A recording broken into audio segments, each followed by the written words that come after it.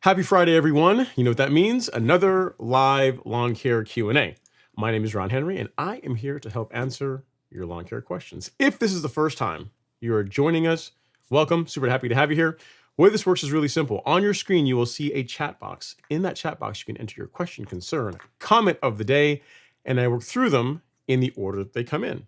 Sometimes I have the answers, sometimes I do not, but either way, we have an awesome time talking about lawn care. All right, guys, as always, we're coming to you guys live and direct on YouTube, Instagram, Facebook, and the Twitter. If any of you guys that are on Instagram, you're not seeing the live, what's happening on the other platforms, but feel free to still be part of the conversation, ask any questions, and I'll just jump back and forth and make sure you guys are included. I want you guys to feel left out, right? So, guys, gals, I don't know about you guys, but I am loving this weather. It's finally starting to cool off a bit. You know, we were in the high of 81 today, which is kind of nice. You know what I mean? That was that's quite pleasant here for Georgia. The grass is growing a little bit more slowly, so hopefully you guys are all doing well, getting ready to get your pre-emergent out, assuming you haven't already. You know, TikTok, you don't want to be too far behind on that. And yeah, let's get into it. All right, so first of all, starting off, we have a super chat. Let me make sure I get that done first from Mr. Chris Style 405. Let's get that done first. Super chat received. Chris says, so I recently had armadillos invade my Bermuda lawn and they made a terrible mess looking for grubs. Is there a product I can use to eliminate their activity? Yeah, so the way you can deal with armadillos, Chris, is I would take an approach similar to how I would do with dealing with moles. They like to eat grubs. So grubs are one of their food sources. They like fruits, they like grubs. So if you can help eliminate that using an insecticide like acetyloprin, like this will do the trick. Will make quick work of cleaning up the grubs in your lawn, which will make it less attractive for the armadillos and hopefully will make them go somewhere else. You know, that would be my my recommendation. That's the same approach that I recommend when it comes to dealing with mole problems. You eliminate their food source or seriously reduce their food source, and then you can resort to baits and traps to help clean them up. But yeah, getting rid of their food source is thing one, which is just going to make your lawn less appealing and will make them want to go somewhere else. So that is what I would go for. Again, a Celiprin SC. This comes in both granular and liquid form. Because you gave a super chat, I'm gonna even show you where you can find it. So if you go to the golf course lawn, if you go to shop, and then to fungicide and insecticide, you have two options. You got a Celiprin G, a Celiprin SC. Both of these will work equally well. The SC is going to work a little bit faster because it's liquid. You literally apply it. It's going to get in the soil a bit faster than a granular product, which has to be applied and then watered in. It takes a little more time for it to break down, but they're both equally effective. So whichever one you feel more comfortable with is what I would go with. I like a Celiprin SC because the rate that I like to use, super easy, is going to be 0.2 ounces, 0.2 fluid ounces per 1,000 square feet. So this is what I would use. Hope that helps, sir. If you need anything else, let me know. And thank you for the super chat. And with you being the first super chat of the evening and currently the top super chat, that makes you the show sponsor. Your name in lights for whatever that means to you. So hopefully that helps with getting the armadillos under control and helping them, go somewhere else, make your lawn less appealing. Guys, let me know if there's any kind of sync issues with the audio and video tonight.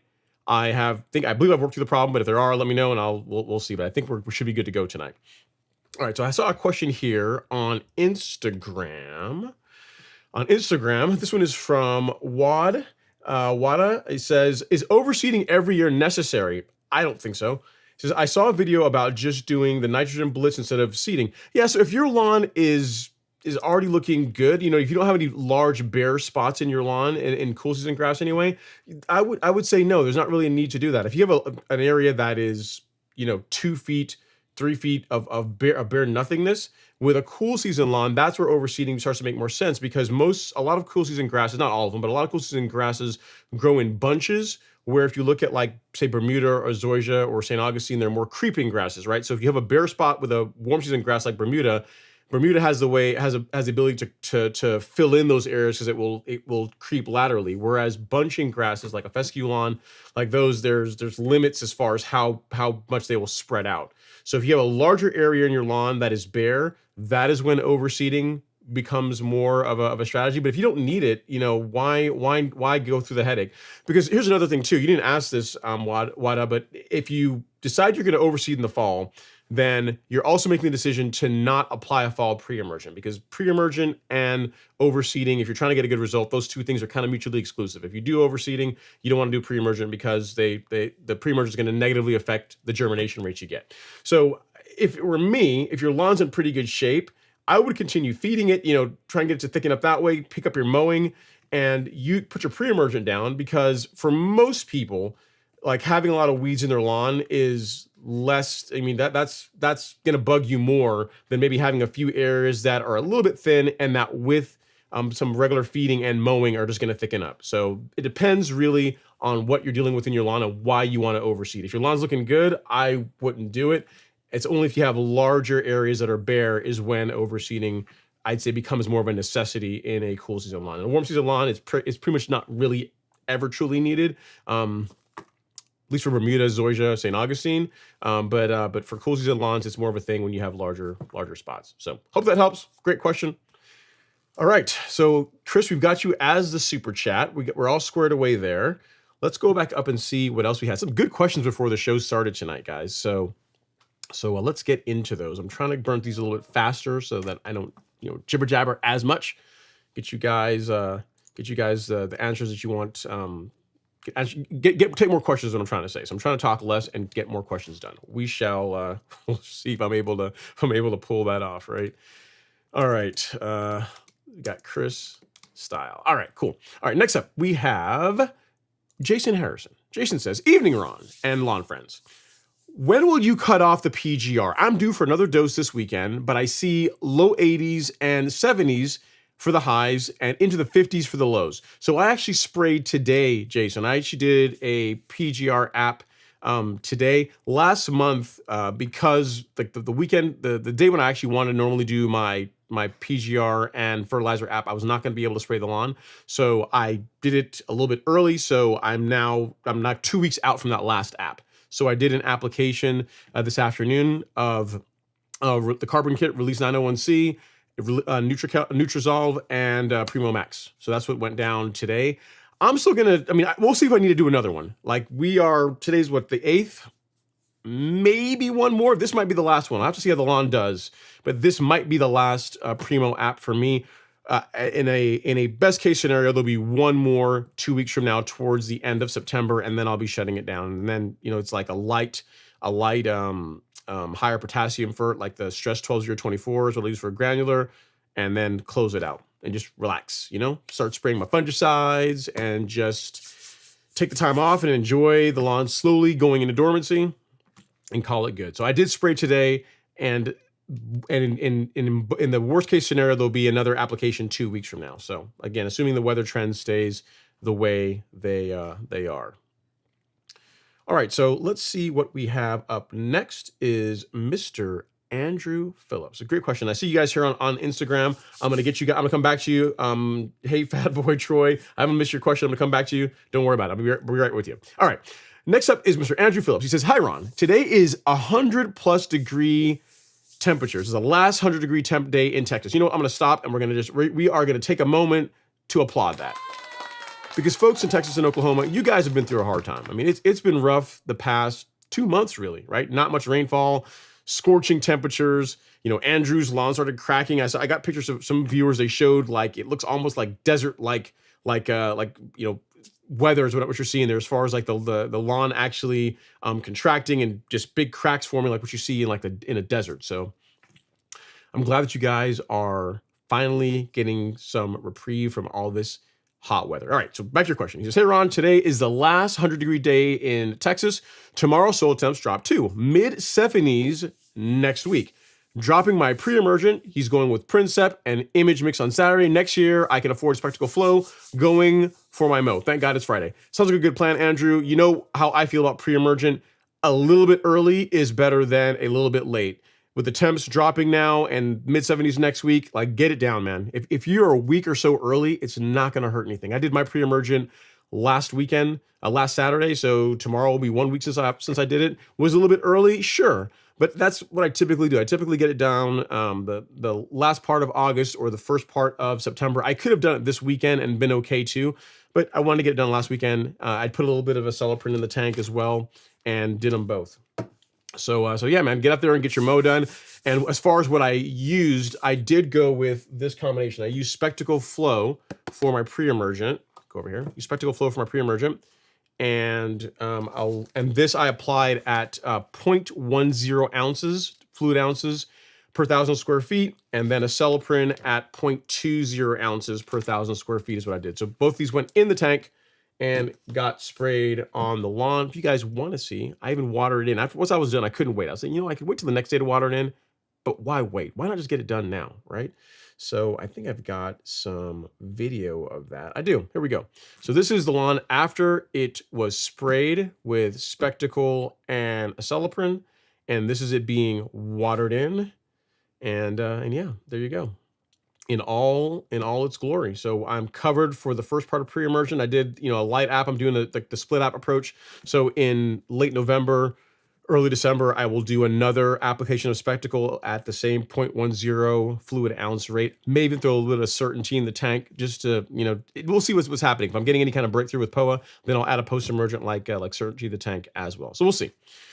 We shall see, but I'm glad to hear that the weather is cooling off for you, Andrew, and good job on getting your pre-emergent down. Love it.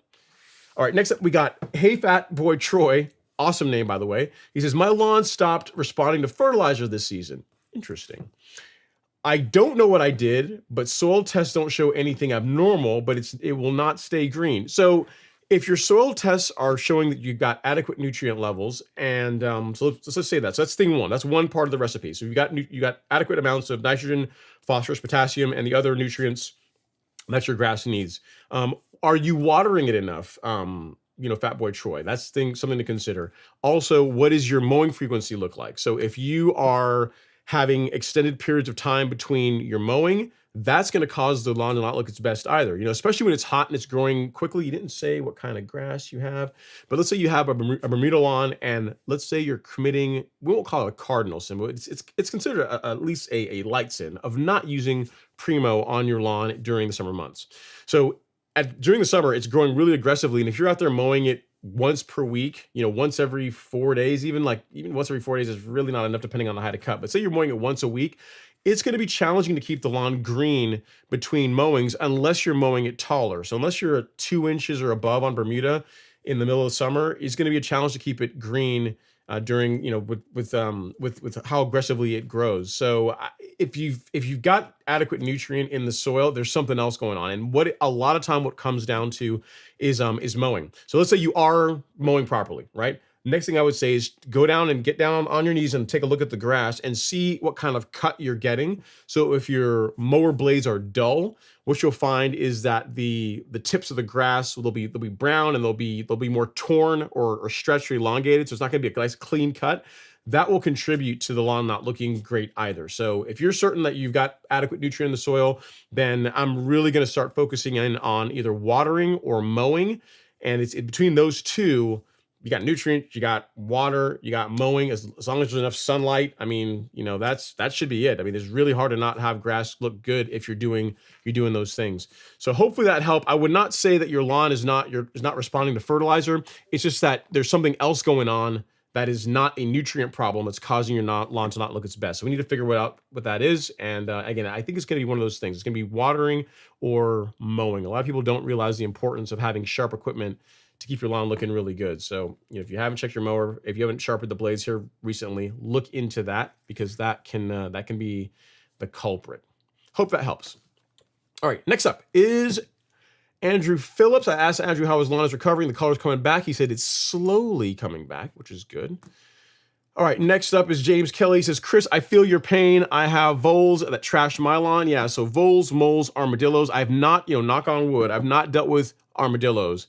I've dealt with a mole, and that was enough for me. So hopefully they don't come back. Hopefully, the example I made out of Mr. Man was enough to make them realize, not this lawn, go somewhere else.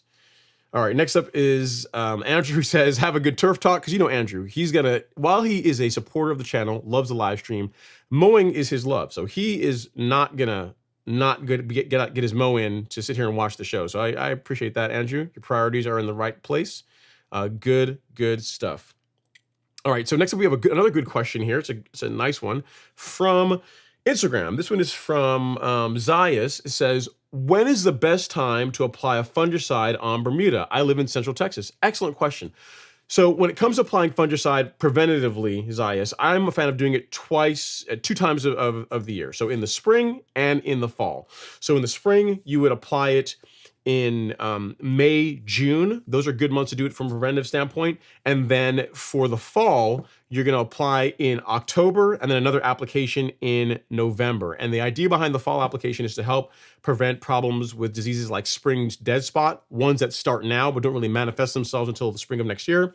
So I would say, two times per year, really, a May, June timeframe, and then now 2 applications in October, beginning of October, and then again, the beginning of November. You didn't ask, but the product that I'm going to be using, I think I've got a bottle of it here. Yep, is going to be this one. It's Pillar SC. This is a liquid fungicide. The nice thing about it is there's 2 fungicides in one product. So you're getting 2 different modes of action, which is going to get you better control over the lawn diseases. We also have Headway G, which is a granular fungicide that also has propiconazole and azoxystrobin as its active ingredients. So I would encourage you to do that. Getting a fungicide down is cheap insurance, because here's the thing. If you find that you do end up having spring dead spot in your lawn next year, there's not a whole lot you can do about it. You just got to wait for the lawn to grow through it. There's not a whole lot you can do once you actually see it. So the way to prevent it is to limit the amount of limit the amount of nitrogen you're putting into your lawn as temps are cooling down. You're at the point where Bermuda is going to start going dormant. and then also using a preventative fungicide. So don't be one of these people to say, hey, it's October, it's like late October, and I really want to keep pushing that green. I want to keep the lawn looking as green as long as I possibly can. So I'm gonna keep throwing N at it. It's the wrong approach. Like you're gonna set yourself up for some pain next year by doing that. So whenever the lawn's going dormant, let it go dormant. Get your preventative fungicide down. The way you can keep it green as long as you can is to pick up your mowing frequency. Just take a little bit off. Make sure you're not scalping the lawn. And that's going to keep it green as long as it can until it naturally goes dormant due to temperatures. So hope that helps. So you live in Central Texas, yeah, I would still get a preventative fungicide down. Again, Pillar is a great product if you want something that's liquid. If you want a granular, let's leave it up here. If you want a granular, you can go with Headway. Headway G is what I would say. So hope that helps, sir. If you need anything else, do let me know. All right, so great. That's a great question from, let me get this from Zayas. And what was that? All right, cool. Very good. So let's see what else we got going on. Just texting someone. Okay. All right. So next up we have Zach. Zach Daly with the Daily Driven Focus ST. Now, if you guys remember Zach is doing the renovation this fall where he is going out with a ryegrass and Kentucky bluegrass blend, and he keeps he's been sending us updates as far as how the lawn has been coming along. So for any of you guys or gals that are planning a renovation this year and want to see what the pain can look like and what you can be dealing with, let's take a look here at what Zach sent me. So this was last week. This is what he looked like last week, which again, not bad. He's only not that long into the stream, into the as far as the seating goes. It's establishing pretty nicely. But then now this is today. So you can see the difference between that and that. It's coming in really nicely, man. It's definitely responding well to the temperatures. And this is another picture he sent. He's already out there striping it. I dig it. And then another shot there. So from that to that, big improvement in just a week, Zach. So yeah. Keep it up, man. Keep it up. I'm sure you're watering well. You're mowing it already, obviously, laying that stripe action, which I appreciate. You're representing with the stripe action. So love that. And yeah, looking good, man. Keep it going. Keep it going. All right. Next we have Nefets. He says, still dealing with heat stress down here in Dallas, Fort Worth, Texas. Going to get some good watering in tonight. Got my Revolution 26 ordered and Spectacle Flow delivered. Can't wait for next season. Awesome stuff, man. Yeah, so the Rev 26 should be pretty cool, man. I've been chatting with the folks at Real Rollers, and I think I'm gonna be able to borrow one to do a review on it. We'll see. We're gonna put it out on the slope. Everyone wants to see, hey, how's it do on the front lawn, on the slope lawn? So we're gonna put it on that. We'll do a full review of it. You guys have kind of already seen the mower because there's been the video that Lee at Real Rollers did. There's been the live stream, but I can talk through it again. And we'll actually mow with it. We'll put it through its paces. We'll put it on the back lawn, and then we'll put it on a slope. So those of you that are in the market for a 26-inch reel mower, you can see how it does on my lawn, right? So we'll see when we can make that happen. Good stuff. Congrats on the mower. We gotta clap it up for you. You're not gonna be able to hear this, Nefets, but congrats on the new hardware and on getting your Spectacle Flow and getting that down. Good stuff. I like it. All right, so we have another super chat. This one's from Mr. Ted Rogers. Let me get down here and grab that really quick from Ted. Thank you so much, Ted. Super chat received. He says, thanks for all the help you provide us. I know I bugged the heck out of you. Just know your time isn't wasted. I use every bit of knowledge you throw at us. Thank you, my man. Yeah, so Ted sent me some pictures. You guys remember, Ted was the one that was doing the renovation. I believe it was fescues which are growing, right, Ted? And so he did the scarification, turf raking of the lawn, getting it all cleaned up, and he put out his fescue seed. He put down some peat moss, and then throughout the week he emailed me saying, "Hey man, you know what? We had like a monsoon, and it's all washed out. It's done. Forget it. Fire and brimstone. It's all over. It's a wrap. Forget it. I may as well just hang it up. I'm gonna go go bowling or whatever. The lawn's not gonna bounce back. Forget it. All that work was wasted." I said, "Man, listen, keep Ted, calm down." Keep the faith. Grass is more resilient than that. You're going to get some germination. It's going to be just fine. So to give you guys a quick recap of as far as what he is dealing with, this was Ted last week. Remember, he was out there late at night getting ready getting that ready. And this was a video of him doing the prep work. So you can see he was very proud of it, of his, getting everything prepared, getting his seed down, getting his peat moss down. It got rained on really heavily, and then he still got some germination despite that. So take a look here. So as you can see, it's been a week, and there's some grass growing through there. Look at that. You got some green poking through already. And I got to tell you, man, we had to talk Ted off the cliff. I mean, I don't know if he had like a jug of glyphosate in his hand. He was just going to burn it all down and just call it done.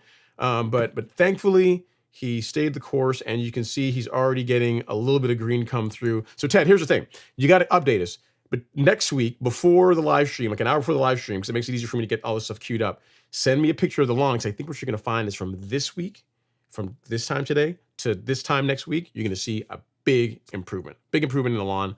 So definitely do that. So I'm glad that you get some value out of the content. I'm glad that the lawn is still going through despite the rain. And guys, listen, this is part of it. You know what? This is a good PSA. This is a good PSA. You know what I always tell y'all? You guys say, hey, I want to establish a new lawn. I want to renovate my lawn, and I want to do it from grass seed. I want to do seed because seed just seems like the cheaper way. I'm telling you, even from an emotional standpoint, not all you guys are ready to grow a lawn from seed, because you can go out and do all that work, and you can get a heavy rain, and it can get washed out. You may have to go out and replant seed in some spots. So it's not just the time, the watering, the cost of all of that, but then it's also if you get a heavy rainstorm and it gets washed out, like emotionally, are you able to deal with it? Something for you to consider. Just something else to keep in mind. Like Ted was, it's a good thing he's got a support system here to make sure that, he didn't do anything crazy, that the lawn is still allow it to do its thing, but just something to keep in mind for any of you guys planning a major seeding project. Like growing grass from seed is hard mode. It is substantially harder than just doing sod. Just something to keep in mind. Ted, thank you so much for the super chat, sir. You are now the show sponsor. Your name in lights, whatever that means to you. And keep the faith. Send pictures next week so we can see how the lawn is developing. Next up, we have Andrew Phillips. He says, I will do one last treatment of 700 and then call it a year. The heat killed my level. Too many sinking errors. It will be okay, Andrew. I promise it'll be okay. Next year, it'll be fine. It's grass. You can recover. You can fix it. It'll be okay. Next up is Life with Chris, or Life with Charles and Leah. It says, good evening, Ron. My neighbor, St. Augustine, is invading my Bermuda lawn. Earlier, you recommended a product to someone that would kill St. Augustine while letting Bermuda continue to grow. What was that? So what I was referring to, Charles and Leah, is a herbicide called quinclorac. It's a selective herbicide that Bermuda grass tolerates very well, but centipede and St. Augustine do not. So if you spray the areas of your Bermuda lawn that the St. Augustine is invading, it will injure and eventually kill the St. Augustine. It may take more than one application, but you'll eventually be able to get rid of it using quinclorac.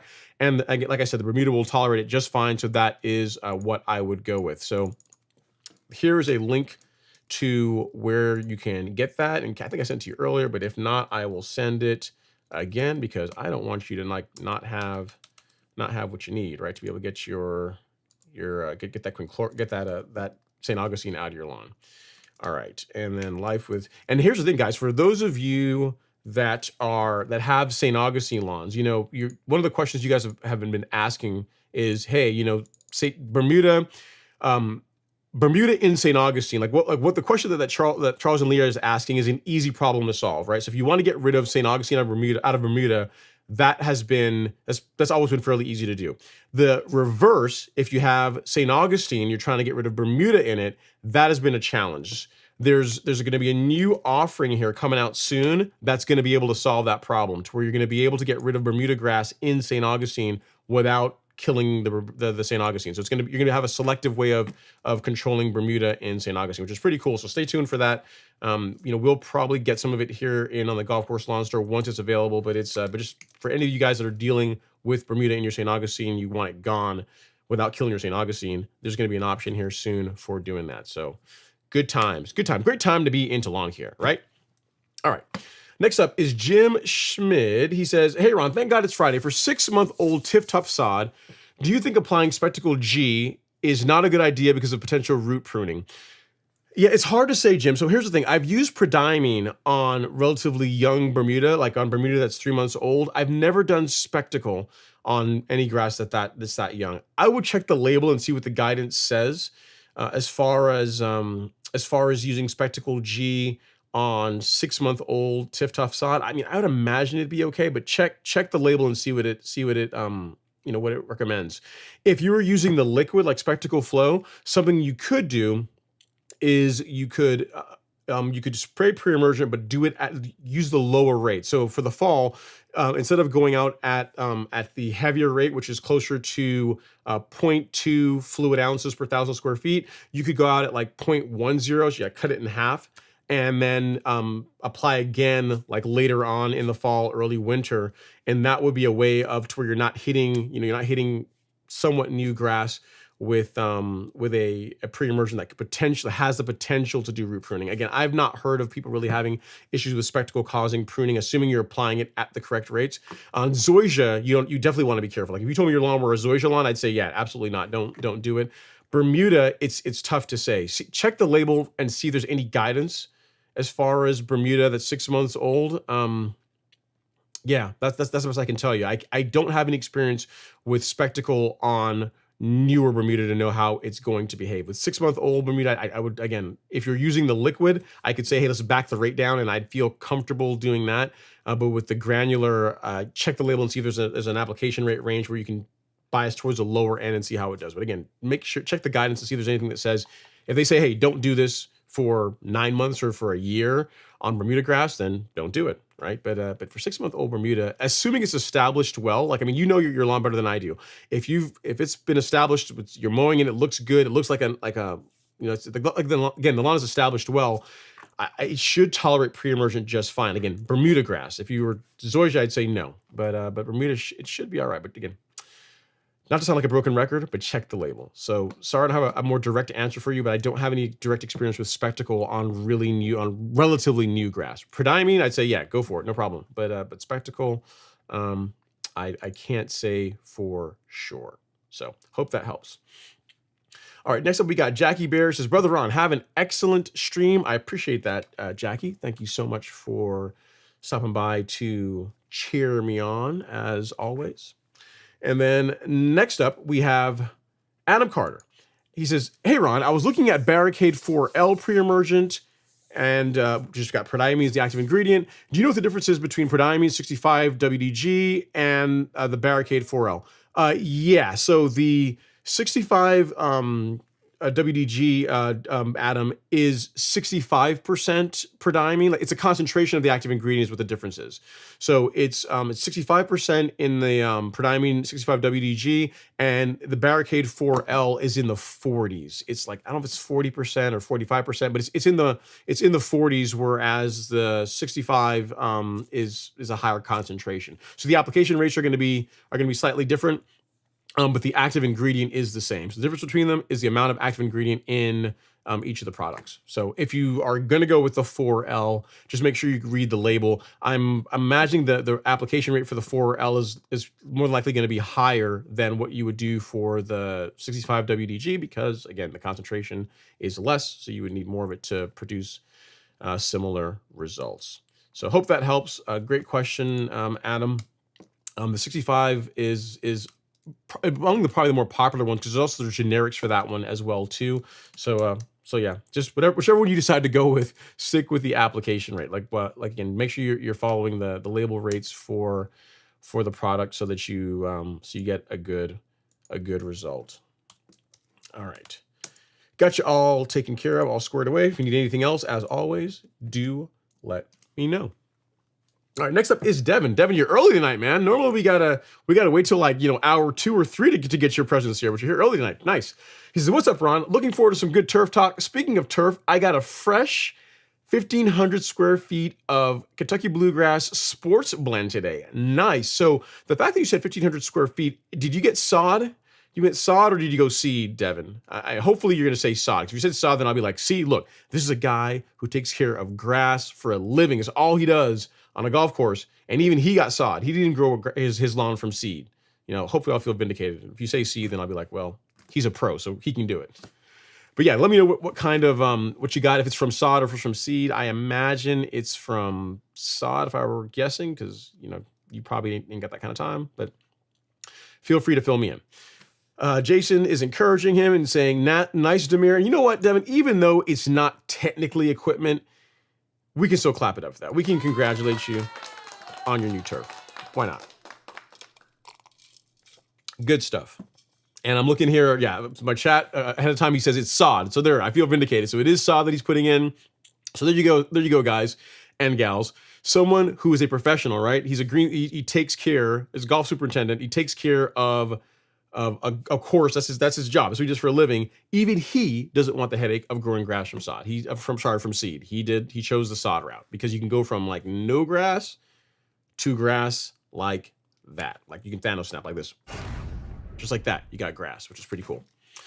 All right, next up is Keith Madison. He says, Ron, thank you for your involvement into our community. I try, man. Thank you so much. I appreciate you guys coming to hang out and spending time with me on Friday night. So I was sitting here talking to myself. It's always good. I got folks to show the pictures of the lawn to and talk about what I'm working on, and we can all hear what everyone else is working on, and it makes for a good time. And it's starting to slow down. This time of year, it's starting to be quiet. Really, for the rest of this year, as far as things to do, you got to get your pre-emergent done, which is important. You can, and then get your fungicides out, and then just, if you got a cool season lawn, this is like your second wind. You guys are going to be feeding your lawn for a while, but for us warm season guys and gals, we are starting to tail off. We can stretch our mowing out a little bit more, and we're gonna have to put away the fertilizer here soon. But yeah, it's good. It's good times. All right, Papa Mo's Low is up next. He says, "Happy Friday, Ron and everyone." What's going on, Papa Mo's Low? Thanks for coming to hang out, sir. And then next up is Ahmad Damra. He says, "Hey, Ron, happy Friday. When should I stop fertilizing here in Houston? And if I applied prodiamine at 3 pounds per thousand in March, do you recommend dithiopyr this fall?" So as far as fertilizing in Houston, here's the thing. Houston, you guys are so close to the Gulf. Here's the thing. I wouldn't be surprised if you're still mowing, like the grass isn't starting to check out in October. So whereas I'm going to shut my fertilization down in October, like the first part of October is going to be my last granular app, and it's going to be a light one. It being in Houston, you guys might be able to go, through the entire month of October. So it really depends on you. Depends on how your lawn is growing. If you're still mowing it regularly, depends on the temperatures. Again, Houston doesn't get super cold, not till later on in the year, and even then, it's not like it hardly ever snows there. So you guys are even more. It gets even hotter there than it does here in where I am in Georgia. So I would say, through all of October, you're still going to be able to feed the lawn. Again, assuming there's not some kind of weird temperature snap where it gets cool sooner than usual. And then as far as your question on prodiamine this fall, you could still use prodiamine, assuming you at 3 pounds per thousand. I don't believe that is not the maximum. That's not the maximum rate for the granular prodiamine product that we carry on the store. So if you wanted to apply it again, you could, Ahmad. It's really up to you. So yeah, at 3 pounds per thousand, there's still meat on the bone as far as your annual allocation for prodiamine. You could do it again this fall, and yeah. As far as going to dithiopyr, you could, but here's the thing: I'm more of a fan of dithiopyr in the spring than as a fall pre-emergent. You can use it in the fall, but I'd like it better as a spring pre-emergent, largely because of its ability to control young crabgrass. So, just something to consider. If you have both, what you could do is let me think about this. Being in Houston, it's still pretty hot. If you have both of them, what you might do is this. You might do dithiopyr now if you already have it. If you don't have it, then don't go out and buy it. But if you already have it, you could do dithiopyr now, because as hot as it still is in Houston, you guys might still be having some crabgrass, right? Might be a thing.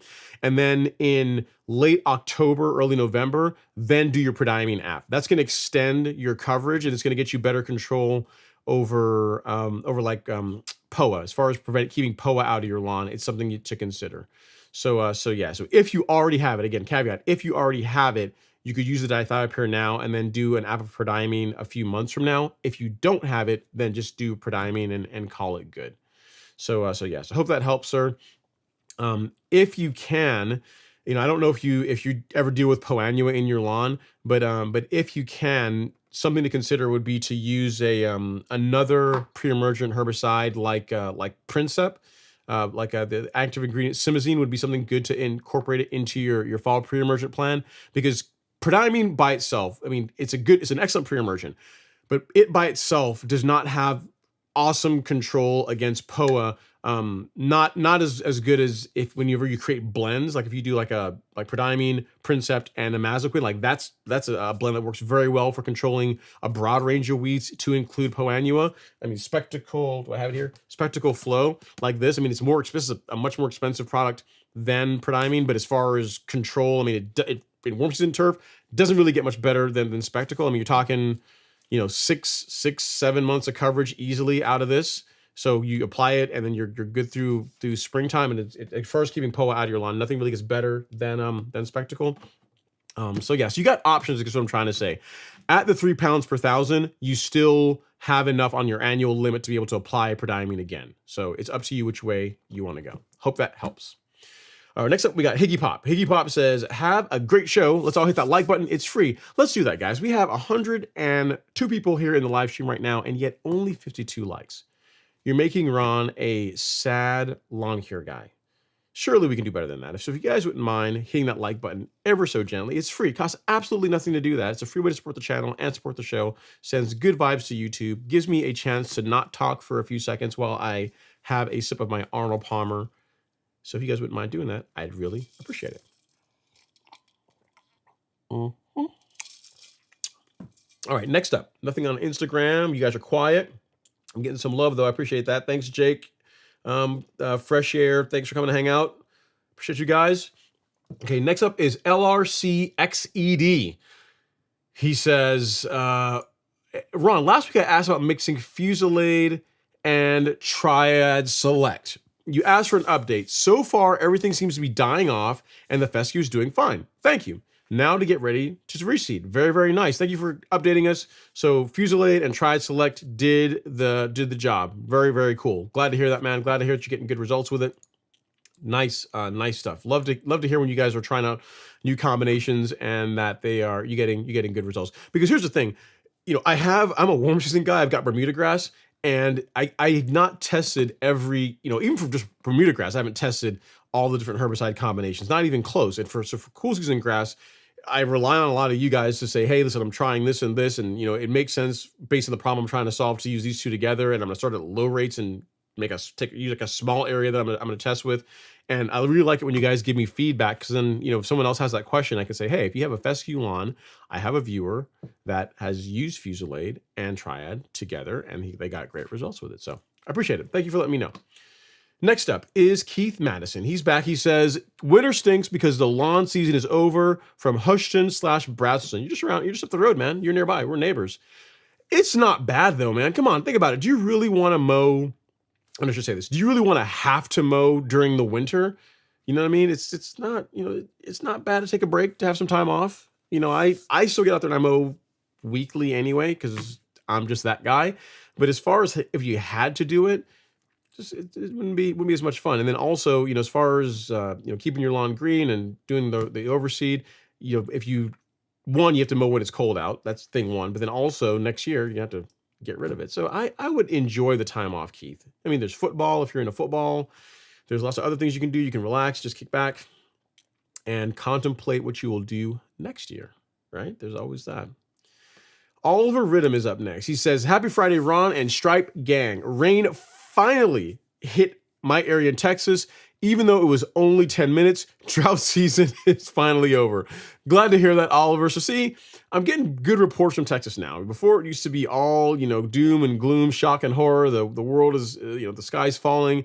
But now we have temps dropping below 100, which is nice. You're getting some rain, which is also good. So see, things are turning around, man. Things are turning around. We are on the right track.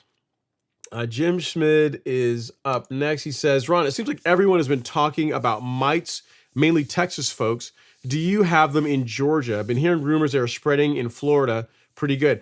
I have not experienced Bermuda mites, and I'm trying to think. I don't think I've had any questions from any viewers that I can recall in Georgia that's dealt with Bermuda mites. So no, I've not personally dealt with them. Hopefully they don't become a thing. in this area because it'd be like one more thing I got to go to take care of, right? But no, I've not. It's not a common not a common question I get normally. As far as even across the live stream, right? I do this every week. I'll get 2 to 3 questions per year around Bermuda grass mites. You know what I mean? So either people don't know they have them, or the ones that do, it's only a few. You know, it's so I'd say so infrequent that I only get a couple of questions throughout an entire season about it. And the recommendation is always the same: is to go with a product called Delta Guard, because the people that I've recommended that to have used it and have gotten great results. So if you're dealing with that, look into Delta Guard. That is what I would say to go with. And let me see here. I got some pictures that came in from Andrew. I think I can get these on the show, Andrew, because the lawn looks so. Here's the problem with Andrew. Andrew's one of these guys. He's like a perfectionist. He's like, oh, the lawn looks terrible. You know, it's all drying out. My top dressing is not good. The lawn's cracking and all this kind of stuff. Here's the thing, Andrew. When I show everyone these pictures, they're gonna throw rocks at you. They're gonna be like, whatever, man. You want to see a bad lawn? I'll show you a bad lawn. So these are pictures of Andrew's lawn and we're gonna qualify it. He has not had a lot of rain. Is drying out. His top dressing is done. You know, it's like his lawn is the ground's starting to crack and it's starting to recede. And it's just not looking good anymore. Based on his description, you would expect to see something that looks absolutely horrible, right? But the man just sent me pictures, and this is his definition of horrible. So you see his vanity strip. By the way, the lines are super crispy. That looks good. I would take that. We've got a picture of the lawn here. Yeah, a bit dry, but I mean that's not terrible. I think most people would take that. And we got another picture of the lawn. Again, I mean, I see a little bit of dryness there on the left side, 8 o'clock portion. So I'll give you that. And then finally, we have another one here, another picture. And you're absolutely right, Andrew. I'm looking at these pictures, and it's just, I don't know how you even look at it. It's horrible. Look at that, guys. I mean, it's falling apart. It's going to pieces. And yeah, so anyway, I'm just giving you a hard time, man. I can see what you're talking about. You can see about 2/3 into the picture. There are some areas that are darker than what's closest to us. So the lawn is dealing with some heat stress. However, most people would gladly trade their lawns to have that. So I'm just saying, man, you got it's all perspective. That's a good looking lawn, even with the temperatures that you're dealing with. I really wouldn't be too upset about that. Wouldn't be too upset. But it's okay. I wanted to show everyone, your idea of a bad lawn. All right, next up we got Peter Yutzi. He says, hey, Ron, got some Spectacle G to put down this weekend. This will be my first application of a pre-emergent myself. Any tips, and do you like a split app versus single app in the fall? Thanks in advance. Great question. So as far as Spectacle G, that's not one that I've used myself. As any guidance I can tell you is stick to the label. The label is a law. Stick to the label as far as what it recommends for the amount of how many pounds per 1,000 square feet that you should be applying to the product. Make sure you water it in after application. And then outside of that, just enjoy the fact you're not going to have as many weeds in your lawn versus if you had not used a pre-emergent. As far as split app versus single app, I've been a single app guy, tried and true. So, I mean, for my spring pre-emergent, it's a single app. For my fall pre-emergent, it's been traditionally a single app. This year, I'm mixing it up. So this year, I am doing a split application of Spectacle Flow. I did 0.10 ounces last weekend, and I'll do another 0.10 in late November, early December, and we'll see what kind of results I get. I've had great results with going just a single app at the higher end of the application rate. Something to keep in mind, Peter, that I look at as well too. I have a couple of friends that have spray businesses, and when they got with Spectacle, they spray it one time. They spray it like around this time of year, and that's it. They don't typically do the split apps because it costs them money. You think about it, it takes them multiple times to go out. It costs them every time they have to go out to a property to go spray it. And the lawns that are sprayed with Spectacle, you can tell because they don't, there's practically no POA in them. And these are lawns that aren't really taken care of like the way mine is, versus the ones that are that either the owner doesn't have a lawn care service, so they're not doing anything, so they get tons of weeds, or the ones that may have just used prodiamine. You can literally see a difference in the amount of POA that's in the lawn. Not so much during going into December. It's really when you get to like late January, early February timeframe. That is when like Spectacle really shines. That's when you see the real improvement as far as the amount of weed pressure in your lawn when pre-emergents that don't have as much residual that Spectacle does begin to fall off, and then you start getting some breakthrough. So I'm not saying you won't get any with Spectacle, but it's going to be better than what you will get with most other pre-emergent options, and as you should, because this stuff is expensive. I mean, the price of this stuff reflects how well it works. It's not cheap, but it is about as good as you can go with for especially against POA as far as a pre-emergent goes in warm season turf. So warm season turf only. It's not for you cool season guys and gals. So only the warm season folks can use Spectacle. Good stuff. And we actually started carrying it. Some of you guys have been saying, hey, you know what? If you can get it, and you get the price cheaper than Amazon. Let me know if you guys can carry it. So I can get it. I've gotten the price a little bit cheaper than an Amazon. Not much. It's still expensive, but if you guys want it, we now have it on the Golf Course Lawn Store. So I'll link it there in the chat now for any of you guys who are looking to get into some Spectacle flow.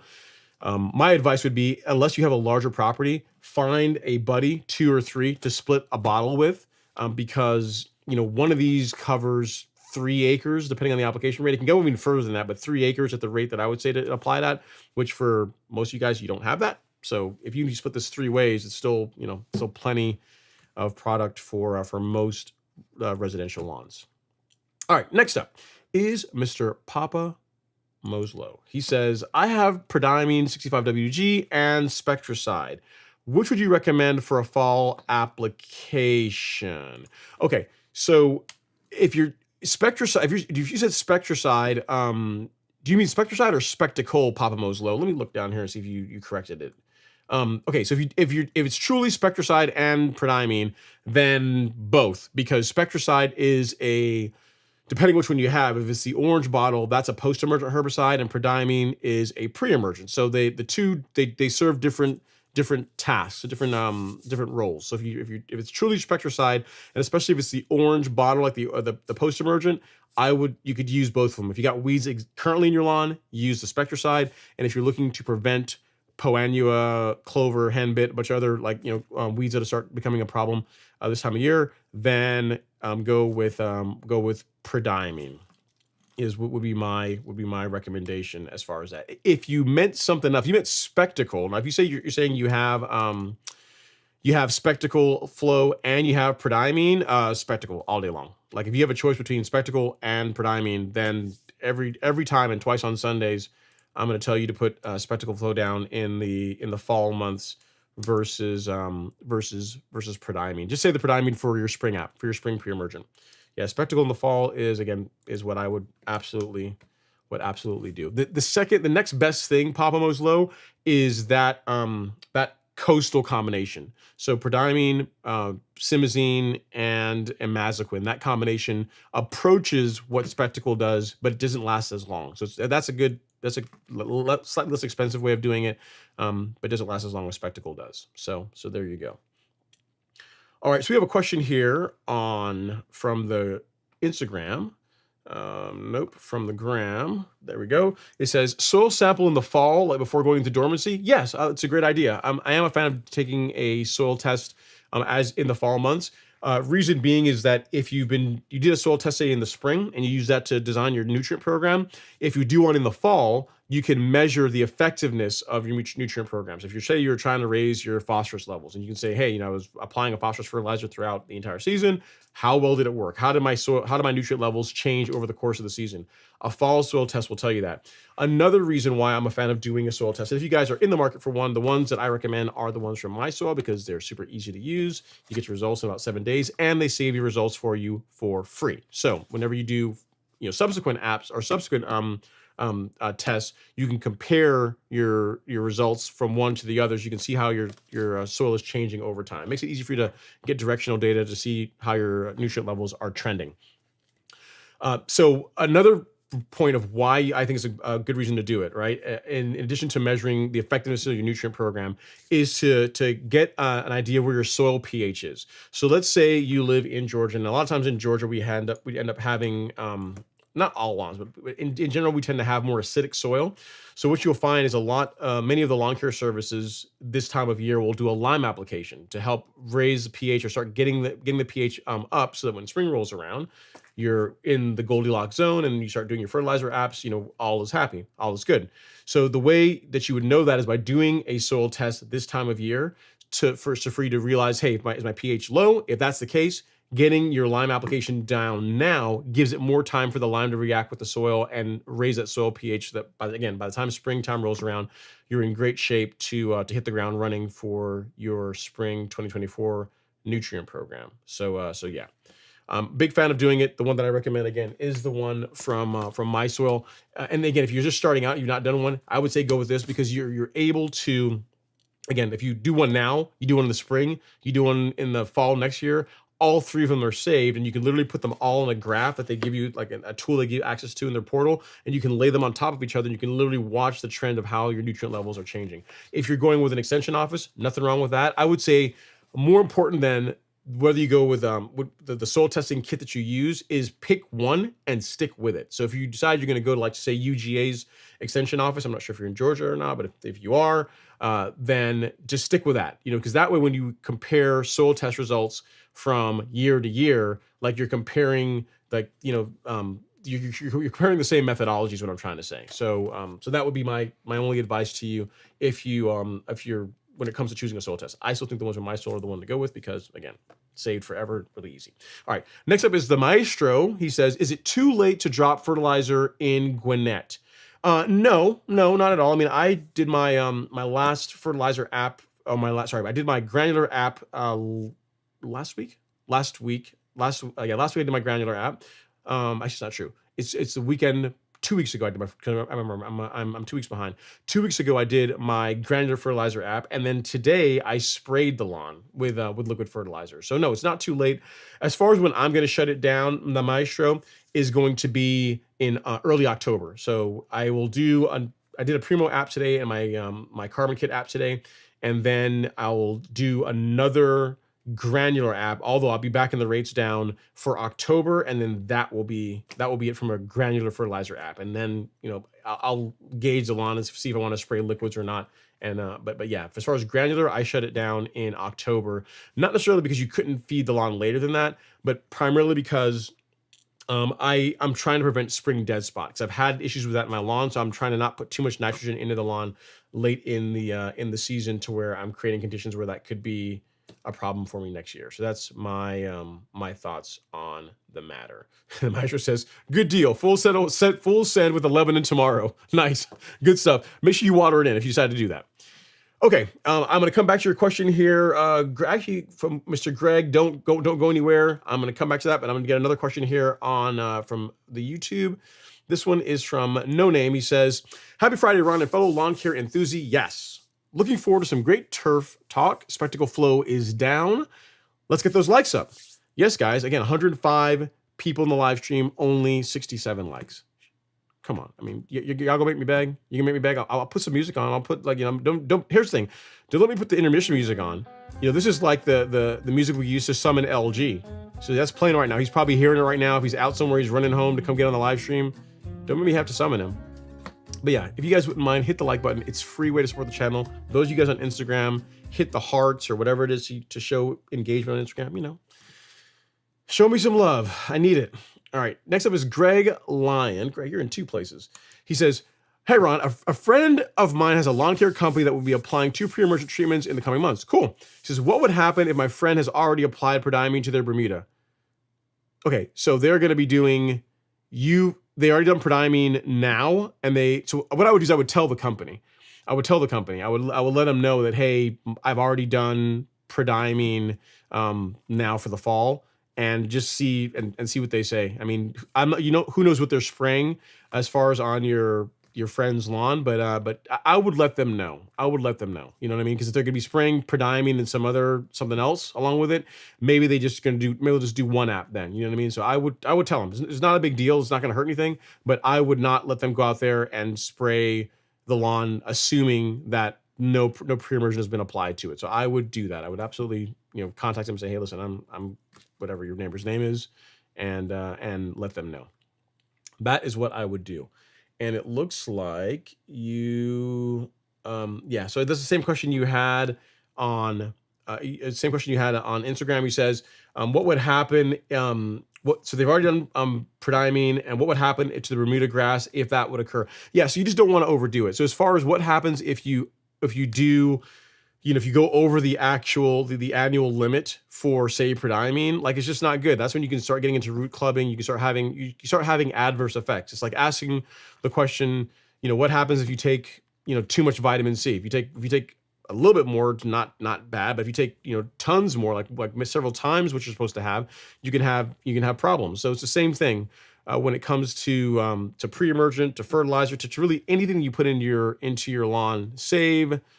Organic material, most people can't put enough organic material in their lawn that could really cause a problem. But like when it comes to any kind of chemicals, herbicides, insecticides, fungicides, fertilizer, like, stick to the rates, stick to what is what's recommended by the manufacturer and what's correct for your particular grass type. So again, Greg, I would reach out to them and I would let the service know that prodiamine's already been applied, just so they can adjust what they're going to be doing accordingly. All right, next up is Andrew. He says, I sent you some photos as of today before my mow. Thanks, Ron. So there you go, even more so. So these photos of the lawn that Andrew really does not like, this is before he mowed it. So, I'm sure it looks even better now that he's actually out there mowing it, but this is before the mow. So he didn't want to show these. These are like the ones that are, the unwashed pictures. I'm sure the after mow photos are going to be even that much better. But yeah, this is this man's lawn. You can definitely tell perfectionist. I can see that in your comments and how and what your idea of bad is, Andrew. Okay, next up we have Ted Patterson. He says, hey Ron, I pulled this trigger on Spectacle Flow labeled for the rate per acre. I've read that 0.29 ounces per 1,000 square feet accurate. That sounds on the higher end. Sounds pretty heavy. Is also, because POA will germinate well into April, thoughts on a split app rate timing? Thanks. Yeah, Ted. So 0.29. I have to look at what the rates are. The higher end, it depends, because the rate is different for St. Augustine and for, say, Bermuda. I think Bermuda, it's something as high as like 10 ounces per acre, something really high. So I wouldn't, but 0.29 even sounds heavier than that. I have to do the math real quick to check on it. But I'll tell you this: last year I used Spectacle at 0.20 ounces per 1,000 one time, and I got excellent control with that. So I would not see the need to go up to 0.29, even if you could, even if that were allowed, which I don't know that it is. That sounds a bit heavy to me. Even if that were allowed, 0.20, so a third less of the product, produced excellent results for me in my lawn last year, and Alex's lawn. So just something to consider.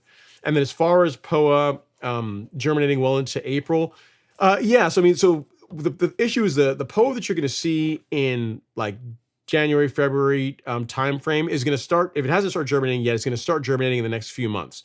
So the stuff that you see in your lawn in February, March time frame didn't start germinating right then. It's been just kind of hanging out, and once a taste of warm weather hits is when it really begins to accelerate growing, and you start seeing it. So the time to control POA in your lawn is now. Like, you wouldn't want to, like, waiting until April is way too late. Like, you're going to be, to control POA, you're going to be using like a post-emergent like Certainty. So using Spectacle now is what I would say. If you want to do a split app, what I would say is do what I'm doing. So take the rate, whatever the limit is, or the higher end, and cut that in half.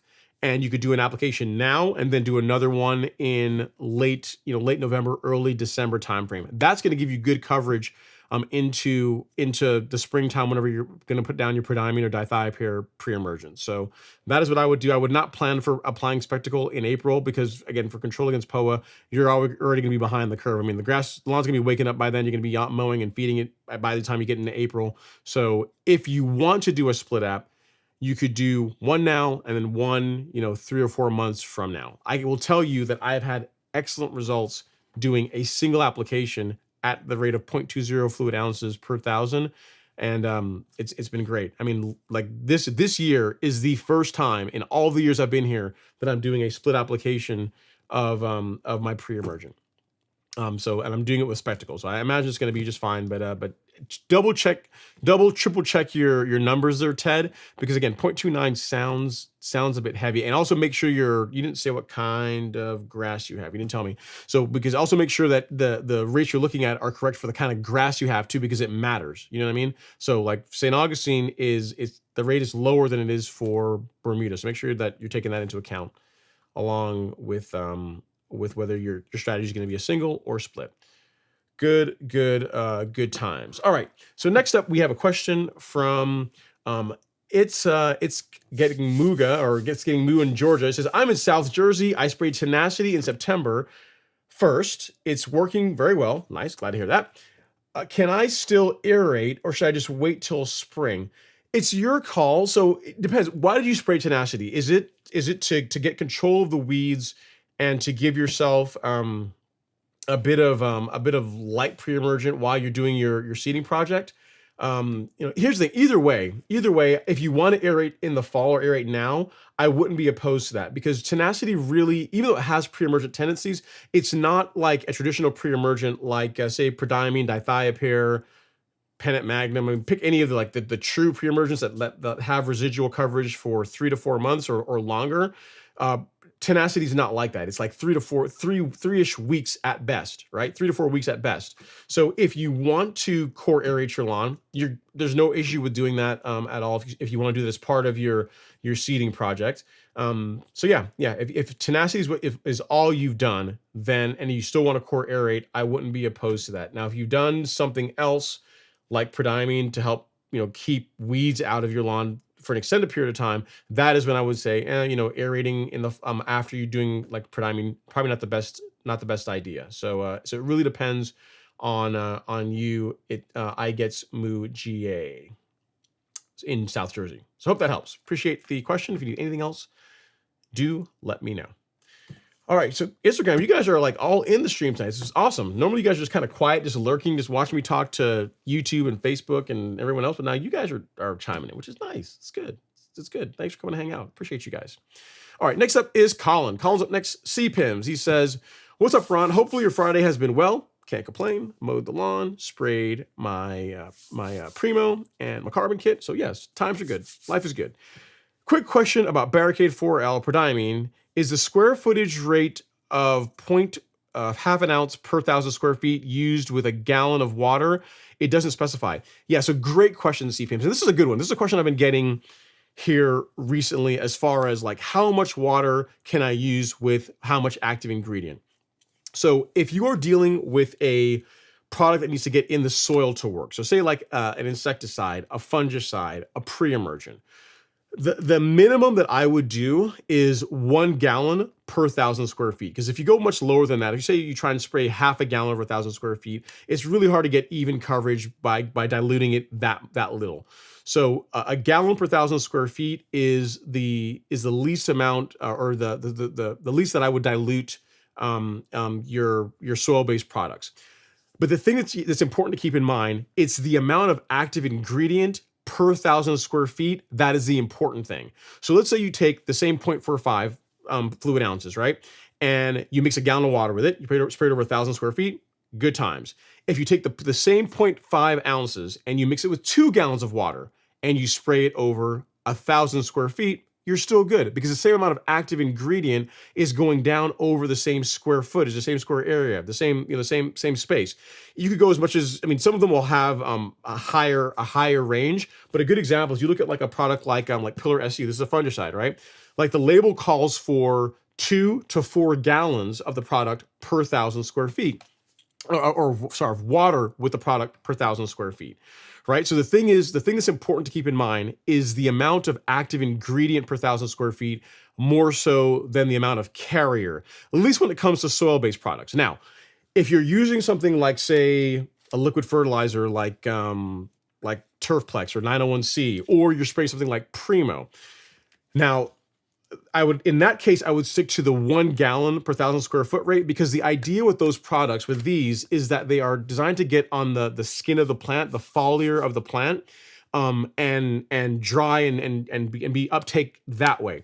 Now, if you get to the point to where you're spraying, say you're taking like Primo, right? Take the like the rate for Bermuda, like a quarter of an ounce, right? So say you mix a quarter of an ounce of Primo with like 2 gallons of water or 3 gallons of water, and you spray it over the same 1,000 square feet. While technically you're still putting the same amount of active ingredient over 1,000 square feet, you're going to start getting into problems with runoff, right? Because like, your lawn, 1,000 square feet, like the foliage, like the leaf of what you've got in 1,000 square foot of lawn is not going to hold on to 3 gallons of water. Like you're going to have runoff, and that's going to be essentially wasted product because you want this stuff to get on the skin, on the leaf of the plant. So for liquid fertilizer, for foliar-based products, I am more of a fan of 1 gallon per 1,000, 1.5 gallon per 1,000. That's okay too.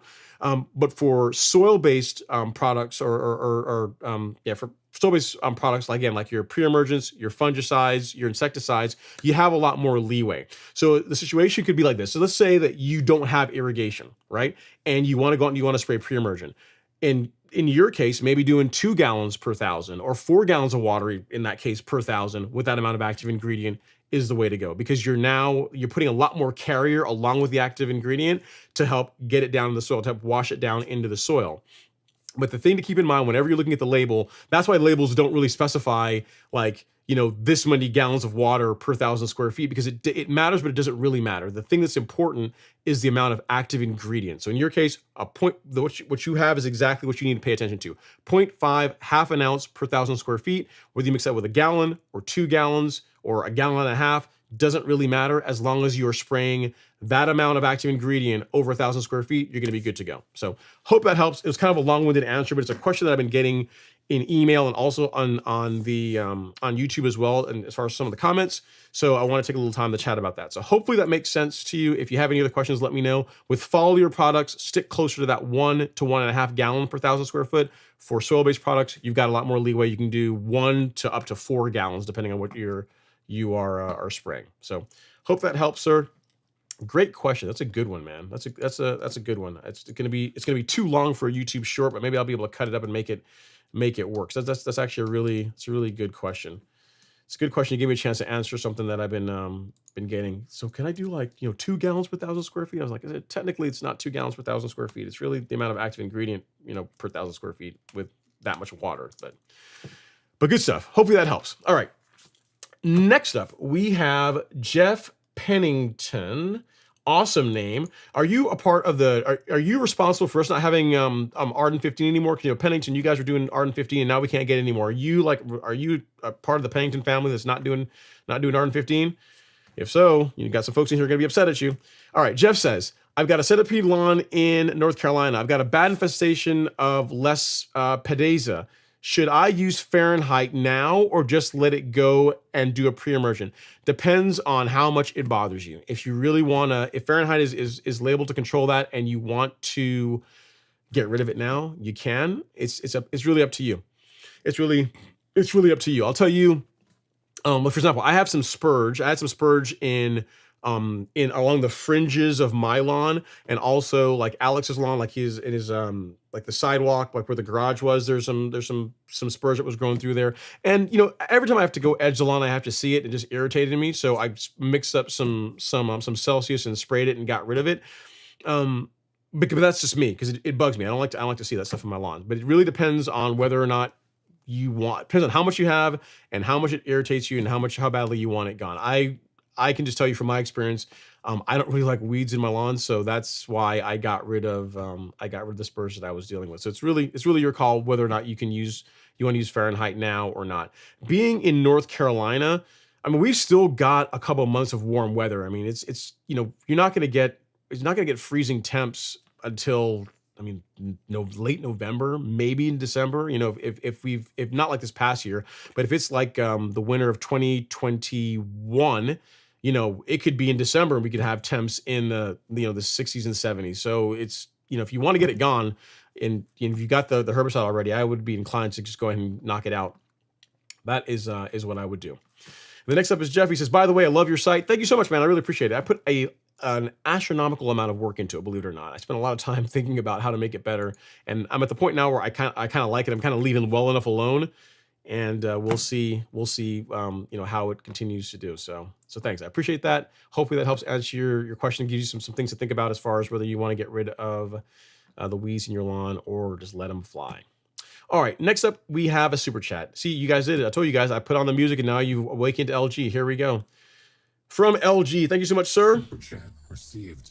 He says, I was outside spraying the carbon kit and I rushed inside because I heard that sweet tango bolero playing on my TV. Made mad at myself for forgetting to add the biospectrum. Oh well, there's always tomorrow to apply that. I appreciate it, LG. Thank you so much for the super chat. I told you guys, if I played tango bolero, it was going to happen. I warned you guys. I warned you. That's his thing. That's exactly what went down. And so LG, because you're that guy, the king of one-upmanship, you are now the show sponsor. Your name in lights for whatever that means to you. Once I can find the sun emoji, because you got to be special like that. All right, so there we go. And boom, your name in lights, whatever that means to you. Thank you so much for the super chat. I really do appreciate it. And you are right. You can always go out and spray biospectrum tomorrow if you are so inclined. And because, I know how much you like it and I need to be able to find the next comment, I'll put some tango blur on for you while I look for it. Okay, so we dealt with the question on pre-emergent, and all right, next up is Mr. Sean Murphy. Sean Murphy's up next. He says, happy Friday, Ron. Hope all is well. I can't complain. It's Friday. What can you hang out with you fine folks? He says, hope all is well. Highs around 93 degrees, but lows going into the 70s around Tampa, slowly cooling down. Looking forward to the winter break. I can taste it. Nice. I ordered the, so good. I'm glad to hear that you're good to go. Sean, look at doing your pre-emergent at some point. I'm glad that you're happy that it's cooling off. And then next up is Adam Carter. He says, I ordered the Prodiamine 65WDG. He says, does it ship from Georgia? Just wondering when I should be getting it. Depending on when you ordered it, Adam, I believe that ships out of our warehouse in Florida. So a couple of days, a few days is what I would imagine. Depending on when you order it, I would say two business days is what I would expect it from the day it ships. Okay, next up is Oliver Ridham. He says, what rate should prodiamine be applied for in the fall and then again in the spring? Depends on your grass type, Oliver, depends. So I can tell you in the fall, whenever I have, or in the spring, whenever I use prodiamine, I tend to go to use it at the higher end of the application rate, because I only do one app. And for Bermuda grass, the rate it's 0.83 dry ounces per 1,000 square feet. Because 0.83, the math is harder than 0.0, I just use 0.8 ounces per 1,000 square feet. So I use 3.2 dry ounces with 4 gallons of water, and I spread that over 4,000 square feet. So it depends. It depends. So it depends on if all you're doing is prodiamine in the fall and the spring, like that's your only pre-emergent, it's going to be, I will tell you that in the fall, you're not going to get great control with only doing a single app of prodiamine to control weeds in your lawn. But let's say that you planned for beginning of this year. Let's fast forward because you can't replay time. So let's say for next year, your plan was to only use prodiamine as your pre-emergent for next year.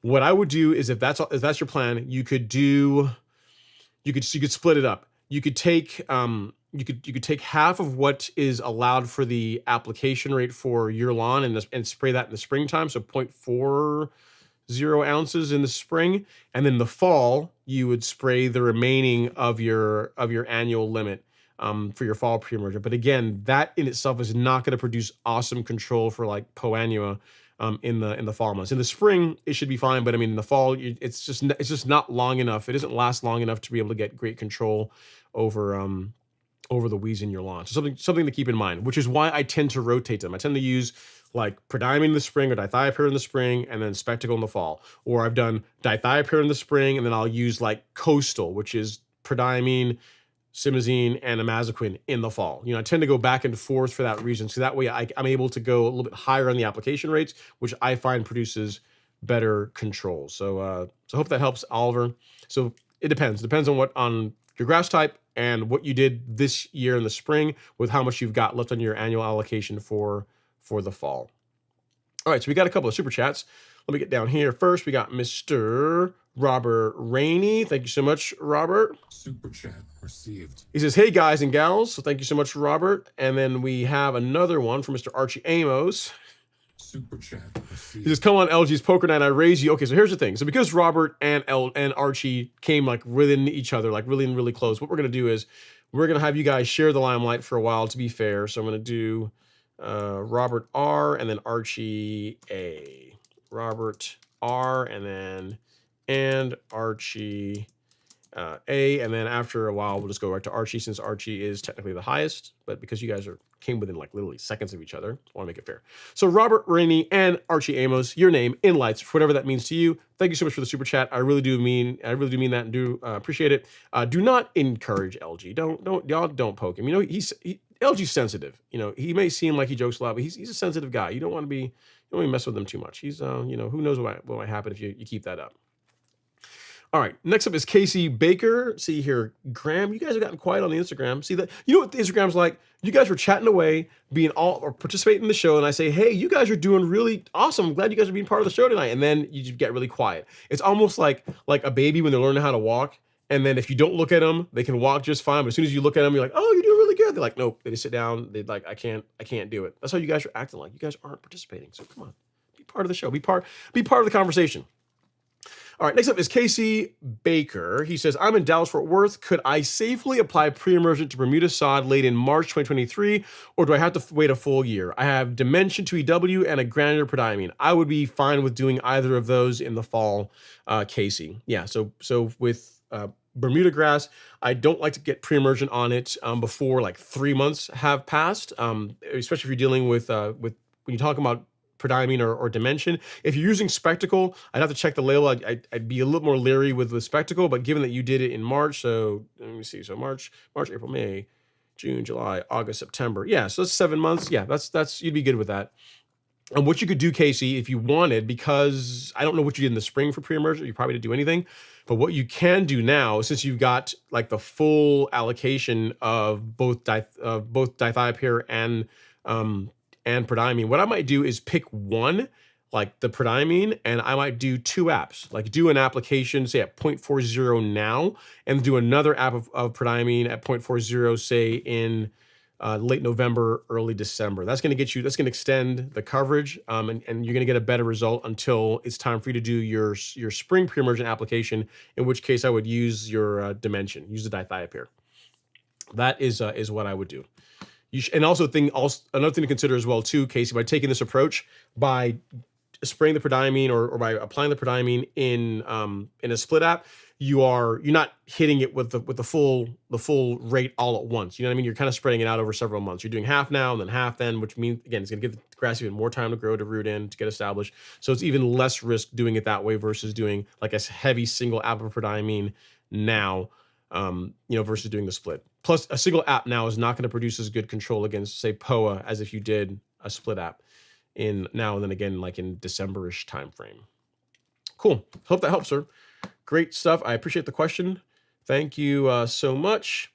And next up, we have LG is back. So he's see Robert and Archie, see what you guys started. All right, so LG is back.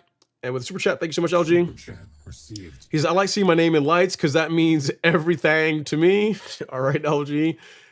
With that, you've displaced Robert and Archie. So here you go. Your wish is granted. Your name in lights. And I'm not going to say for whatever it means to you because I know it means a whole lot. And there you go. So thank you so much for the super chat, sir. I really do appreciate it. I'll put some Tango Blur on for you while I go up and find the next question. All right, I'm going faster tonight. That's good. See? So you guys that are joined late, you can still ask your question and feel like you have to wait like hours to get an answer, which is always nice. Okay, next up is Jason Harrison. He says, for Fat Boy Troy, I was having a similar issue. Turned out I was using too much growth regulator. It was within the label rates, but it was doing too well a job of limiting growth once I backed off my lawn greened up. So yeah, guys, so if you guys remember, Fat Boy Troy was the person that on Instagram said, hey, I'm doing everything right. I'm fertilizing my lawn, and yet I have nothing. Like the fertilizer isn't working anymore. My lawn's not greening up anymore. Jason is thinking, hey, if you're using growth regulator, check your rates, because if you're going too heavy on the rates, that could cause an issue, which is true, which is absolutely true.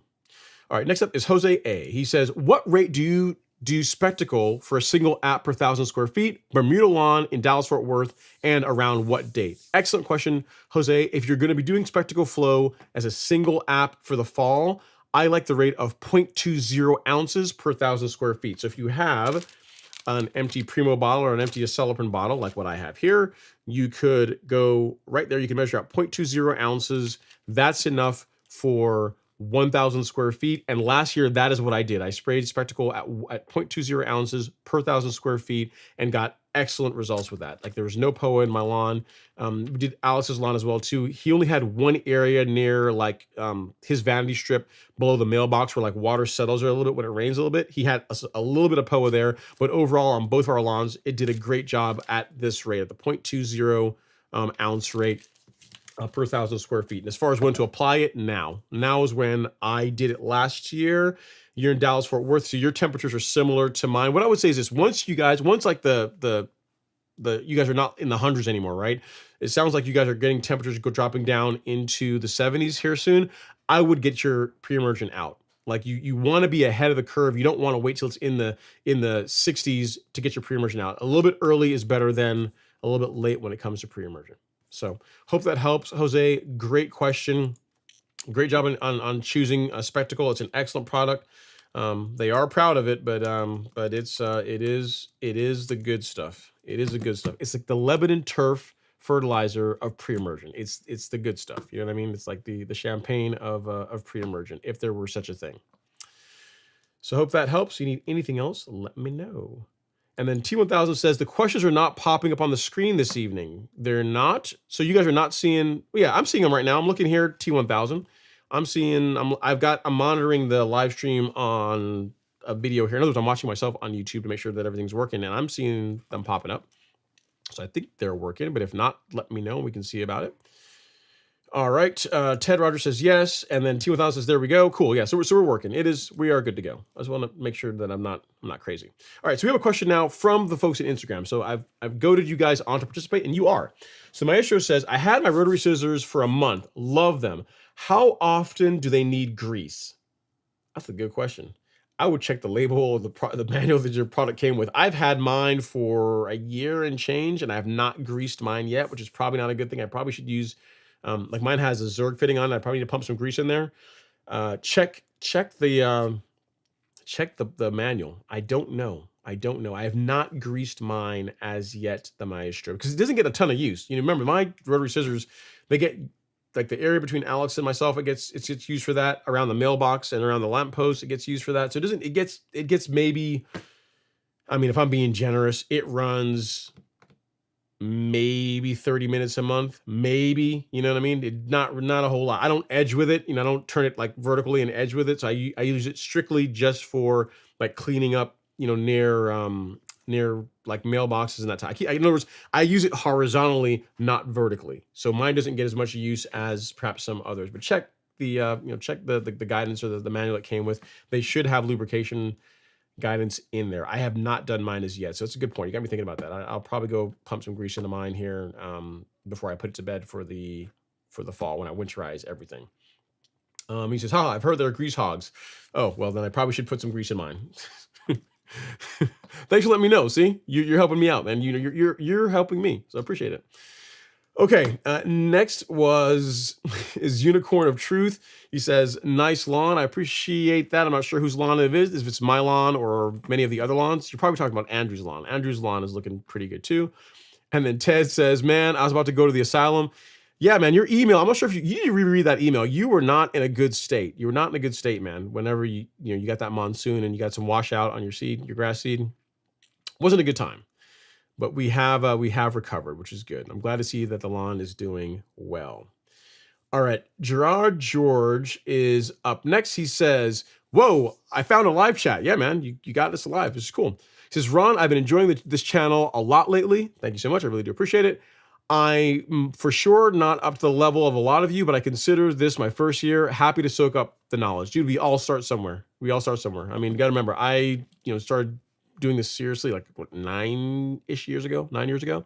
It's like season 9 of working on my lawn. So it takes time. Enjoy it. Enjoy the process. And if you make a mistake, it's just grass. It will grow back. It will be okay. For someone that's brand new, if you're interested, we have a really good guide, or at least I think it's good, on the Golf Course Lawn Store. If you go to resources and then knowledge base, Gerard, you will see here under the how-tos, a beginner's guide to lawn cares. If you're looking for, some tips and tricks on how to, on the approach that I like to take on working on a lawn and what I think produces a good result, defines a lot of terms like let's see here, what would we got here, like what's the most important, like choosing lawn care products, what are things you need to be concerned about, like what are fertilizers, what are herbicides, what are pesticides, biostimulants, grass seed, when you should use it, when you shouldn't use it, what is mulching, and all this type of stuff.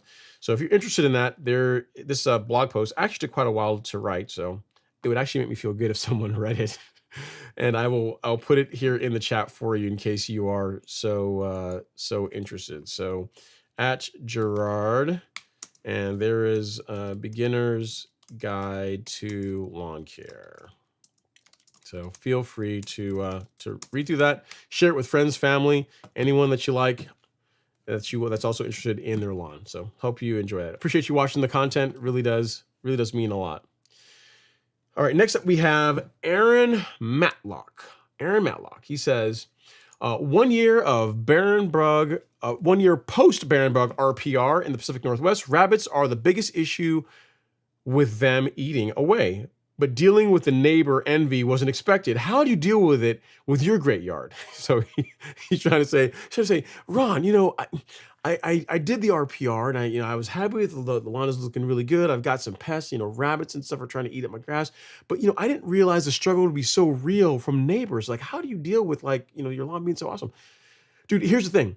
Try and convert them. Like, anytime your neighbors are out there, or if they ask for tips, like, share the knowledge. Trust me, it is a lot more fun to have someone to play in the lawn with than just doing it all yourself. I mean, yes, your lawn looks better than your neighbor's lawn, which is cool, and that's fun for like a while, but wouldn't it be nice to be able to have someone to bounce ideas off of and share tips with and compare fertilizer and, all this kind of stuff. So yeah, I mean,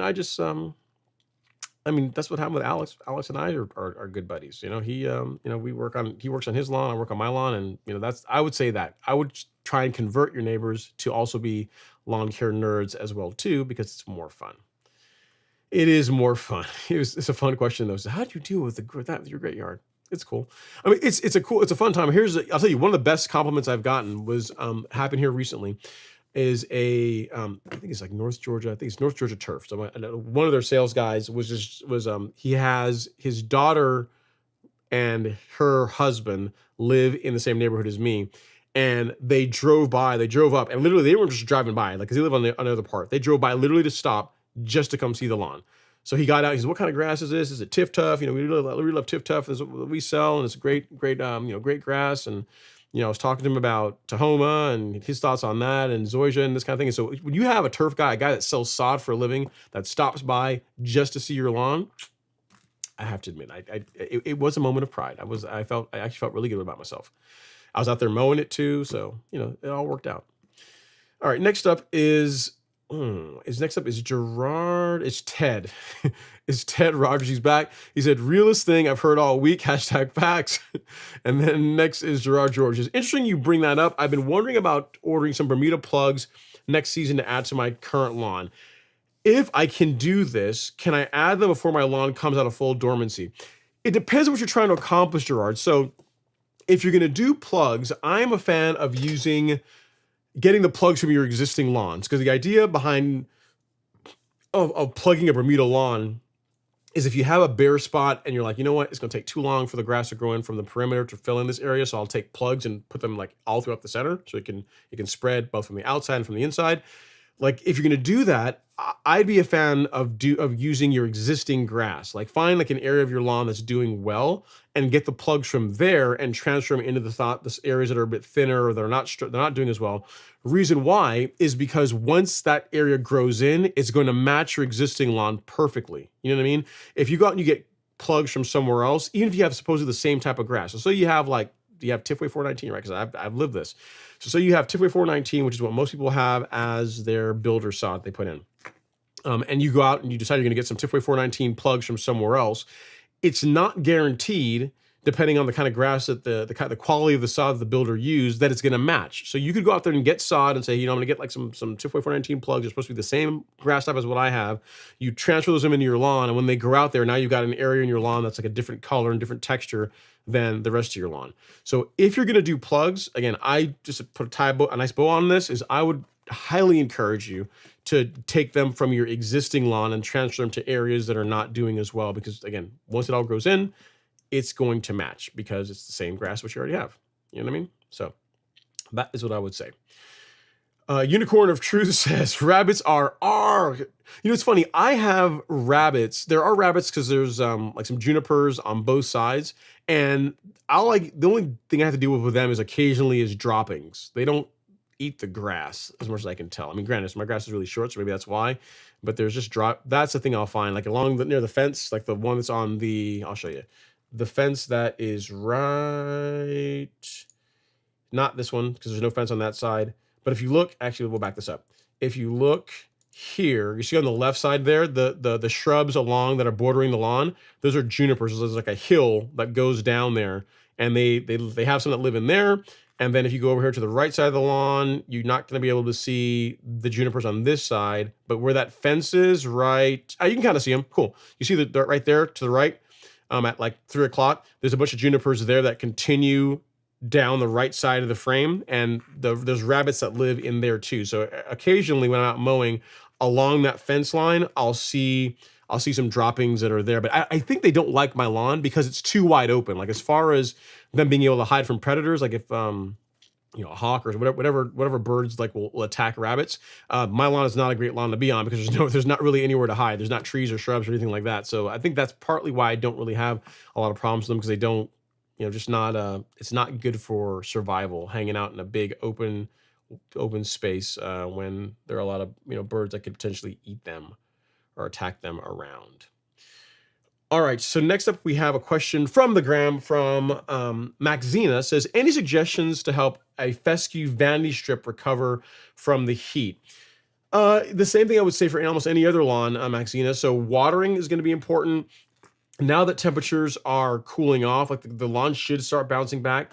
If you're not on a good nutrient program and you're not fertilizing it, consider doing that. Like start introducing some fertilizer to start feeding the lawn. So between putting water on it, the cooler temperatures, which are better for the fescue, and feeding it, that's going to help it recover. And then also your mowing. So make sure if you've not checked, make sure your lawn mower, your equipment is nice and sharp. And between those things, water, more, better temperatures or temperatures the grass likes better, and then feeding and mowing, that's the recipe. You're going to get it's practically impossible for the lawn to not look better if you're doing those things. And then it's just time. It's just a time thing. I'm not sure where in the country you are, but if it's what I'm saying is that if your lawn was struggling 2 weeks ago, 2 weeks from now going forward, it's going to look a lot better, even if you don't really change a whole lot, because just the temperatures are going to be are a lot more reasonable for a fescue lawn. But again, water, feed it, mow it.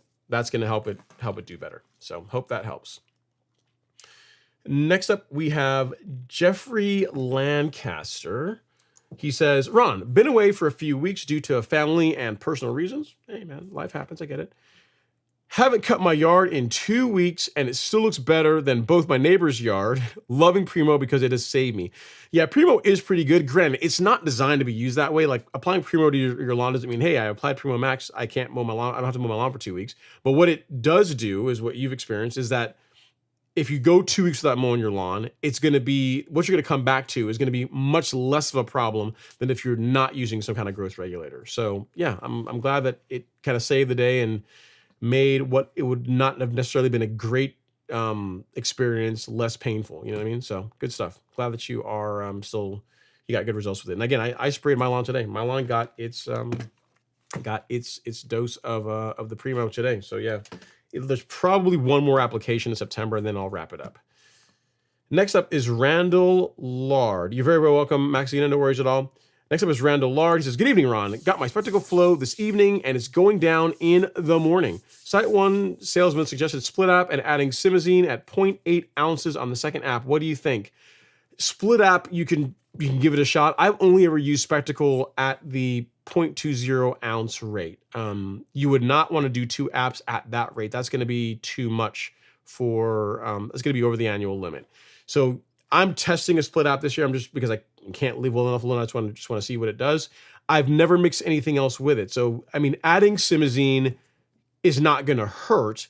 I don't know that it's really necessary though. So if you've already got it, Randall, then sure, go for it. If you don't have it, I don't think that I would go out and run out and go buy it, because again, spectacle by itself does a really good job. I mean, that's partly why it costs what it costs. It's a very good pre-emergent that stands well on its own. The only thing I would say that I would consider mixing with spectacle from a herbicide perspective is, let's say you're doing split apps and you do have a little bit of breakthrough of, say, some POA. In your second app, you could put some certainty in the tank along with it to knock back the POA that's already started growing. That's something I would consider. But if you got simazine, you want to apply it, put some in the tank, fine. I've never done that. I've never done that. So I don't know that it's strictly necessary. So hope that helps. Next is Nico Brawley. Nico Brawley says, hey, Ron, I live in Alabama with a Bermuda lawn. Nice, I like it.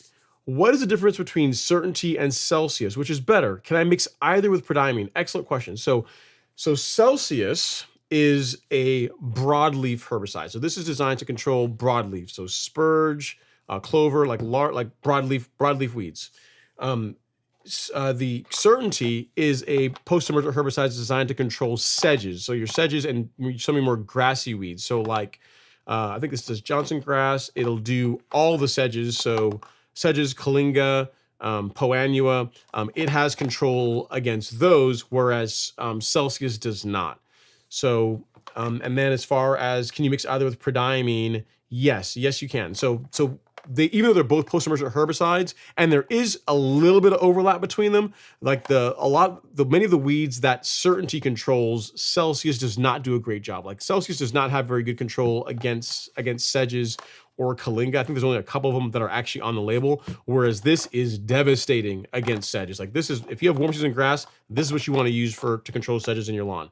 If you have Poanua in your lawn, Celsius is not going to do a whole lot for you, whereas Certainty will. Granted, you have to apply it at the higher rates, but this will also control sedges. So that's why we have a kit on the store where we mix both of these together, and it produces, what I consider to be a really good combination for post-emergent weed control in warm season grass. And the nice thing about these is that, unlike like some other options, post-emergent herbicide options, these are far less likely to discolor your lawn or injure your lawn when you apply them at the labeled rate. So for that reason, I'm a huge fan of Celsius and Certainty. Can you mix them with prodiamine? Yes, you can. So if you are going to be, say you've got weeds all throughout your lawn right now, you're going to do a fall pre-emergent application, you're using prodiamine, you can use Celsius and Certainty. You can put them in the tank and you can spray it all at the same time. Here's what I would say though, is if you are doing that, I personally would omit surfactant. There are people that still use surfactant, but I would omit surfactant if you're spraying, if you're also applying your pre-emergent along with it. And then as far as watering in your pre-emergent, you're going to want to wait till the following day, because these guys need to be sprayed and they need to be allowed to dry on the leaf of the plant. So say you got a tank backpack sprayer, you've got prodiamine, Celsius, and Certainty in the tank, right? And you're spraying, some sedges and some broadleaf weeds or whatever. When you spray the lawn, like say you go out and do it tomorrow morning, you're going to want to let that mixture, that blend dry. You're going to want to give these guys adequate time to dry on the plant leaf, on the foliar, so they can begin being taken up, so that over time they will kill the weeds that you're trying to control. And then prodiamine, because it needs to get in the soil to work, you can wait till the following day to water that in. So if you did it the other way around, let's say you went out and you sprayed Celsius, Certainty, and prodiamine tomorrow morning, and then you watered in right afterwards. Say you pulled a Ron Henry, right? So like what I did with my with my insecticide and my pre-emergent, right? So those two need to be watered in. So say you went out there and you sprayed them, and right after you're done spraying them, you watered them in. You're really working against yourself as far as these go. You're not going to get as good control because you're literally washing this off the plant leaf. It's almost like a good analogy would be like if you wanted to put lotion on, like, so you need like, you just got ashy skin, maybe not me, like something like ashy skin, right? But say you got like ashy skin, you got dry skin, you put a lotion on, and if you put the lotion on, then and right after you finish putting it on, you went out and you washed your arm, you took a shower, you're not going to get you're not going to get the benefits of the lotion, right? It needs to get on your skin, on the dermis, and it needs to be allowed to dry because it's going to be taken up, right? That's how it's designed to work. Most post-emergent herbicides are the same way. So like these guys are the same way. You need to spray them, let them get on the plant leaf, and allow it to dry, and then that's when you're going to get the best result from them. So if you decide to do that, do Celsius Certainty Ampridimine. You can do that. I've done it. The only thing I would say is wait till the following day to run your irrigation, to water the pre-emergent in, and you'll get a pretty good result doing that. So hope that helps, Nico. Great question. I like where your mind is. You're trying to control the existing weeds and prevent new weeds. I like it. Good stuff. Good stuff. I approve of this approach.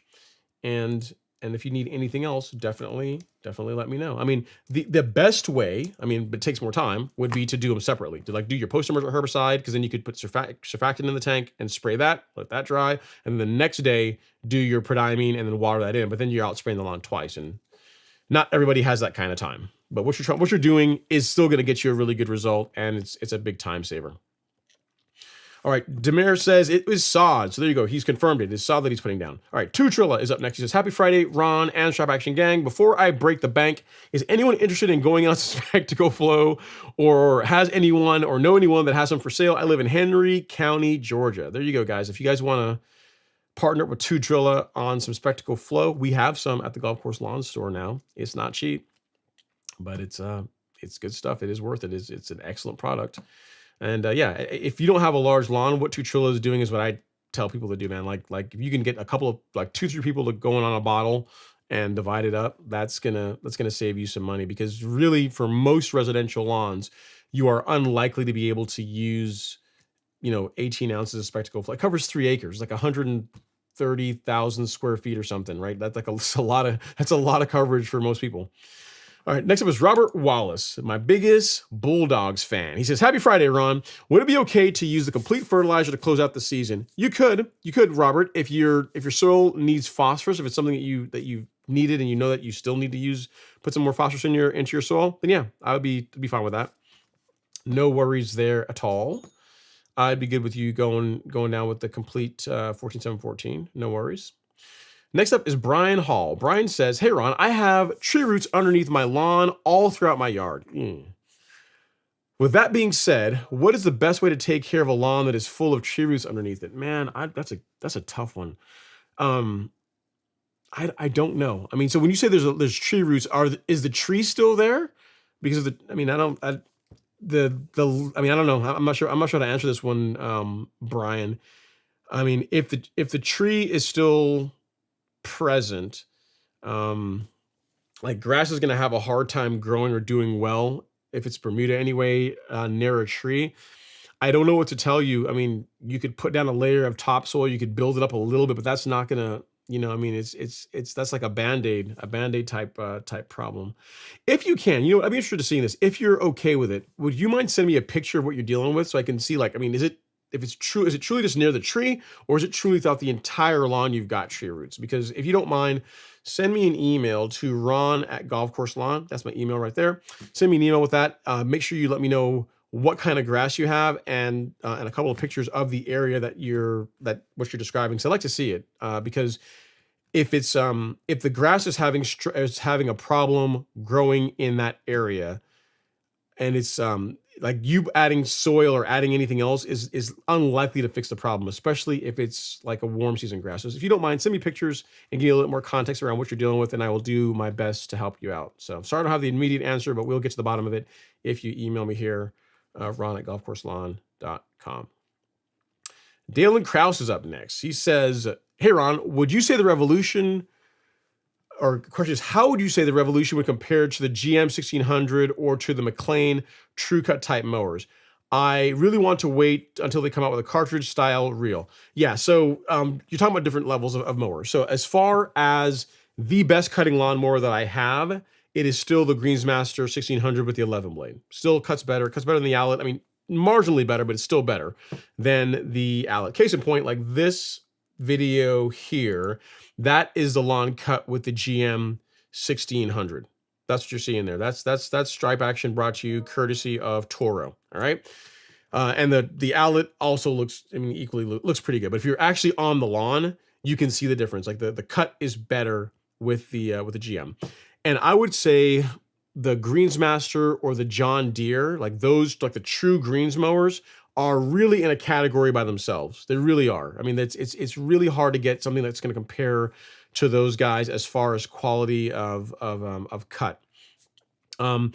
If you're comparing the Revolution to a McLean or a True Cut, the Revolution produces a better cut than either of those mowers. I have a True Cut, and it cuts like, looking at the cut that it produces on the turf park, both on Bermuda, on the two Zoysia plots, it looks better than what I've ever got as far as the cut that I've gotten on my lawn with my True Cut. And that's with the groove roller. So my True Cut with the groove roller on my lawn, now granted, I'm comparing two different plots, obviously. I haven't put the Revolution on my lawn, but I can tell you that looking at the turf park mowed at 1/2 inch, the Revolution produces a better cut than my lawn at 1/2 inch with a True Cut. So there's that. So it's a better, as far as the McLean trimmer, True Cut, it's by, you know, 1,000 times and twice on Sunday, I would buy the Revolution over those. In other words, if I were in the market for a mower now, let's say if I could Thanos snap, and I were going to buy a mower tomorrow, and I were going to look at a mower in that category. So you're shopping among True Cuts, trimmers, McLean's, like those types of mowers. The Revolution is what I would buy. It's chain driven, so as far as like no belts to slip, like less stuff to break, like maintenance is less of a headache. It's really easy to backlap. You know what I mean? Like you just literally take the cover off and put a drill on it, and you put your compound on. There's nothing to disassemble, which is really nice. Like try backlapping a True Cut. It's a colossal pain to do. So there's that. It's got a grooved roller. It's got a heavy grooved roller, so it stays on the turf. It like settles on the turf and cuts very well. It's got a rear drum. It's a rubberized rear drum. There's grooves in the rubberized rear drum. It checks all the boxes. So take a lot of the benefits of a greens mower and bring that to a mower that costs like thousands less, because you figure like the Revolution is like, I think they're running a special that's like $2,300, and when it's all in it'll be under $3,000. Like you can't buy a greens mower brand new for that. Like a greens mower brand new is like $16,000-$17,000 depending on which one you get and the options you get with it. So it's comparing the Revolution to like a Greensmaster or some of the newer mowers from John Deere isn't really a fair comparison, because you're talking about like two completely different levels of mower. That said, the Revolution, out of the mowers that you've listed there, out of the McLean, the trimmer, the True Cut, even that new one that's coming out, the what's the one that I was talking about, the Rolux, even that one, out of all those, because I've cut with every single one of them, the Revolution approaches the cut, it gets closer to the cut of a greens mower than any of those other mowers do. So that's what I would say. If all you care about is a mower, all you care about is cutting grass, then again, especially for the price, dude, I mean, it's really hard. I mean, you can't even buy a True Cut with a grooved roller for what real rollers are selling the Revolution for. So as far as a deal, it's tough to beat. So Honda GX engine, you know what I mean? And I'm not getting paid to say this. Like they're not like, if I get a mower to try out, they're gonna let me borrow it. I'm not getting one for free. I don't make any money off of this. I'm like, I have no financial interest whatsoever in the Revolution. I just like cutting grass, and I use a lot of different mowers. And of the ones you've mentioned there, the only one that I would say that cuts better than it is my Greensmaster 1600 with an 11 blade reel. Like that is the best cutting mower that I have ever personally used to date. Followed like slightly just below it is my Outlet with I think it's an 8 blade on that, and then everything else, and then the Revolution, and then everything else below that. So I'd say 1600, Outlet really close, Revolution, and then everything else is well below that. And this is coming from someone that loves his True Cut. I would be buried in my True Cut. I love that mower, and this is better. So hope that helps, sir. I don't know what to tell you to wait. As far as the cartridge system, I don't know when they're coming out with it. It's not going to be like next year. Like you got to figure they're doing the pre-orders now. They're going to be delivering the mowers next year. I don't think they're going to, like, the cartridge system is going to be available. Not to buy anyway. I wouldn't think early next year. You know what I mean? So it depends on you. It really depends on you. You know, you could always buy one. You could buy a Revolution and then cut with it, and then whenever the cartridge system becomes available, you can always sell it. I mean, you know, who knows? There's always There's always that. And here's the thing, man. You always you need a backup mower. Like when it comes to mowers, 1 is none and 2 is 1. 2 is 1, 1 is none. So if you got a Revolution already, a 26, and then you get the cartridge system, then you're good. You got like a mower that's one you can always use whenever like one of the other ones are in the shop. You're always good. You always got something to cut with. You gotta have a backup mower. It's always a good idea. Okay, next up is Skinny Nikki says, liked. Thank you so much, Skinny. I really do appreciate it. Thank you for liking. Give me a like. It really does mean a lot. It helps out the channel. And then next up is Theo. He says, need help with a shaded zoysia zenith backyard in Georgia. Only 500 square feet. Used to be 750 square feet. Turning into 300. There's a lot going on there, Theo. So it's 500 square feet. Used to be 750. Now it's turning into 300. So it seems to be shrinking and shrinking and shrinking. Does perennial ryegrass grow in moderate shade, overseed, or do I need to start over with fescue? Thanks. So here's what I would say, Theo. If you want a grass that is that you're going to keep year round, I would go with the fescue in Georgia over the perennial ryegrass, because while the ryegrass is going to it'll be fine now, it'll be fine throughout winter, and be fine in the early spring. Whenever the Georgia heat hits, so like when June comes around, it starts getting 90s, 100s, and it's like that way for like months. That's when you're going to have trouble with the perennial ryegrass. So whereas fescue in Georgia tends to do pretty well. Now, granted, you're going to have to put a lot of water on it in the summer months, but it tolerates the heat better than ryegrass does. So given the choice, I mean, I haven't seen your backyard. I haven't seen how shaded it is. I mean, fescue also tolerates, especially if you go with a fine fescue, that's a very shade tolerant grass. It's a nice looking grass too.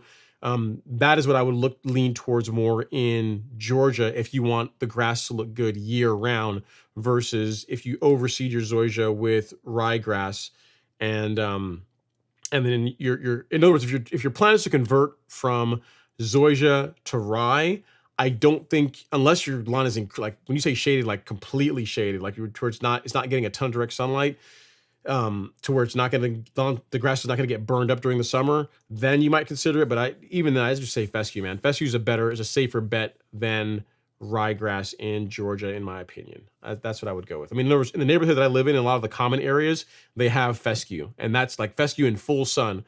And granted, again, they're watering it like crazy during the summer months, but it's fine. It doesn't die off or anything like that. Whereas ryegrass, you're going to have a hard time keeping it looking good in the summertime in Georgia. All right, next up is Jose A. He says, would you mix spectacle flow and simazine at lower rates to get better coverage?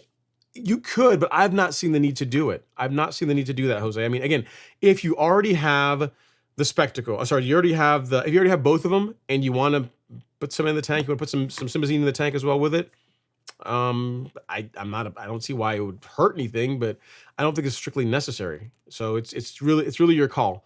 If you already have both of them, you want to do it, fine. I've gotten great results with just spectacle by itself. Whenever I've used simazine, it's always been when I've in concert with prodiamine and imazaquin. So I hope that helps. All right, next up is Devin. He says, I guess I did get some new equipment as well. The Orbit Smart Controller. Nice, congrats. We got to clap it up for that. Congrats on the new equipment. Deals, nice, very cool. Beats the generic Hunter controller that was put in. Being able to run zones from my phone or watch is super convenient. It is. I would agree. Like one of the best parts about it, like I don't care about any of the other apps, like some of the other functionality, like the rain gauge and this kind of stuff. Like just being able to sit wherever you are, literally anywhere in the world, and just be able to go run irrigation and you can do it from your phone is very nice. Super, super handy. Because whenever you go, so think about it, you go out and you fertilize your lawn. Now you don't have to go out there and like run a zone and then walk for a few minutes and walk back in and, toggle the controller to the next zone and move on. Now you can literally go inside and grab a shower and just run, set it for a few minutes. And then when that's done, you can a few taps away and you're on to the next one. So I agree. I'm a huge fan of wireless irrigation controllers. They are the bee's knees. I would agree with you. Leo Garcia says, hi, Ron. It's still 100 degrees in Austin. It's going to be in the 90s next week. What weed killer do you recommend I use? Depends on what you're trying to solve, Leo. So if you are looking to use a post-emergent herbicide, what I would say in Austin, assuming you have warm season grass, which I guess you do, is I would go with, for broadleaf weeds, I would go with Celsius. for grassy weeds like your sedges, I would go with Certainty. You can use both these together. You can mix them both together. They work great together. They mix fine. They spray fine. And the nice thing about both of these is that as far as labeled temperature restrictions, there really aren't any. Now, when you mix surfactant with it, you want to be careful because you can get some mild discoloration depending on how much surfactant you use with Celsius and Certainty. But lots of folks have been using this combination, and I get emails all the time. Throughout the summer, I was getting emails every week, but from people saying, "Oh, I used this on my lawn. It's really awesome. Killed the weeds and didn't kill my grass. I love it." I'm like, "Yeah, imagine that. As long as you stick to the rates, and you're sensible about how much surfactant you use, you're going to get a good result." So, if you're looking for a post-emergent herbicide, I would say this combination, Leo. So, if you go to the Golf Course Lawn Store, go to Shop. So we'll go here. We go to Shop, and then go to Weed Killer. You can buy Celsius and Certainty a la carte. You can get like the single-use packs or Certainty. You can do that and then get some surfactant along with it. Or you can get the kit, which includes, 10 ounces of Celsius and then 1.25 ounce of Certainty. This is plenty. And that also includes some surfactant and marker dye. So as far as everything you need to be able to use these herbicides outside of a backpack sprayer and get a great result, the kit comes with everything, and you'll be all set. And I would not have any concerns with spraying Celsius and Certainty with temperatures in the 90s. As a matter of fact, if you go to the store, and I'll send you a link to where you can find this. If you go to the store, Leo, and if you look at the product description for either of those, Celsius, Certainty, or the kit, you'll see a video there, and that video was shot when temperatures were in the mid-90s in Georgia. I shot that in I think it was late July is when I did that video a couple of years back. So and with no issues with discoloration whatsoever in the lawn. So I feel really good about recommending Celsius and Certainty for post-emergent weed control in warm season turf. Now, if you're talking about pre-emergent, it's still a bit warm. So if in your case, you might want to give it another week or two for temps to drop a little bit more.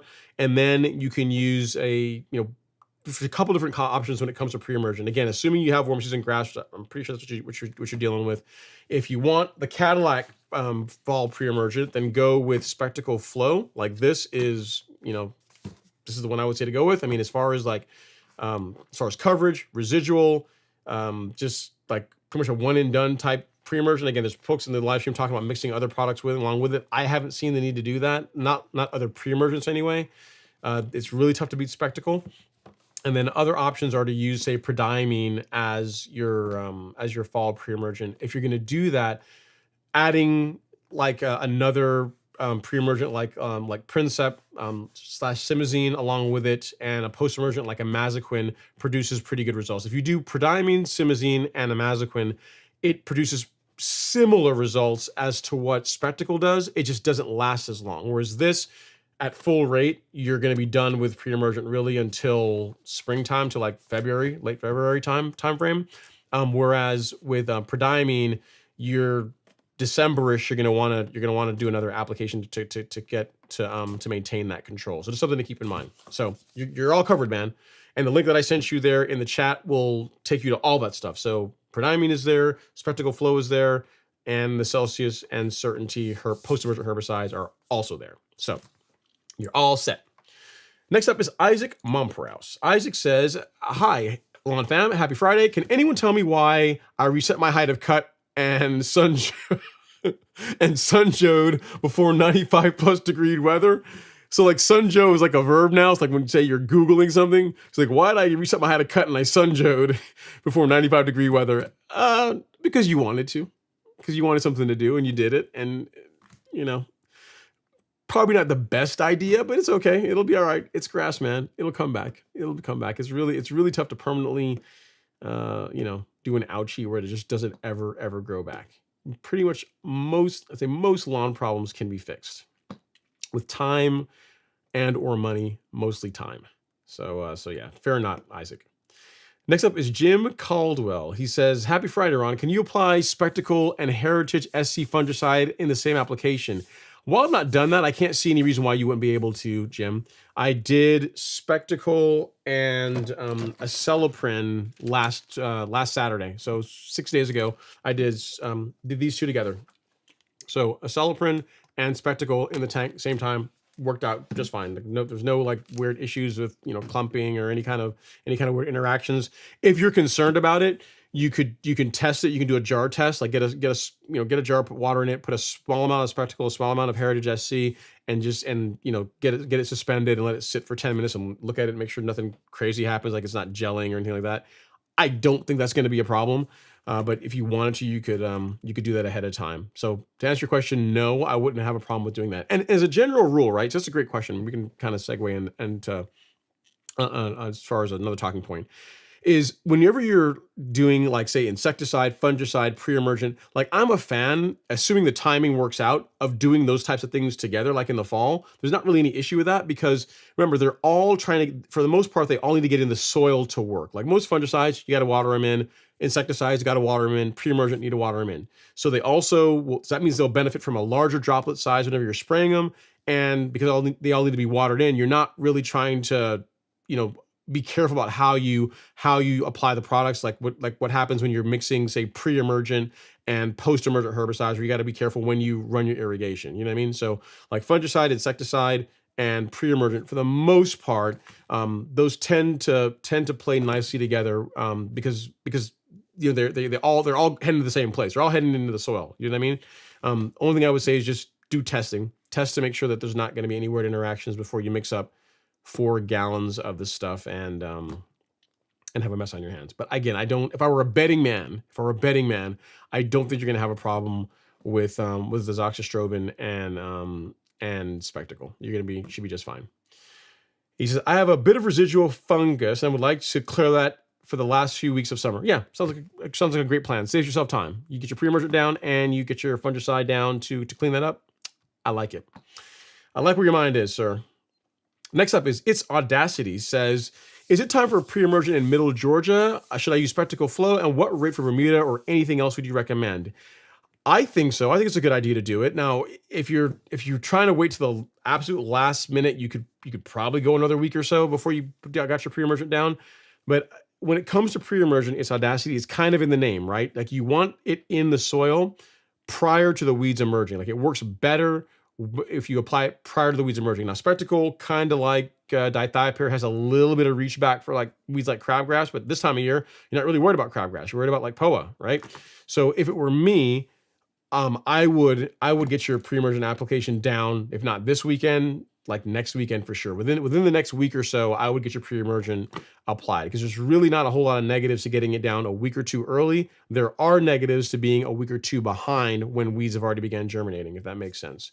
As far as the rate, what I do is I have an old Acelepryn bottle that I use for measuring out my Spectacle Flow. So I have a bottle just like this, right? And I've got like a sticker on it. It's got Spectacle written all over it, so I know exactly what's in it. And as far as the rate, there's a couple ways you can do it. What I did last year, as far as my single application, like this, like a one-time application, the rate I used was 0.20 fluid ounces per 1,000 square feet. So if you do what I'm doing, right, you have an old Acelepryn bottle or an old Primo bottle that you label properly, and again, you've got it labeled so you know what's in it. Then this 0.2, that mark, with a gallon of water over 1,000 square feet, I've gotten excellent results with that. If you're looking to only apply it once and then be done with pre-emergent until February-ish timeframe next year. If you're looking to do split applications where you're going to do an application now and then another one a few months from now, then I would take that rate and cut it in half. So instead of 0.20 ounces, you do 0.1 now and then do another 0.1 in like late November, early December timeframe. If you find that doing that, you get a little bit of breakthrough, or you're seeing some POA in your lawn, which I kind of doubt, but if you are seeing that, that would be a time to add a little bit of certainty in the tank along with Spectacle. This is not Spectacle. Along with Spectacle, like these two together for your second application later on in the season, and then you'd be good to go. So yeah, I think that covers it. That covers it, sir. And then as far as like the residual, like it's like 6 to 8 months, depending on the rate depending on obviously weather, rainfall, other factors, but like 6 months is what I would say is about the minimum you're going to get out of Spectacle, and then up to 8 months, and under ideal conditions. So that's why literally last year I sprayed it one time this time of year and I didn't have any problems with weeds, any POA or anything like that until like I didn't have any problems with POA at all And then I did my spring pre-emergent, and I was good to go.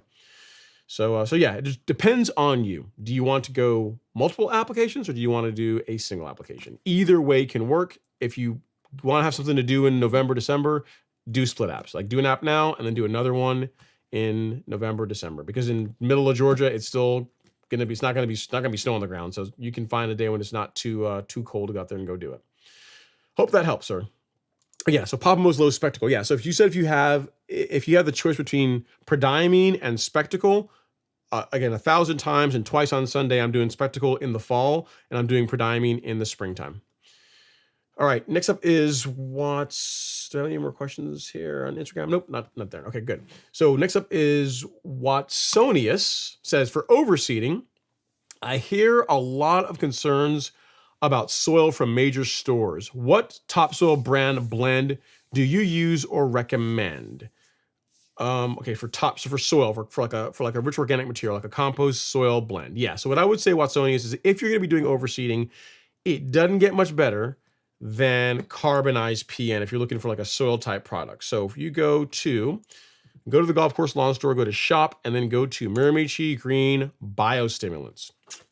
And if you scroll down here on the top shelf, you will see a product called carbonized PN. What this is it is half compost, it's half screen compost, and it is half biochar. So as far as like a really rich organic material, you're not going to have any garbage, and there's going to be no debris in it.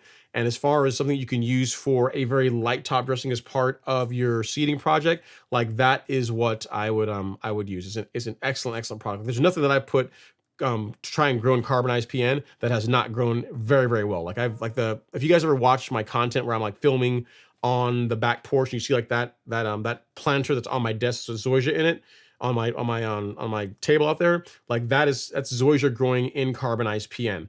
Like I was trying to grow some mints on outside in a clay pot. I literally put carbonized PN in it and put the mint, transferred the mint sprigs in there, and they rooted in just fine and took off. So as far as a product to use whenever you are, in your case, overseeding, if you're trying to establish a new lawn from sod, this is an excellent product to put down prior to sod going in or as part of your seeding project. Again, it really doesn't get much better than this stuff. I mean, if you want to see what it looks like, if you go back to the store, if you want to see what it looks like, it is, yeah, so you can see it's a very fine grained product. I mean, you're not going to find any debris in it. It's screened a bunch of times. It's excellent. And as far as what it does to your soil profile, when I had irrigation heads replaced in my lawn a couple of years back, you can see the top part up here where it's lighter. That is the color of my soil. That's the deeper part of my soil profile. And this is multiple years of Essential G, which is essentially the Prill version of this product.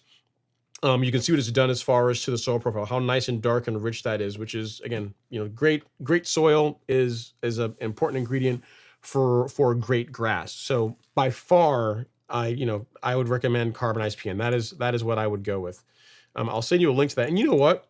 Miramichi's actually getting on my case and said, hey, Ron, you haven't been doing any of, the question of the weeks on the live stream when people ask a question that's related to something that we offer. And because you did, Watsonius, you are our Miramichi Green question of the week.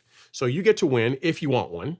Maybe you don't want one, but if you want one, you can win one of these really cool Greatness from the Ground Up t-shirts. It's a really, I don't know why I'm spelling this, but it's a great quality shirt. It's good quality cotton, and it's free. It's free. You know what I mean? You can't beat free. So if you want one of these, just send me an email here to ron@golfcourselawn.com right there. And say, hey, I'm Watsonius. If you don't mind, in the subject line, put like free shirt and say Watsonius from the live stream. And then what I'll do is I'll respond back with some information of how you can go and pick the shirt out, and you can get it in the size that you want and all that jazz. So good stuff, man. I really do appreciate the question. Carbonized PN is what I would go with. And to help you out here, you already got it there, the link in the chat. That is what I would use for your seeding project. And let me make a note here so that I can tell the folks at Miramichi Watsonius. All right, cool. So we're all covered. Yeah, man, it's a cool shirt. It's a nice shirt, and again, it's free. It's free. Also nice, right? Of week. Cool. All right, good stuff. Next up is Gerald Jennings. Gerald Jennings in the house. He says, "Hey Ron, do you continue to apply carbon treatment during the fall and winter months?" I do. So Essential G goes on my lawn every month as long as the ground's not frozen. So I'm still going to be applying it. I've applied it already for September. I'll be doing another one in October.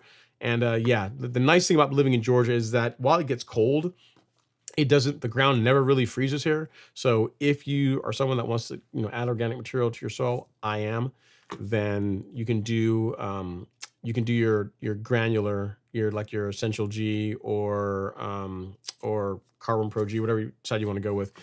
You can do those pretty much throughout the year. As long as the ground's not frozen, you can apply them. So there you go.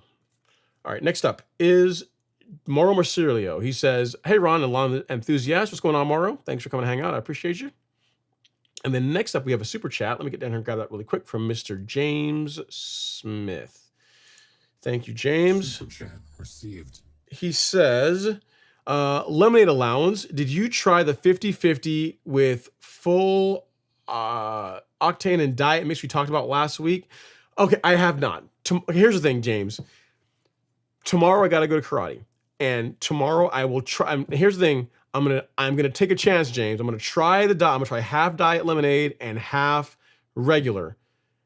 If it's not good, I'm gonna be in a bad mood next week. Just so you know this, because I traditionally do not like the way diet drinks taste because I don't like the way the sweeteners taste. They have like a bad aftertaste. So I'm gonna try it. I'm gonna try half diet and half like as it was intended to be made. You know what I'm saying? You know what I look at? I look at like diet lemonade. Diet lemonade is like the accountant's version of lemonade, and then like the full version, like the regular lemonade, is like the lemonade that the engineers want to build. Kind of like whenever you buy a car, like if you're buying like a sports car or whatever, or any car from any brand, like there's always the car that the accountants, like the company has to make because so they can make money, and there's the car the engineers want to build. Like if you say you're like a Ford fan, there's like the Mustang, like the Cobra.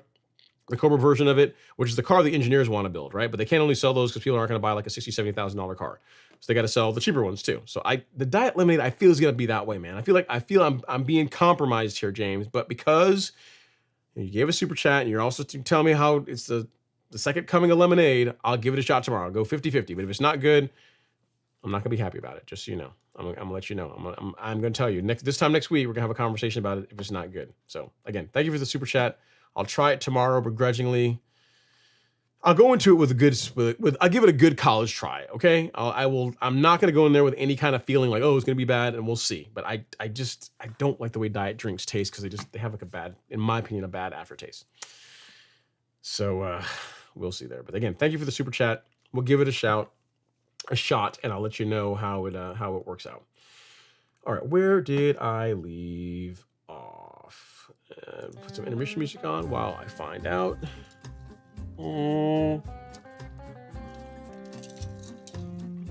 right, next up is McNasty Motorsports. Speaking about car guys and someone that understands the car the engineer wants to build versus the accountant's car. He says, Ron, have you heard the news? Texas entering winter next week. Pushed my mow a day to yeah, jokes. To the final 108-degree day in the frigid 78-degree morning. Weekly PGR and mixed down after that. Hashtag winter's coming. You know what? Y'all in Texas, y'all complain too much, man. It's hot, you complain. It's cool, you complain. It rains, it complains. There's no rain, y'all complain. You got... Tell you what, you guys are just never happy. Never, ever, ever, ever happy. I'm glad you're finally not, you're not going to be cooking anymore in Texas because you're getting out of the triple digits. Good times. You know what? Just for that, we'll clap it up. Congrats. Progress. All right, Tom Hoffenkamp is up next. He says, "Happy Friday, y'all. Happy weekend, lawn mowers." That's the thing, man. I'm not gonna get to mow tomorrow. No mow tomorrow. What am I gonna do tomorrow? I'm gonna go to karate. Probably hang out. I'll decide whether or not I'm gonna watch the UFC fight because I think it's gonna be a bad fight. I don't think it's gonna be very good. I think that guy's just gonna be a punching bag for Izzy, but we'll see. We'll see. All right. Next up is C Pimps. He says, "Yes, that was the exact answer I was looking for. Good to know before I go ahead and apply this weekend. I want to be certain before doing so. Thank you, Professor Ron. I appreciate the tutelage. You're very, very welcome." Yep, man. That is why when you look at products, they list active ingredient, the amount of product per 1,000 square feet. They don't really get into how much water per 1,000 square feet. They give you a range because that can vary depending on what you're trying to accomplish. But the most important thing is the amount of active ingredient over the amount of square footage is the important part. That is the part that you don't want to mess up. Everything else can kind of there's leeway there. But again, just rewatch that section because it explains it better than me doing it all over again. All right, next up is Steve N. He says, Ron, cool season lawn, Kentucky bluegrass, and rye. I am overseeding. Is tenacity safe to put down and not hurt the new grass seed? Irrigation tip or foliar tip on the sprayer? Depends what you're trying to accomplish. So if you are, because tenacity can be applied a couple of ways. You can use it as a pre-emergent, and pre-emergent in quotes, as a pre-emergent as part of a seeding project to help prevent weeds from breaking through like a bare lawn, but it only lasts for a few weeks. It lasts like 3-ish weeks or so, right? So if you are using it as a post-emergent with a foliar spray, like a fine droplet spray tip and using surfactant, meaning you're not watering it in afterwards, like you're not using it as a pre-emergent, but more as a post-emergent, I would be fine with doing that. And even if you are going to be doing overseeding, right? If you were say you're going to go out and you're going to spray tenacity today, and then you give it a couple of weeks between now and when you're going to put down your grass seed, that would be fine too, because really by the time the grass seed is going to start germinating, like the tenacity is not really going to have much of an effect. Again, it's not a traditional pre-emergent like prodiamine or dithiopyr or something that if you have it in the soil, you're not going to get any germination. Like it's a bit of a specialty tool that can be used to prevent you from having a bunch of weeds from breaking through a lot of bare soil while you're waiting for grass seed to germinate. So depending on the timing, yes, it can be absolutely fine to use that and not materially impact your overseeding project.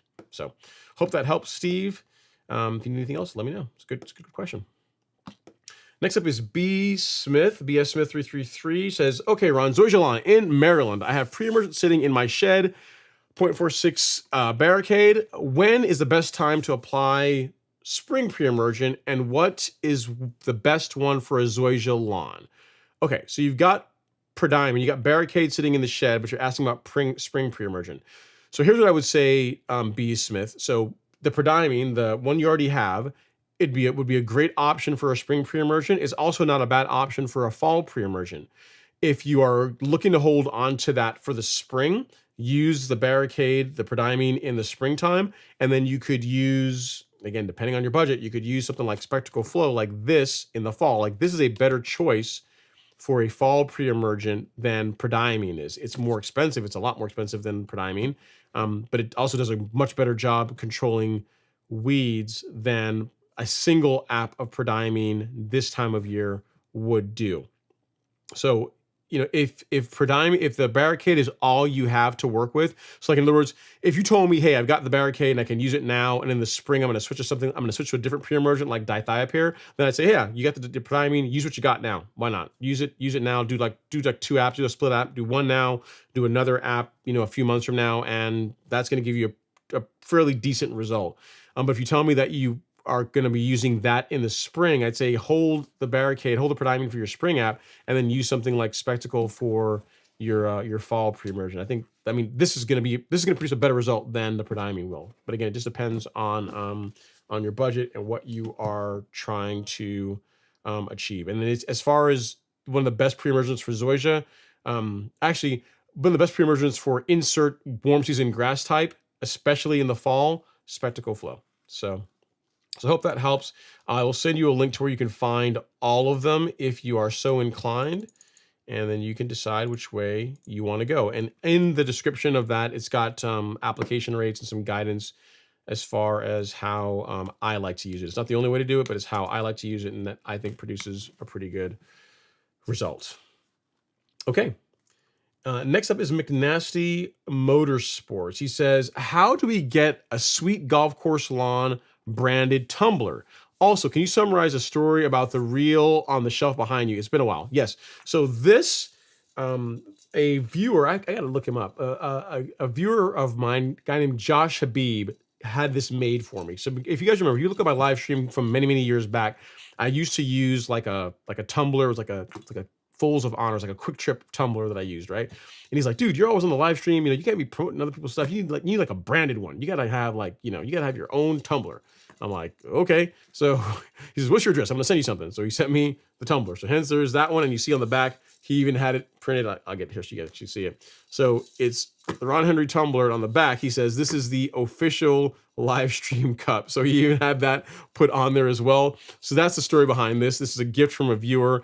I don't even know where he got it. Like, I'm not sure who makes this. I can look. I don't want to spill what's in here on it, but I mean, I can see. I mean, if you guys really want these, I can see if I can find a place to have them made. But yeah, and as far as the story of the mower on the shelf, that is a actually, I'll show you guys a picture of it because you can't really see from this angle because of the lens, because of the focal length, but I think I can show you guys the story this way. So I have a short video about the mower on the shelf. So this is the Allett Sterling Jubilee Edition. So this mower is a 1-of-1 mower. It was one that Allett did. You guys remember last year was Her Majesty's, or late Majesty's, Platinum Jubilee. So I think it was 70 years on the throne, right? So Allett did commission this mower, and they made it available as part of a as far as a charity. So if I'll let this keep playing, you'll be able to see the logo on it. So right there, you see it's got the Union Jack livery, and then in purple there up close, you can see it says for the Queen 2022 and her Platinum Jubilee. So it's like a 1-of-1 mower that they made as part of an auction where the proceeds went to the Duke of Edinburgh. It's a charity that is about helping young people help develop a skill, like a life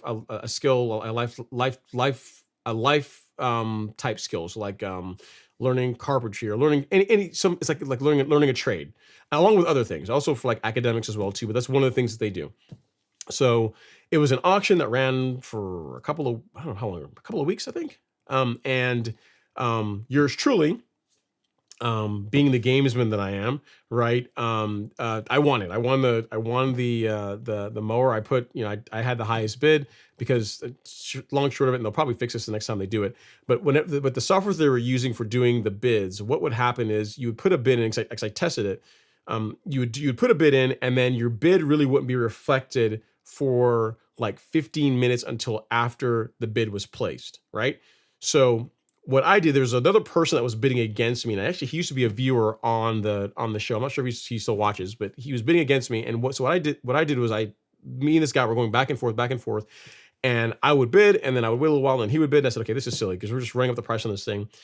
Towards the end, what I did was I did my bid. I put my bid in, and then 14 minutes after that bid, I placed another bid that was higher. So by the time the person, because I knew what increments he was going up in, so I put my bid in, by the time that reflected, as far as on the page they showed what the current high bid was, by the time he saw that, he would see that, he would place his bid, but I had already outbid him a minute later, and he wouldn't be able to see that until the auction was over. So I timed it to where I put my bid in before, right leading up to the end of the auction.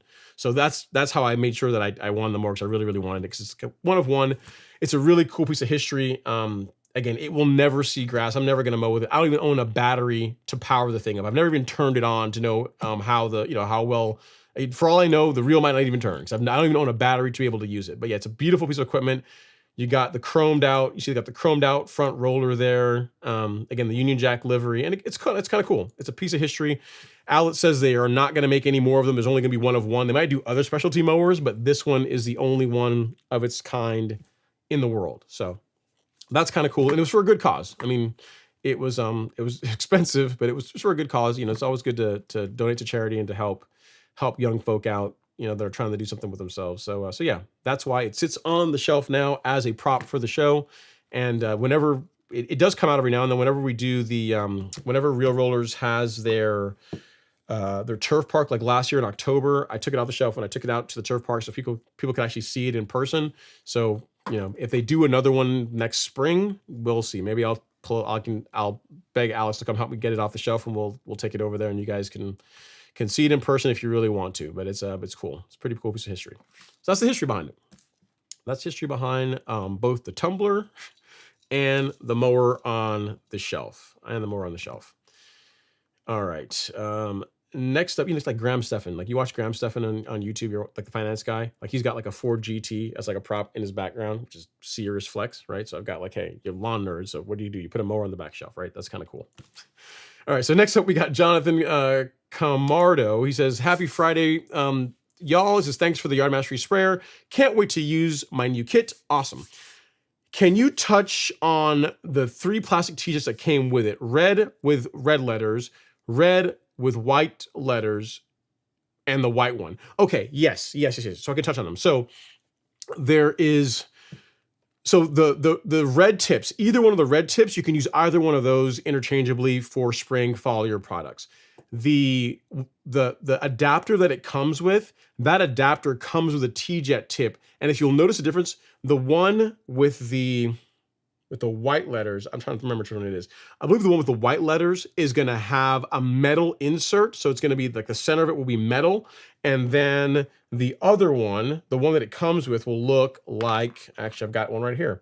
It will look like maybe like this, like that.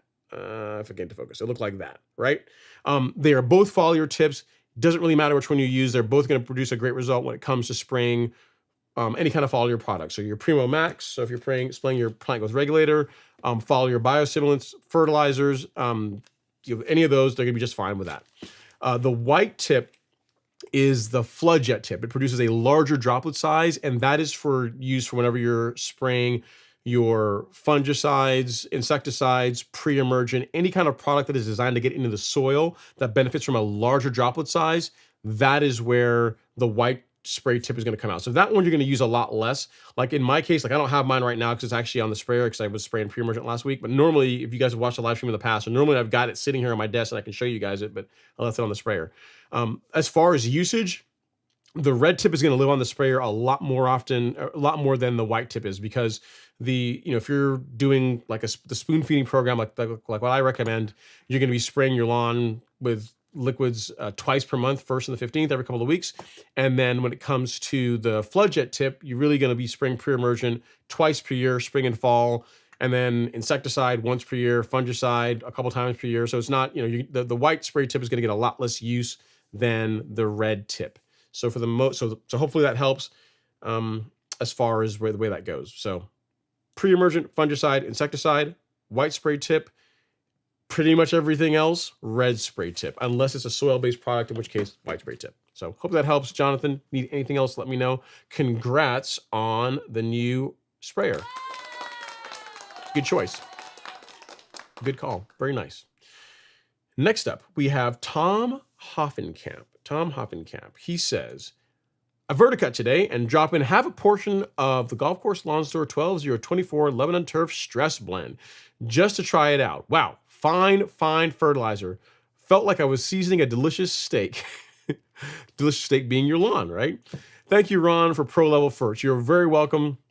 It is an excellent product. If you guys are wondering what Tom is talking about, so I've got like 3 bottles of fertilizer here to kind of show you guys, 3 jars of fertilizer to show you the differences.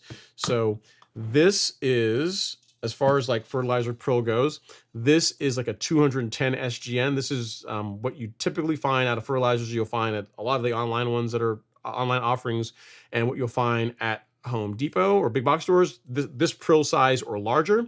And then compared to that, this is Humic Max, which is the 1608 fertilizer that we carry from Lebanon Turf. So this is what you normally find in most fertilizers. This is a 1608. So you see the difference in Prill size. This is 210 SGN. This is 150 SGN. And you say, wow, that's pretty small. But wait, there's more. It can get even finer. So whereas this is 180 SGN, or sorry, 150 SGN, which is again, for like 95% of the lawns out there, this is all you need. It's going to work great in all grass types. It's not going to get hung up in the leaf to where here's a good example. You ever put fertilizer down on your lawn, and then right after you're done putting on the fertilizer, you can literally see the fertilizer all over the lawn. Like it's like sitting on top of the grass. It's not getting past the grass and getting down to the soil where it needs to be. Like this doesn't do that. Like this goes past it. It's very, very fine. This stuff, so this is 150 SGN. The stuff that Tom is talking about, which is the 12024 and also the 14714, is a greens grade fertilizer. So whereas this is 150 SGN, this is 80. So look at the difference in that. So this is very fine. Again, to put it in perspective, this is a ballpoint pen, and this is the size of the prill compared to the tip of a ballpoint pen. So you can see very fine. But if we take the same pen and we compare it to this, you can see this is almost like powder, almost like a dust. So it's very fine prill.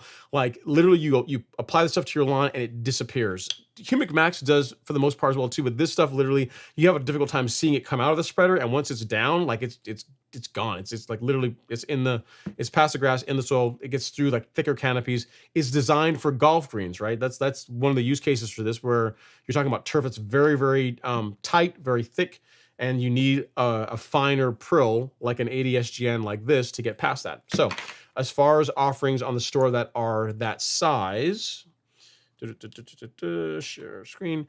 If you go to shop and then go to lawn fertilizer, this one, the Humic Max, that is this prill, this guy. And then these two, the complete 14714 and the stress, are the greens grade fertilizers. So they're all excellent fertilizers. You're going to get a great result with any of them. It's really dealer's choice which one you prefer to go with. The one that I use primarily on my lawn is Humic Max. The fertilizer I will use next month to close out the season will be this guy, will be the 12024. So to start the season, I start with this one, the 12024, and to end the season, I like to use a higher potassium fertilizer. So that's why I went with this. And then for those of you guys that have cool season lawns in the summertime, like if you were using the calculator that we put together that builds out your fertilization program, you'll find in summer months it will have recommended this. Whereas if you go through the calculator now, it'll recommend Humic Max. So during stressful times of year when it's hot or when the lawn is transitioning out of dormancy or about to go into dormancy, I'm a fan of a higher potassium fertilizer, which is what this guy does, which is why I'm going to be using it next month on my lawn. But I say all that to say, thank you so much, Tom. I really do appreciate the support, and I'm glad that you are liking the fertilizer. It's great stuff. I'm really happy that Lebanon agreed to allow us to carry it, because it took some talking, some doing to do that. Like, why do you guys want that? I mean, normally you don't sell that to... I'm like, listen, man, we know what we want. We know we like the good stuff. We are worthy. Give it here. And you guys have really liked it and have which is good. I'm glad. All right, so we got a couple of super chats. One from Mr. Luis Aya Barreño. Thank you so much, Luis. Super chat received. He says, Ron, cut lawn really low in prep for aeration and overseed. Didn't know how I was going to transition to the low ranges. It does not look bad at all. Never top dress. Thoughts on aeration, overseed, top dress, front lawn, only this fall. Yeah, so it sounds like you lowered your height of cut. No worries at all with that. Luis, it does make spreading the top dressing a lot easier when the grass is a bit shorter. As far as your sequencing, here's how I would do it. I would do your aeration, just like what you said. You would do any kind of fertilizer if you're putting that down, any kind of granular biostimulants like Essential G. That would be the time to do that after the aeration. Then you could do your overseed and top dress, or you could do your top dress and then overseed. I'll tell you the way I have done it. I have flipped those last two. So I have aerated, biostimulants, fertilizer, top dress, and then overseeded. And then what I do is I just take my leveling rake and I just drag the entire lawn. What that does is it prevents you from burying the grass seed too deep, because sometimes you can get a little bit ambitious when it comes to your top dressing work. And if you get like half an inch of top dressing material, you get too heavy. That's most grass seed doesn't need to be buried that deeply. So what I have done is I flipped the last sequence there. I've top dressed, put the seed down, and then I've just raked it in. And normally, and just by dragging a rake over it, that's pretty much enough to get to promote good seed to soil contact, especially if you're going to be following it up with peat moss or straw or something else to help keep it in place. Then you'd be good to go. But that's really your choice, really a preference thing. There are people that aerate, then overseed, and then top dress on top of it. The only thing I would say is that if you're going to do that sequence, do not go too heavy. Don't get, be mindful of how much material you're putting down, because you don't really want to bury the seed too much. It really doesn't need that. And yeah, so sounds like a fun project. You sound like you're on your way. I'm sure you're going to do a great job with it. And if you need anything else, let me know. I appreciate the super chat. And only last thing I would say to you is take pictures. Take pictures before during, and after, because that will allow you to know, to track how the lawn has recovered after you're done. I'm trying to think, Luis. I think that we have another one here, another super chat from you. Super chat. He says, I spoke with Isaac today and the Revolution 26 is on hold, but discussed a plan forward. Cool. Nice. Sounds good. Sounds like a plan, man. And I'm trying to think, who is the top, guys? You guys have to let me know. You guys have been keeping up with it. Is it LG? So Luis is at $60 right now. Is LG or Luis the top? For the time being, we're going to do this. I'm going to do both of you guys, and you guys can correct me if it needs to be only LG or not. Luis A. There we go. So Luis, your name in lights for whatever that means to you, and LG until you guys tell me that I am wrong or right. All right, cool. Let's find the next comment. Oh, Nick's in the house. While I look for that, Nick Gill says, "What's up, Ron?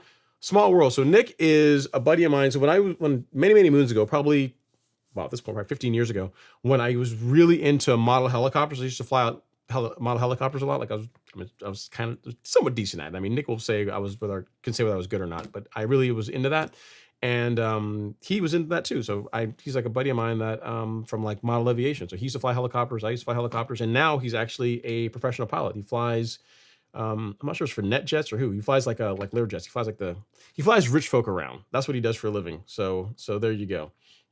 Thanks for coming to hang out, man. And Nick has got a triplex. I think it's a John Deere triplex is what he's got, is what he's working with. You have to put the model number, which you got there in the chat, Nick. But yeah, small world, man. Thanks for coming to hang out and say hi. Appreciate you. Okay, next up is Ann Bryan. She says, "Hi, I'm from the Caribbean. Can you speak about the care of savanna grass? I have all types of weeds on my lawn. Thank you for responding to my question." I don't know what savanna grass is, and I don't. What is savanna grass? I've not heard of that. It might be called something else up here, but I don't know what savanna. Oh my, that doesn't. You actually have that in your lawn? Yeah, that's yes. I'm looking. So are you asking about how to control it, or is this what your lawn has? I'll show you guys a picture of it. So this is what she is dealing with. Let me come over here and go to the Google. Yeah, so as far as how to control this, I don't know off the top of my head, man. I don't know. And it could, I mean, I'm inclined to probably think glyphosate, but I don't know. Let me show you guys a picture of it. Where is that? So yeah, so these are pictures of what Google is calling savanna grass. That doesn't look like it looks like savanna grass. It looks exactly what it's called, but I imagine this is a weed. You probably don't have this growing in your lawn or don't want this in your lawn. How to control it, I'm not sure. I don't know. I'd have to do some research and get back to you, and I don't know the answer to the question on controlling that. If you don't mind, I definitely want to help you out because I'm from the Caribbean. I was born in St. Croix. My mom is from Trinidad, my dad's from Antigua. So I got to help my island folk out. So if you are fine with it, send me an email here at ron@golfcourselawn.com and explain the question a little bit better as far as are you trying to get rid of that? Or is that what you have in your lawn? Or what kind of weeds in general are you dealing with that you're trying to control? And if you can give me some more context, I will email you back. I'll give you my thoughts on the matter. Here's the thing: a lot of the products, as far as that, I'm going to recommend. You may have some challenges getting them in the islands, unless you have like a like a lot of people feel like my parents. They have like an address in the U.S. and they have like a courier that gets them things. So you'll have to look into that. But if you don't mind, send me an email with a little bit more context of what you're dealing with, and I will do my best to help you out. I'll also do some research on savanna grass, and if you're trying to kill it, like what are some options for that? I'm probably thinking glyphosate, but I'll have to look into it and get you a better answer. Nice to see you nice to have someone from the islands, man. You have to let me know what island you're from. Good stuff. And then send me an email there, and I will do my best to help you out. So next up, we got Archie Amos. He says, rotary scissors grease after every 10 hours of use. So I'm probably still good, Archie. I don't think I've got 10 hours on mine yet. I mean, again, mine maybe 30 minutes a month, maybe. So I think I'm still good. But will lubricate it. I'll use I got a pump, so I'll put some grease in it. Might as well. Can't hurt it. All right, next we got Don Haitley. He says, hello, finally caught a live stream. Nice. Welcome, Don. Thanks for coming to hang out. Appreciate you taking some time out of your Friday night to come talk with all us lawn nerds about grass stuff, man, because it's important. You know, with all the stuff going on in the world today, people forget the importance of a well-maintained lawn. So the fact that you are taking some time to come hang out with us lawn crazies is very much appreciated. And Gerard says, thanks, awesome, Ron. He says, Jared. Okay, so I said Gerard. See, he says, Jared is how it's said. Thanks to my creative to my creative. Listen, man, your parents are trying to make you special. See, listen, what I said Gerard. You know, it sounds kind of sophisticated. You sound like a guy that, you sound like, you sound like someone that drinks Guinness. Gerard, not, Jared instead of, yeah, I wouldn't have gotten Jared. I would have kept doing different variations. I would have not gotten Jared out of that. But yeah, your parents wanted you to be special, so they did that. I mean, I can't imagine in school, if you say, hey, what's your name? Name's Jared, and probably everyone misspelled your name. I'm sure, right? There is that. So I get it. Thank you for the correction. I'll do my best to remember next time when you come on the live stream to refer to you as Jared, because that is easier to say than Gerard or Gerard, or I guess it is Jared, because Gerard would have another R before the D. So yeah, Jared actually does make sense. I'm looking at it now. Jared. Yeah, it does make sense. Okay, cool.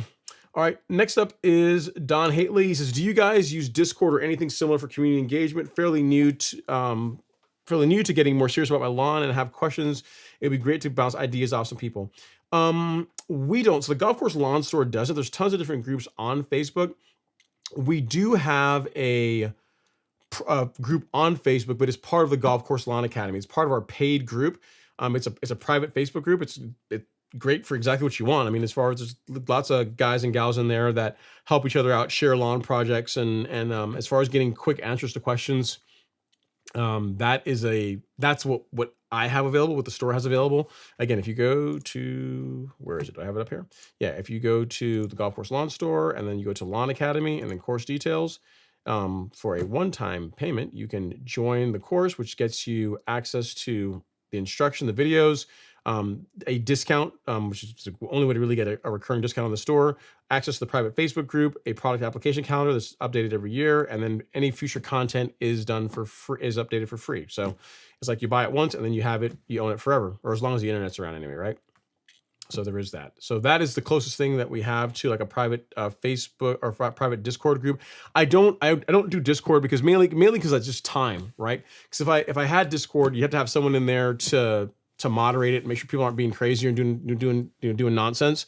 And as busy as I am, I don't have another platform. Like I'm really bad already about other platforms, like people that sometimes message me on Instagram, and I'd be like a week or two before I even see it, because as far as the best way to get a hold of me, I mean, if you want like the fastest access, join the Golf Course Lawn Academy, because that I check all the time, and that's where you'll get a faster and more detailed response more than anywhere else.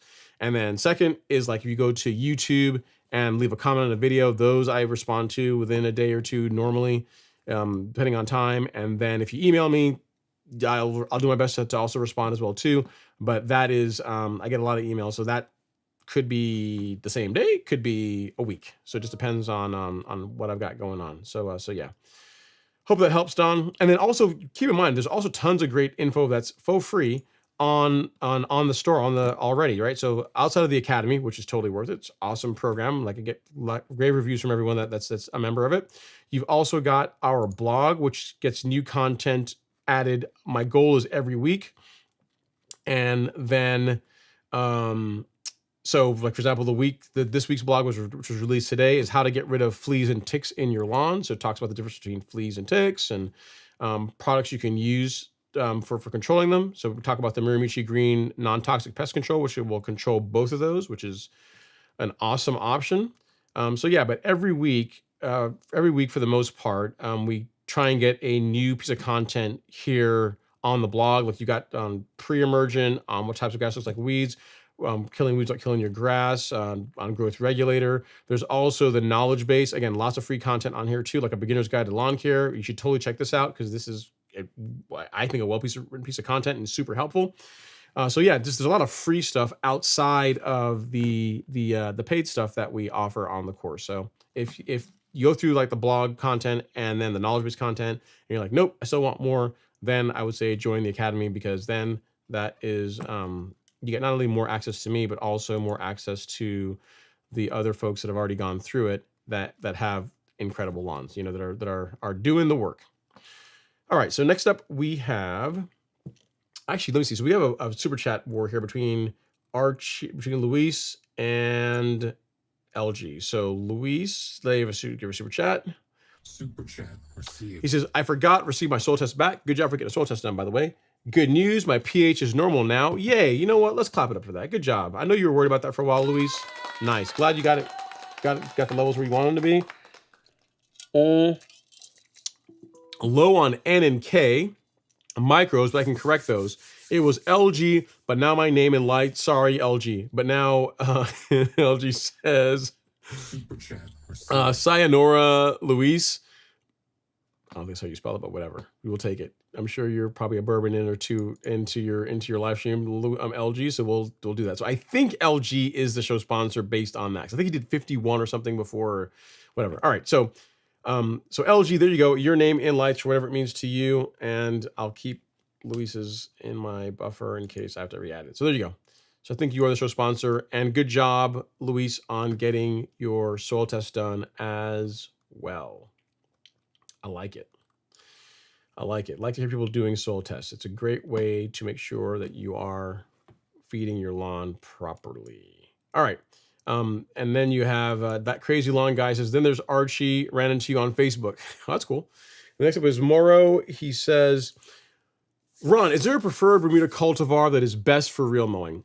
Not really. I mean, any of the hybrids that you can mow the hybrids a little bit shorter than the hybrids tend to tolerate shorter cutting heights than common Bermuda does. But as far as, is there one better than another for real mowing? Not really, because it's really down to preference. I mean, at the heights that most people cut their lawns at, which is, you know, 1/2 an inch and higher. So if you're cutting your lawn at like 1/2 an inch to 3/4 of an inch, then it doesn't really matter. Any of the hybrids will be just fine. Like Tiff Green looks good, Tiff Tough looks good, Tiffway 419 looks good. Tahoma 31, the new hotness that everyone's trying to get, also looks great. So any of those will do just fine with real mowing. And if if you're getting into some of like the greens heights, then there are a couple of dwarf Bermudas that you could look into. But most people are not cutting their lawns that short. For the heights at like 95, 99% of people mow their lawns at, even people that are real mowing, it doesn't really matter. Any of the hybrids will be just fine. And for common, if you're at 3/4 of an inch or so, most common Bermuda will deal with that just fine too. It's really when you get like 1/2 an inch, or in that 1/2 an inch space, or a little bit lower, is where hybrids really become more important. That's where they would tend to shine a bit more. So just your preference, Mauro, whichever one you like best is what you should go with. All right, Teddy T says, good evening, Ron. Sorry I'm late to the show. A year ago, you recommended a pre-emergent mix of prodiamine, Princep, and Image for warm season lawns. Would you recommend that mix over Spectacle Flow? If you already have them, yes. If you already have Princep, prodiamine, and Image, I would recommend that over Spectacle Flow, because from a standpoint of control, the results are going to be fairly similar. The difference between that combination and Spectacle is that Spectacle lasts longer, and it's only one product you have to use. If you're going out today to go buy it, I don't know that if you went out and bought Princep and Princep, it comes in larger quantities, but if you went out and you bought Princep, prodiamine, and Image, you can still likely come out cheaper than you would from buying Spectacle Flow, because Spectacle, again, is expensive. But again, then you have 3 different products. You're mixing 3 different products. There's more of a hassle factor versus just one and done. Either one of those would be fine for a fall pre-emergent. Of the two, Spectacle is better though, because it just lasts longer. All right. Next up, we have JG. She says, when applying Release 901C, what is the highest application I can apply, and do I need to water it in after application? JG, you know what? I feel like you are jockeying for one of these guys. I think you are. All right, let me answer the question first and we'll decide. So JG says, when I'm applying release 901C, what is the highest application rate I can apply, and do I need to water it in after application?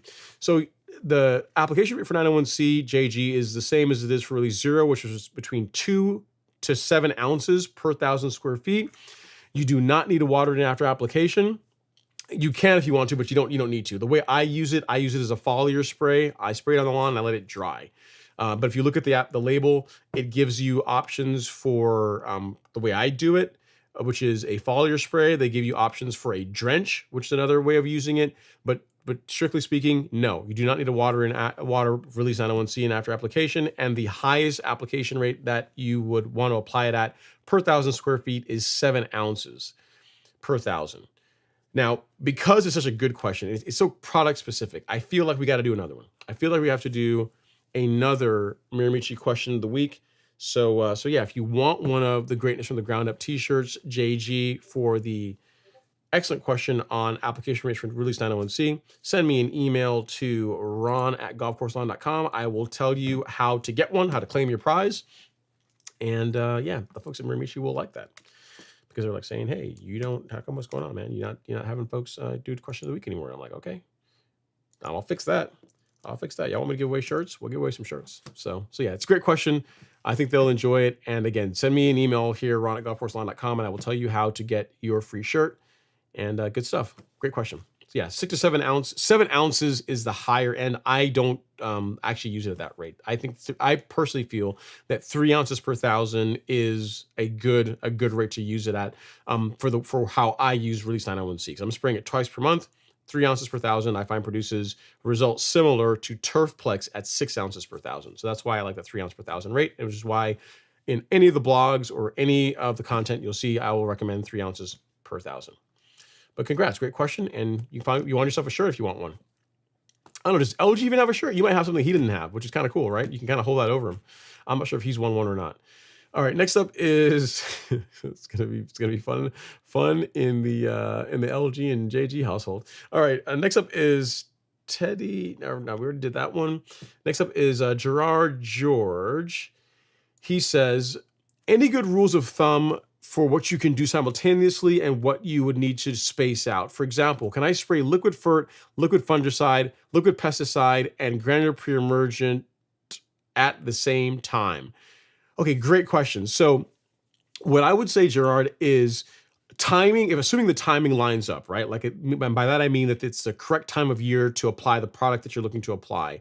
Soil-based products like your fungicides, pre-emergents, insecticides, like those in general, I'm a fan of applying those at the same time. As long as they can be mixed properly, there's not any kind of weird interactions, there's not generally a problem with applying a fungicide, a liquid pesticide on the same day. And same thing with pre-emergent. So let's say you were going to go out and you had disease in your lawn and you had armyworms in your lawn and you wanted to apply a pre-emergent. I would not be opposed to doing a fungicide, a pesticide, and your pre-emergent all at the same time, because they all need to be watered in. They all need to get in the soil to work. Again, obviously read the labels for each of the products that you're using to make sure there's no weird interactions, that there's guidance saying, hey, don't mix this with anything else, assuming that checks out. And in most cases, you're fine with that. Assuming that all that checks out, soil-based products or products that are designed to get in the soil to work, those I would stack together and spray all at once. When it comes to, say, a liquid fertilizer, most of those rely on foliar uptake. So I would not spray that along with your fungicide, pesticide, and pre-emergent. Now, if you're using a liquid fertilizer that's designed to be watered in after application, and those do exist, like I think we have one on the store called Greens Plus. It's like a 14, 10, or 14. Yes, it's 14% nitrogen, and I forget what the rest of it is, what the rest of the analysis is. But that one is designed to be watered in. So if you're using a product like that, you could mix that along with everything else and spray it all at once. So yeah. Now, as far as granular pre-emergent, you wouldn't mix the granular pre-emergent with the liquids, but I think what you're trying to say is if you're going to do a liquid fert, liquid fungicide, liquid pesticide, and granular pre-emergent, what order would I do all that in? I would do the granular pre-emergent first. I would apply that first, and then I would spray the liquid fungicide and pesticides together afterwards. I would let that sit, and then I would do an application by itself of the liquid fertilizer. I would do the I would do the foliar. I'm a fan of doing foliar apps for the most part by themselves if you have the time to do it. I think you get a better result by doing that. So again, the granular first, and then if you want to do the liquid fungicide and pesticide, that'd be fine doing that after the granular pre-emergent, and the liquid fertilizer, I would wait for 4 to 5 hours, and then do that by itself, or the following day. So yeah, that's how I would go about it. And as a matter of fact, I've got a short video on this very topic of like what order do I like to apply lawn care products in, and I will send that to you in the chat because I did it earlier in the season because I said, you know what, I'm going to get a bunch of questions about this, and I'm just going to take a few minutes here and create a short. And it has become very, very useful to be able to do that. So Gerard, let me see, at Jared, at Jared George, man, you have to. I'll put it this way: you're the only Jared that I've ever met that's spelled like that. So that's cool. You're unique, right? That's there's something to be said for that. So your parents did accomplish something cool by doing that. And that is the video that talks about the sequence that I like to apply various products in. So take a look at that, and then you can decide for yourself. But the long and short of it is, foliar products and soil-based products, I like to do them separately when it comes to liquids, and then the granulars I tend to do first. Okay, so next up we have Nyan. Nyan is in the live stream. He says, "Hey Ron, I sent you an email with pictures of whatever is tearing up my grass. Let me know what you think. I am planning to put down insecticide this weekend." Let me see if I can find it really quick here, Nyan. Hopefully you are at the top of my chat. Let's see here, Nyan. Please tell me. Maybe you sent it before because I don't see it now. I got a picture from Andrew, and I don't have anything. I don't have anything from you right now. So I'll look again, Nyan. I'll look through my previous email, and if I have not, and I'll help you out. And if in other words, if it's sitting in my inbox, I'll make a note now to check after the show, and I'll get you an answer after the show. Cool, good stuff. All right, next up we have Mauro Marsilio. He says, question: when applying Spectacle, I plan on running the irrigation afterwards, but I saw that we are expecting rain here in Georgia in the evening. Should I be concerned about runoff? No. If you shouldn't be more concerned about runoff. And frankly, if you're going to be applying Spectacle and you're going to get rain in like tomorrow, if there's rain in the forecast, I haven't looked to see, but if there's rain in the forecast tomorrow, I would apply Spectacle in the daytime, and I wouldn't even bother watering it in. I would just wait for it to rain and have that watered in tomorrow. I wouldn't go out and run a separate irrigation cycle just for it, whatever you're going to get, free water in the forecast. So no, runoff should not be a problem. I would apply it and let Mother Nature water it in for free. That is how I would go about it. Good question. I like it. All right, cool. Good stuff. All right, next up is Trilla. Actually, he says here, I can share. I'm here in Duluth. So there you go. See, Moro is helping you out, man. He's hooking you up with some Spectacle. Friends help friends. Friends make sure that friends have a weed-free lawn in the fall. So that's good. You guys can work something out, I'm sure, back channels, and get yourself all squared away. All right, Brandon Gilbert is up next. He says, happy Friday. I've got a new Tif-Tuff lawn that was put down in May, relatively new. Would you recommend pre-emergent this fall or holding off until spring? Also, can I treat a couple of nutsedge patches on the new sod? It's up to you. So you did Tif-Tuff, so May, June, July, August, September. Yeah. So I wouldn't be opposed to doing like prodiamine this fall, Brandon. But if it's really up to you whether or not you want to wait till spring. If it were me, I would do prodiamine this fall. I wouldn't have a problem with doing that on sod that was laid in the May timeframe. Spectacle, I might not do that, but prodiamine, yeah, I wouldn't see an issue with that. As far as can you treat sedges on your lawn? Yeah, there's no problem with that at all. If you're going to be treating sedges that are currently in your lawn, I would go with Certainty. This is going to be relatively gentle on your new lawn, and it is incredibly effective. I say devastating against sedges. Really good product for controlling sedges in warm season turf. So that's what I would use. I would use Certainty and I would use Surfactant. So I'll show you. This is what you need here. You would go to the golf course lawn store, go to shop, and then go to weed killer. And then you're going to want to go with certainty. And as an aside, this will also control POA as well. So if you have some POA in your lawn next year, because you have some breakthrough because it's a brand new lawn, you didn't use spectacle using like prodiamine, you have some that comes through. You can use this in the spring as well to clean up poanua in your lawn. But I would use certainty along with a spreader sticker with a surfactant. These two together will make quick work of the sedge problem that you're dealing with in your Tiff Tough lawn. And I will send you a link to where you can pick those up if you are so inclined, Brandon. And you should be all squared away. All right, next up is That Crazy Lawn Guy says, going to Atlanta on Monday, gonna swing by Real Rollers, make the pilgrimage. Nice, man. I'm sure they'd be happy to have you. They'd be happy to show off the new equipment. I'm telling you guys, man, that mower is going to be very well received. I think people are really going to like it. It's built well, cuts well. It's a lot of the things that are a hassle in mowers in that price range, like backlapping them, are easy on that mower, which is kind of nice. And it comes with a grooved roller and everything else. So it's kind of cool. Next up is Sad Sooner, says 6. Okay. Not sure what you mean by that, but okay. Next up is Dan Dasberg. Up here. So next up we have Dan Dasberg. He says, hey Ron, is it okay to put PGR on the lawn if I'm seeding bare patches? Yes, great question. And the answer is yeah, there's no issue with using PGR, using Primo Max on the existing lawn if you're going to be seeding bare patches.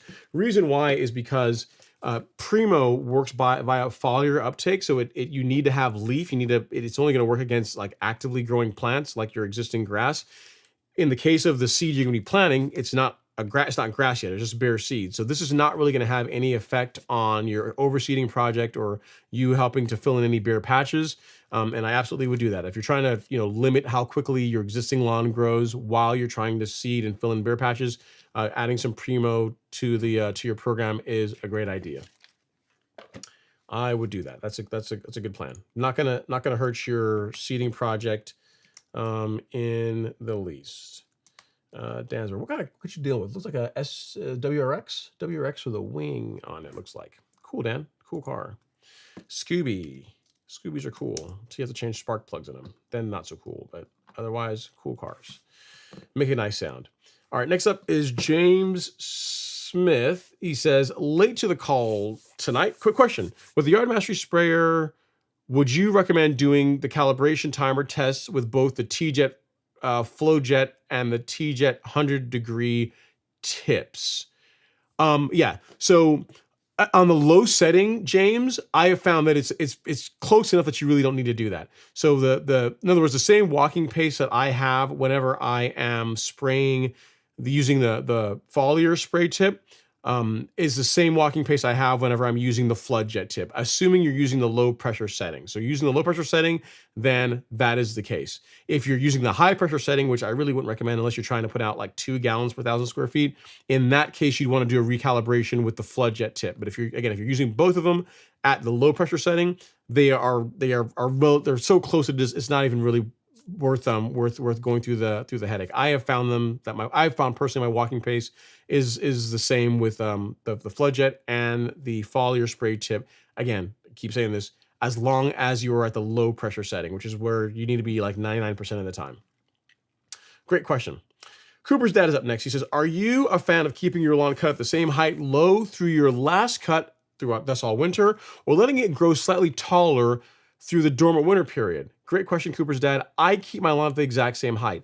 Reason being is that here in Georgia, or where I live in Georgia anyway, the winters are relatively mild. We don't get times where you have weeks on end where the ground is frozen.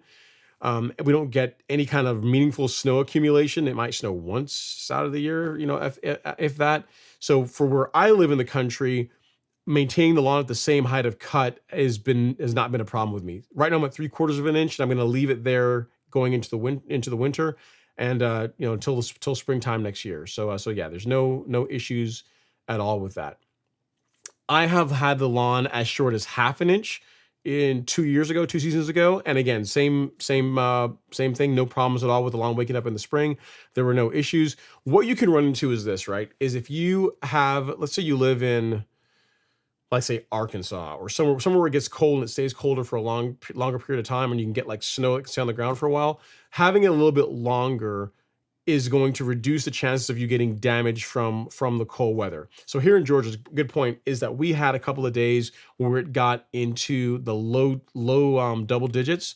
We maybe had a day where it got like, I think it was like 8 or 9 degrees. It got really cold here in December this past year, and some of the lawns around here got some damage. I got some damage on my front lawn due to that, but then other lawns around here that are like 2.5, 3 inches also got damage from it. So it's like the height, changing the height of cut really wouldn't have done a whole lot to prevent that. In a normal winter, when we don't have extreme temperatures, like, days when it gets into the single digits, Bermuda will be just fine at 3/4 of an inch going into winter dormancy. A big part of why I also do that, Cooper's dad, even though you didn't ask that, is that if I let the lawn grow out to say an inch, inch and a half now, the marginal protection that I might get from colder weather, to me, isn't worth it given the amount of headache I'm creating for myself in the spring of 2024 when I got to scalp it and get the lawn ready for that season, right? Because I'm not going to leave the lawn at an inch and a half or inch and a quarter. So, and you'd be surprised, even like a half an inch of material is a lot over 11,000 square feet. So if I let the lawn grow out now, and then in the spring when I got to go scalp, again, inch and a quarter to inch and a half grass, that's a lot to clean up. So I as a general rule, I just don't do it. I leave it at the same height throughout the season, because where I live in the country, the weather is relatively mild. If you're further south than me, if you're in Florida, same thing. They have winter, but they don't really have winter. You know what I mean? So it depends on where you are in the country, would dictate whether or not you let it grow a little bit taller or not. I do not. All right, next we have James Smith. He says, Ron, nice to see you have Spectacle Flow pre-emergent on the store. Yeah, man. I mean, it took me a while to get it up there because, one, trying to get a good price on it is thing one. And it's a really pricey product. So we'll see how well it sells. I mean, if you guys have been asking for it, and some people have said, hey, why are you sending us to Amazon? We could just go to your store and just get it there. So it's there now. So if you guys want it, you can go buy it. So we'll see how well it does. It is an excellent product, but it's just expensive, man. There's no getting around it. It's just it's you get what you pay for. It's a really good product, though. All right, next up is Jimmy Miller. He says, I was able to pour some of the Princeps/Simazine into a bucket and blend it with a paint stirrer attached to my drill. I used that product at a rate of 2 ounces per gallon of water and then sprayed it. Cool. Nice, Jimmy. He says, with a hose sprayer at a rate of 20-1. I mixed the Princep with Doc Super Juice. Okay, I can't speak to. Like you were doing, I don't recall the rates for Princep off the top of my head, but that sounds about right. Might be a little bit heavy, but maybe I'm wrong on that. But doing it with a hose end sprayer, I don't know what kind of results you're going to get with that, man. I mean, that's it might be okay, but I've never applied pre-emergent using a hose end sprayer. I don't know how you're getting the application rate correct by doing that, but we'll see how the lawn does, right?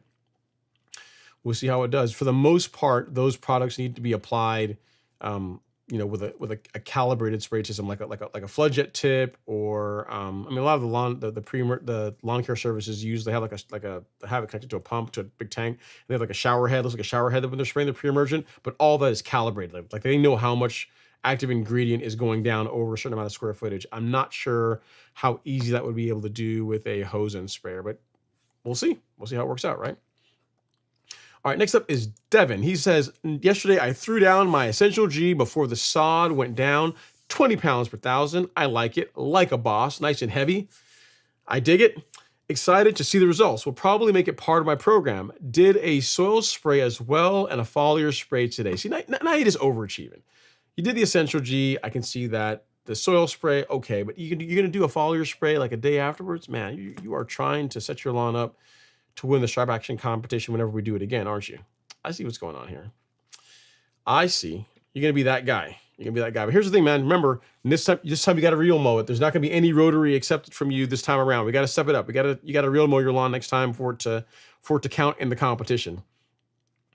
Frankie Bezzi says, nice t-shirt. It is a nice shirt. I mean, the cotton is very nice. I'm not sure who makes this, but it's a nice, it's actually not a cheap shirt. It's a nice cotton t-shirt. Let me go over here. You guys can check it out. It's a nice shirt. It's, again, well-made. I like it. Cool t-shirt. Very cool that they are sponsoring that and allowing me to give away some cool swag to you guys, as far as being part of the show, which is good stuff.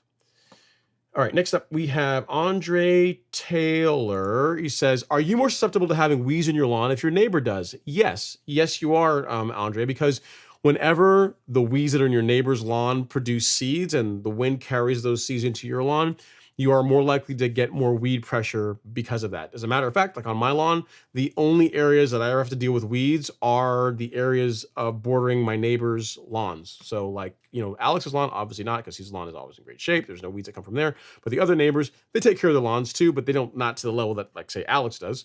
So if I do have some weeds that come across, it's normally in the area that I'll actually show you guys. I'll show you the video. It's going to be along the fence that's in the background that you see there. So you see the fence line. It'll be weeds along there, and then there'll also be weeds along this fence line right here. So I make sure that when I do my pre-emergent, that I make sure the application is nice and even along the fence line, so I'm good to go. But yes, Andre, whatever you have bordering your lawn will affect your lawn, because even though, to you it's like, oh, my lawn is separate from their lawn, like to Mother Nature it's like 6 feet, so it doesn't really, I mean, like your lawn, like you have a lawn that's mowed and is manicured, and then, like, 6 feet or a couple feet over, there's a lawn that's not manicured, not taken care of, with like weeds are 6-8 inches tall. For all intents and purposes, like they're the same lawn within like 6 to 8 feet of each other, right? Like any weeds that, or any seeds that come off of those weeds that are in your neighbor's lawn are going to end up in your lawn. The way you prevent that is with pre-emergent. So even if they end up, their ability to germinate is where pre-emergent it comes in. It allows you to play defense as far as keeping the weeds, the seeds that come from your neighbor's lawn from becoming a problem in your lawn. Good question. I like it. Terrence Stamps is up next. He says, "Hey, Ron, love to get your lawn tips. I appreciate how quickly you respond to questions when asked via email." I do my best, man. It depends on sometimes it's like instant, and other times it's like a week. It really depends on what's going on, because I do get quite a bit of email. So I'm glad that you appreciate it, because again, it's getting harder and harder to do that. So eventually what will end up happening is, like, if you want like direct questions answered, there's only gonna be 2 ways to do it. You're gonna either have to join the Golf Course Lawn Academy, or you come to the Friday night live stream, and then I'll answer your question live. So, which is actually probably even better, right? Because you can ask follow-ups and get your question responses like faster. So probably eventually that's what's gonna end up happening. It's gonna be like people who are in the academy or folks that come on the live stream, because it's already like doing like 3 to 4 hours a week just answering strictly lawn care questions. So to do email on top of that with the amount of the volume that I get is becoming more and more challenging. But as long as I can do it, I will continue to do it, because I like helping you guys out, because great lawns are awesome. Am I right? I think I'm right. All right, next up is Los. Los says, "Hey, Ron, I have a lot of bare spots in my Bermuda. I live in California and temperatures are still high.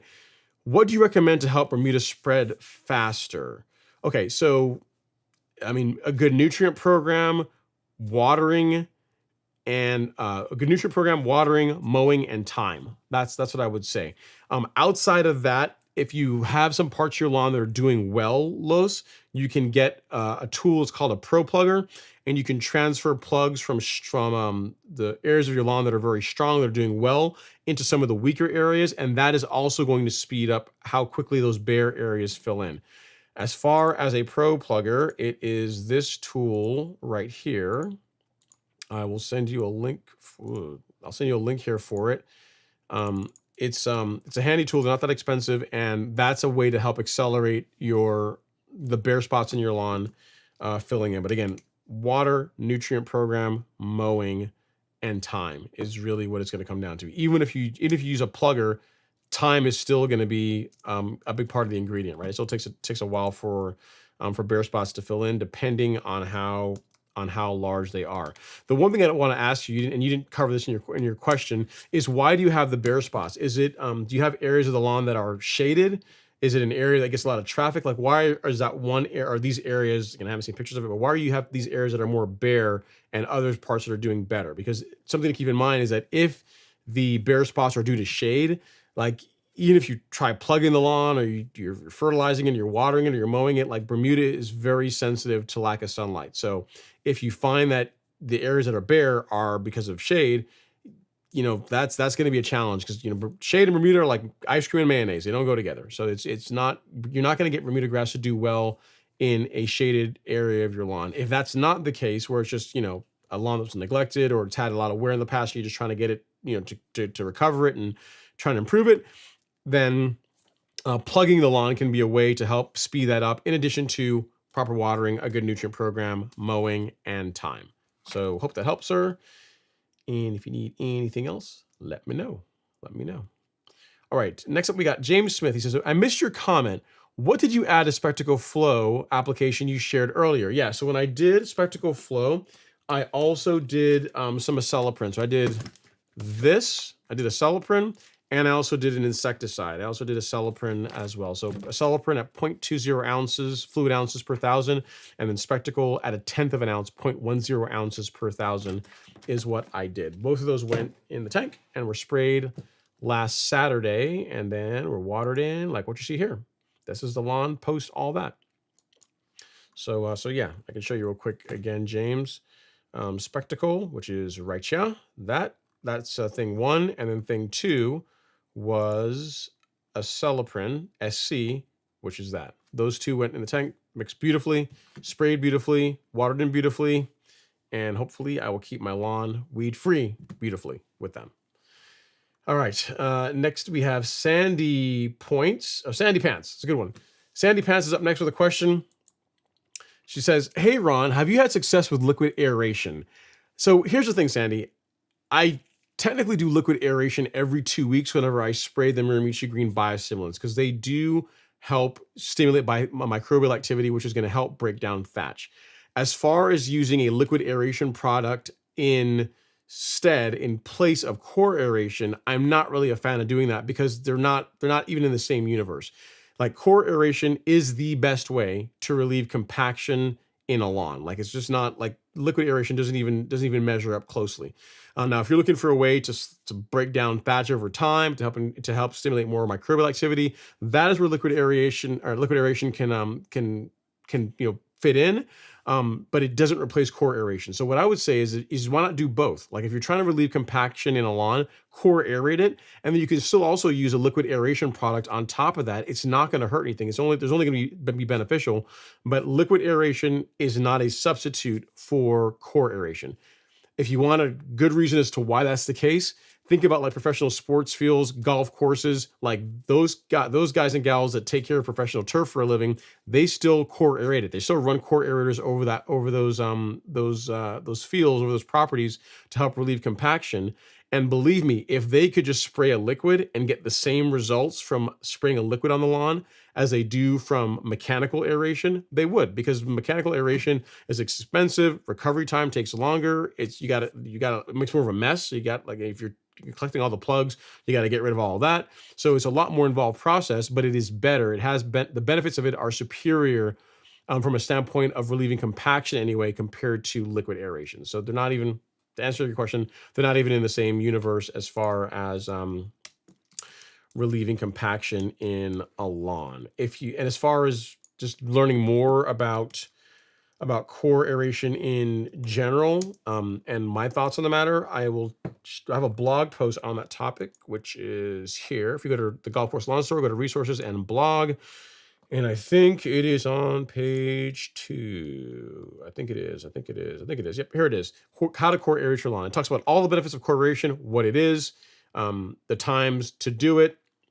There's a video on the topic that I did. I think this was last year was when I shot this video on core aeration.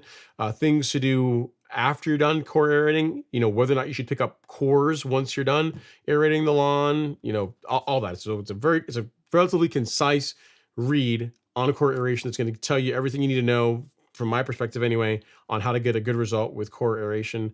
And I'll send you the link to that. But to give you the Cliff Notes version of it, it is not like liquid aeration is, in my opinion, oversold as far as its ability to help relieve compaction in lawns. It's beneficial. It's a good thing to do, but it does not replace mechanical aeration. Just doesn't. All right, next up is Tom V. He says, hey, Ron, notice a decent number of moths flying up from the lawn while cutting in Law's yard. Think I should treat this before winter. No visible sign of damage, but they didn't apply any grub control to Kentucky bluegrass in Illinois. It won't hurt, Tom, if you've got some acelepryn. Like it depends.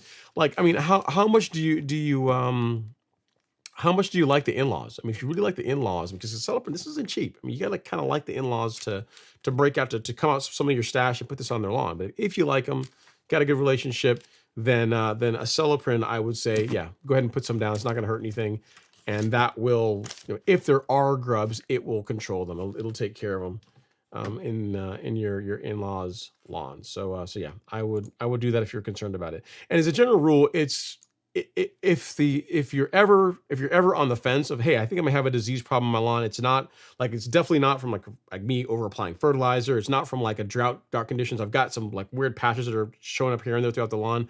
It is better to play it safe and apply a fungicide to help control it and just help stop what's going on, than wait it out and see. Same thing is true for insect damage. If you think there's potentially an insect problem in your lawn, it's better to apply an insecticide versus waiting to see the damage result and then applying an insecticide afterward. Because the thing with insecticide and fungicide is that when you apply them, they don't reverse the damage that's already happened. So you apply a fungicide, it's going to arrest the spread of the disease. It's going to prevent it from getting worse, which is going to allow the lawn to recover, to heal over time.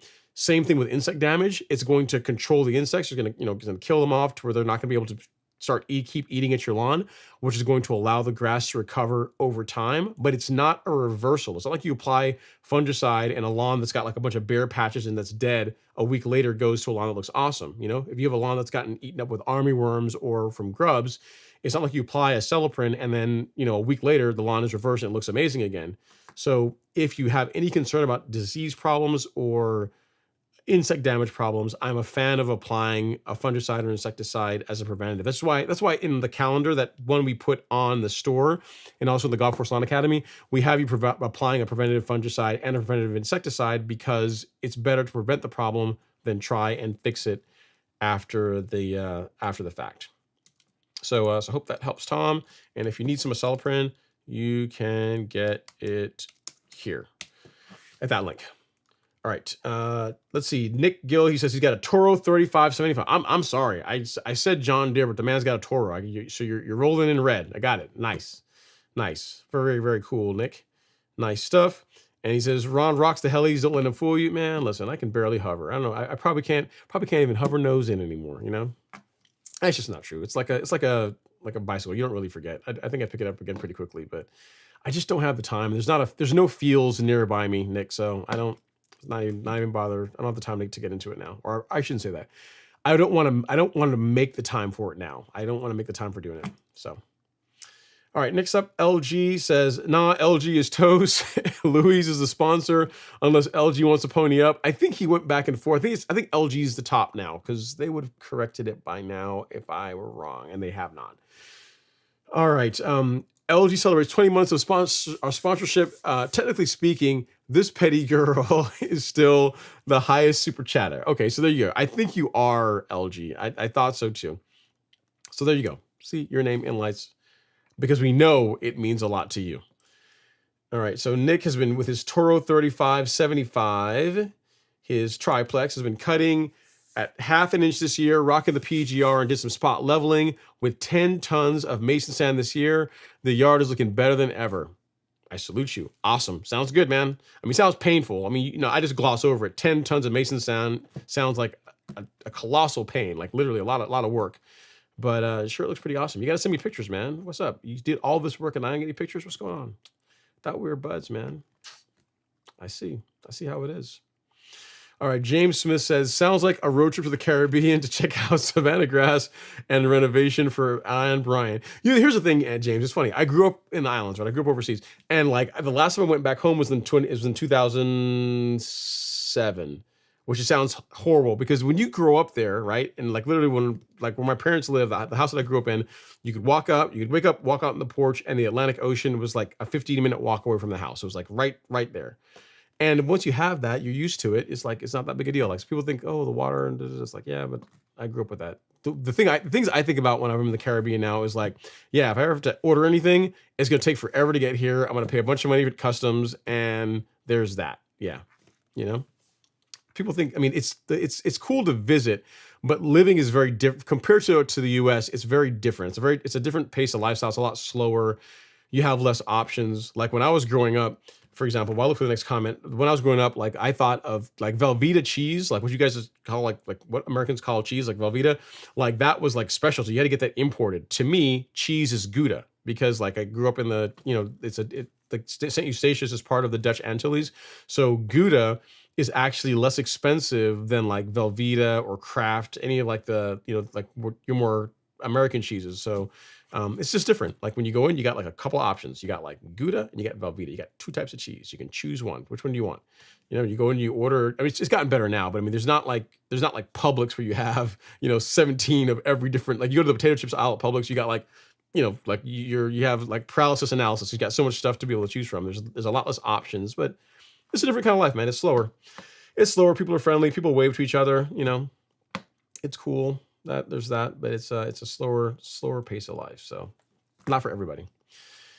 All right, Alan Coleman Jr. is up next. He says, "Hey Ron, I had my reel mower in the shop for 3 weeks, so the grass is up to 2 inches during that time. Rotary maintained. Is it too late in the season for a hard reset back under 3/4 of an inch? Augusta, Georgia. Thanks, man. Here's the thing, Alan. If you're gonna do it, if you want to go for it, you can. It's not really gonna look it's not gonna look ugly for too long because if the lawn is gonna start going dormant, it's gonna start turning brown anyway. So it's really your call. I don't think you have the time to step it down to go from 2 inches to 2 inches to 1.75 inches to 1.5 inches to 1 inch. I don't think you have like the 4 or 5 weeks to bring it down gradually to where it stays green all the way across. So a hard reset and then hoping that it grows back in. What grows back in is green is probably the approach that I would take this time of year if you really want to get back down to 3/4 of an inch, if that's your goal. But just know that it might not work out. It might not all come back, and you may go into dormant. The lawn might go into dormancy. In which case, it really won't matter because it'll be brown then anyway, right? So it's your call. I don't think you have the time to take the stair step approach of like taking a little bit off week by week by week, so it maintains the green all throughout as you go back down to 3/4 of an inch. So if you're going to do it, and if you want to go down to 3/4 of an inch, doing it in one go is likely going to be your best bet this time of year, but it might not work out. So keep me posted as far as how well it goes. All right. And Brian, she says, "I am from Trinidad and Tobago in the Caribbean." Nice. My mom is from Trinidad. She's from San Fernando. That is where she hails from.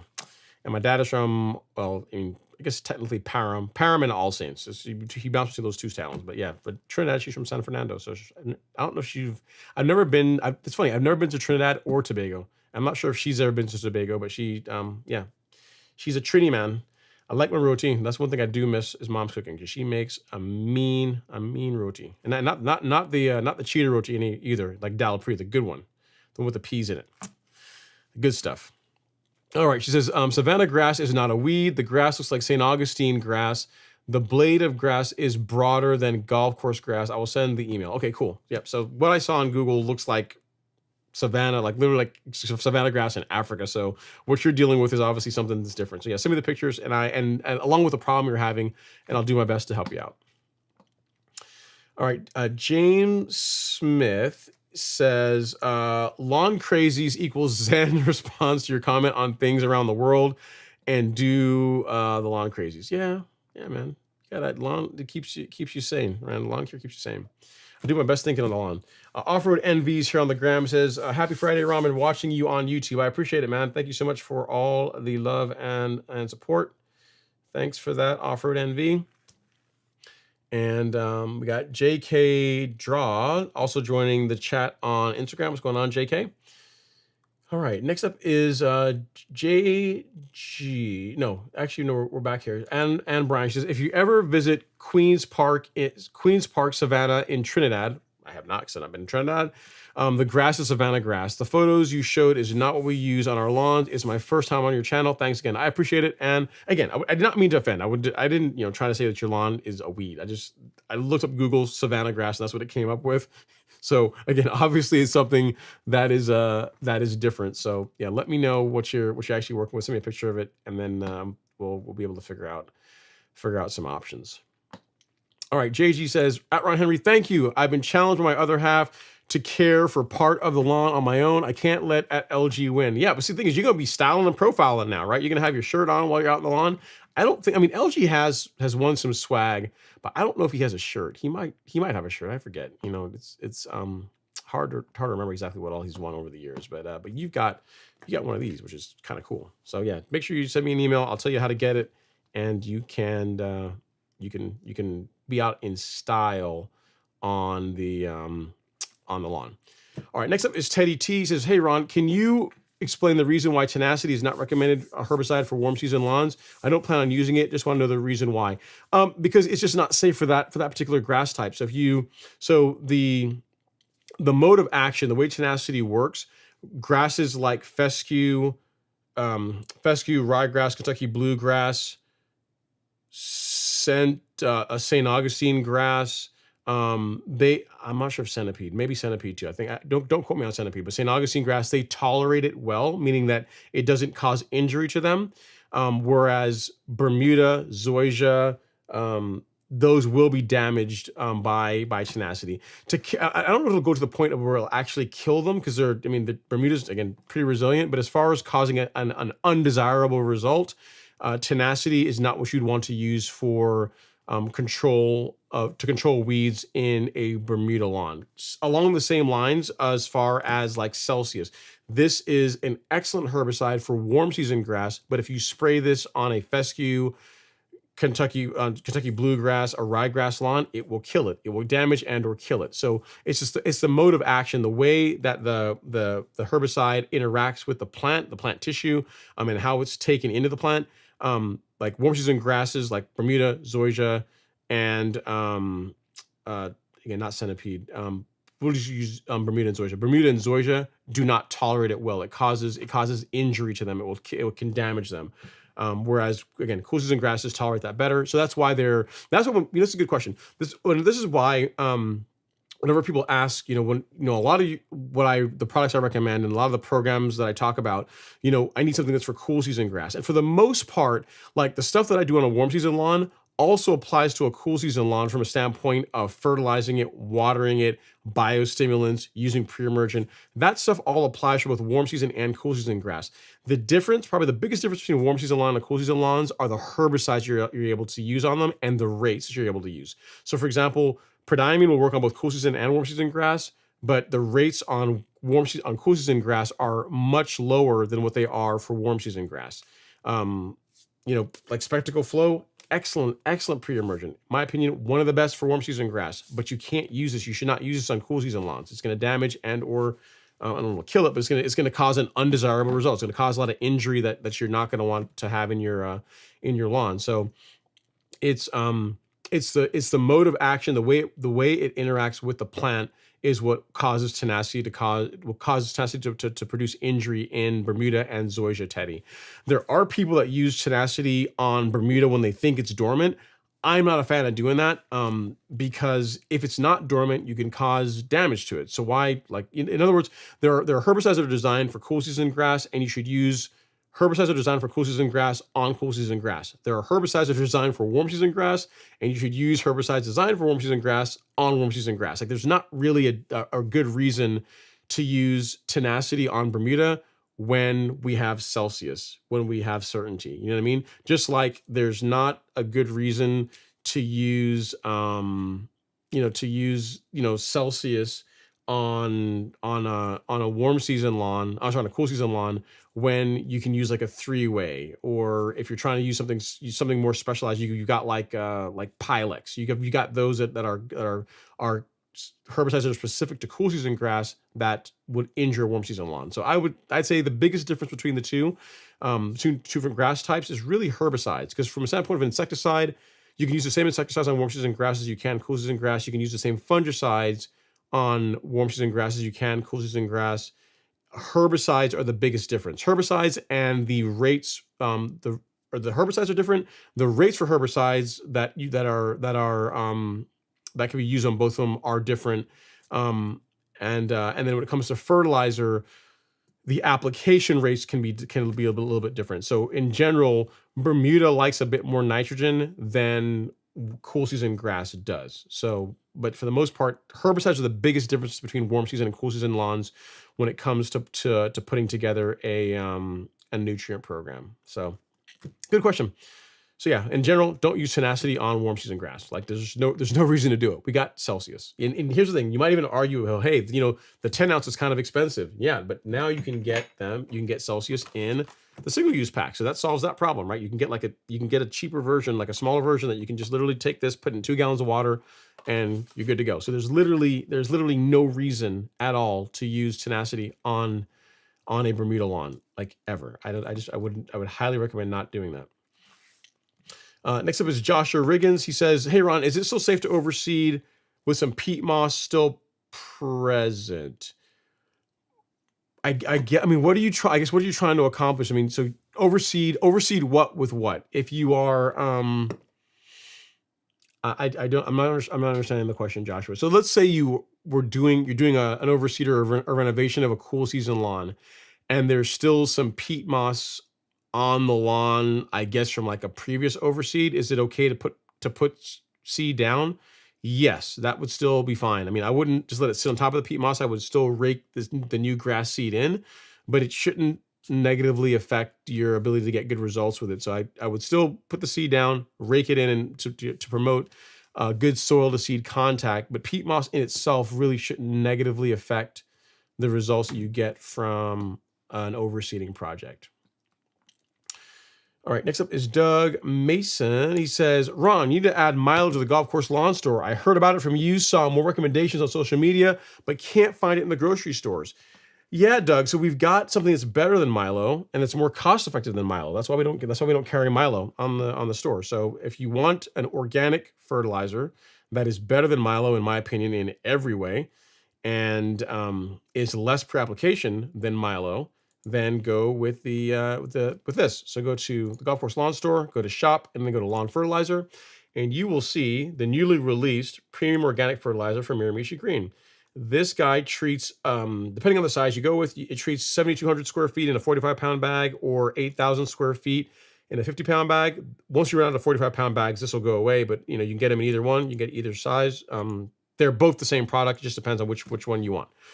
Whether you like the blue bag, you like the brown bag, or the black bag, it's the same product. But this is a balanced fertilizer, so you have equal amounts of nitrogen, phosphorus, and potassium. It also has iron, calcium. It's got humate in it. It has a microbial package in it, like the same stuff that's in Carbon Pro G is also in this product. It's got some calcium. Let me see what else here. I got to look at I have the analysis here somewhere. Yeah.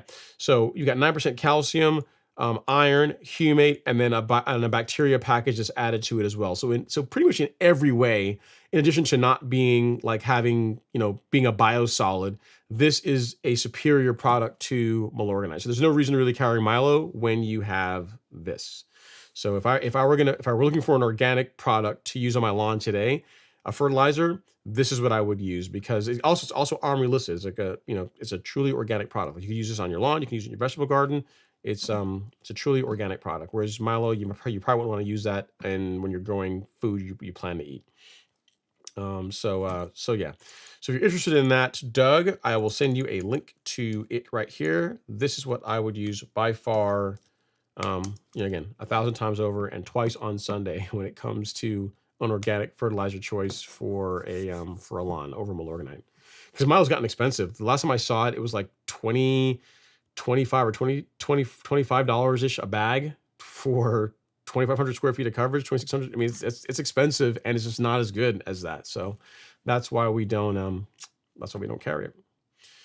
All right, Devin is up next. He says, he says, 100% real mowing. I actually did a 3-foot pass with the manual reel mower to see how the new sod reacts. He's out there testing it already and everything.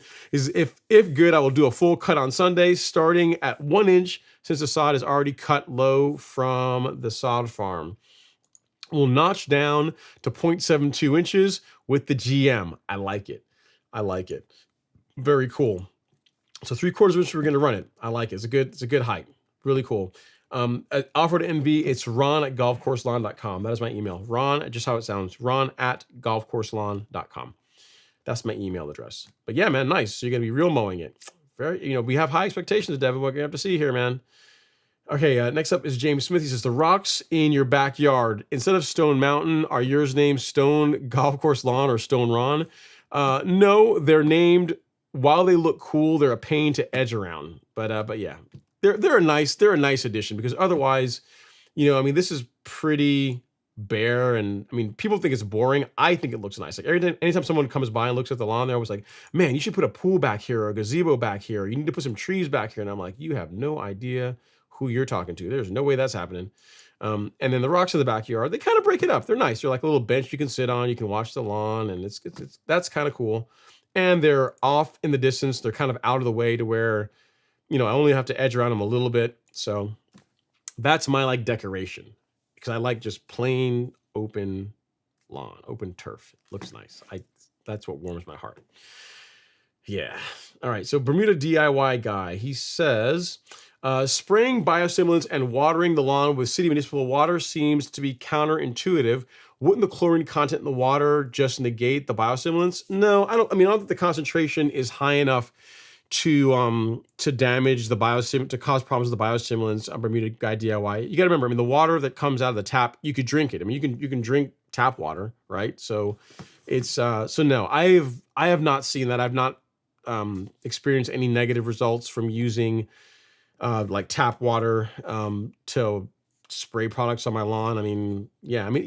By that argument, like if the chlorine content were enough to cause a problem, you'd think that if you watered your lawn, like it'd be enough to cause, technically cause injury, but it's not. The chlorine content in drinking water is, while it's there, it's very, very, it's trace amounts, very, very small amounts of chlorine. To put it to example, I'll give you an example this way. Bermuda DIY guy, back home, whereas like in the United States, you have like city water, you have like a water system that supplies water.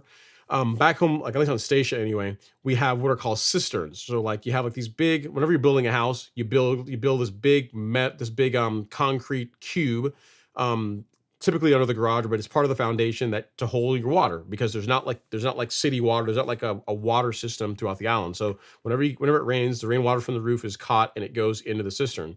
And the way that the water, we sanitize it, is you take like it depends on the size of your cistern, but for the most part, for a cistern that's full of water, you'll take like those like the red cups, the solo cups. You'll take half of those on a brand new cistern that like it's that like when it's a new house is built, it's a brand new cistern, you're filling it with water the first time, you'll take like one of those solo cups and fill it halfway with bleach, with like Clorox, which is basically chlorine, and we pour that in cisterns. Like in this, and you think about that much bleach, which is again like this much over, hundreds of gallons of water. I don't know how much it is, but it's a lot of water. It's tons and tons and tons of water, because it's what you use for doing laundry and drinking water, and we don't really water our lawns with it, because water is kind of a precious resource on the islands. Even though you're surrounded by water, like it's all salt water, so we have to desalinate it. So people typically don't, on Statia anyway, I don't think there's any irrigation systems. It's all like rainwater is how you irrigate your lawn. But I say all that to say that it's that even in a very large amount of water, it's a very small amount of chlorine that even on the island we use to sanitize and make the water safe to drink. So I wouldn't worry about like what's in the drinking water negatively affecting biostimulants or the lawn in any way. It should be just fine.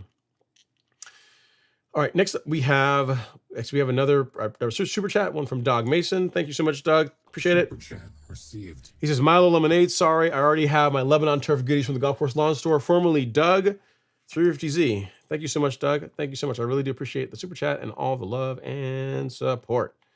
All right, guys, we're winding down. We're getting there. Next up is Quiron Smith. You're very welcome, off-road envy, no worries at all. Okay, next up we have Push Day. He says, is it too late to seed perennial ryegrass next Tuesday? I'm in Michigan. No, nope, not too late. Not too late at all if you still want to do it.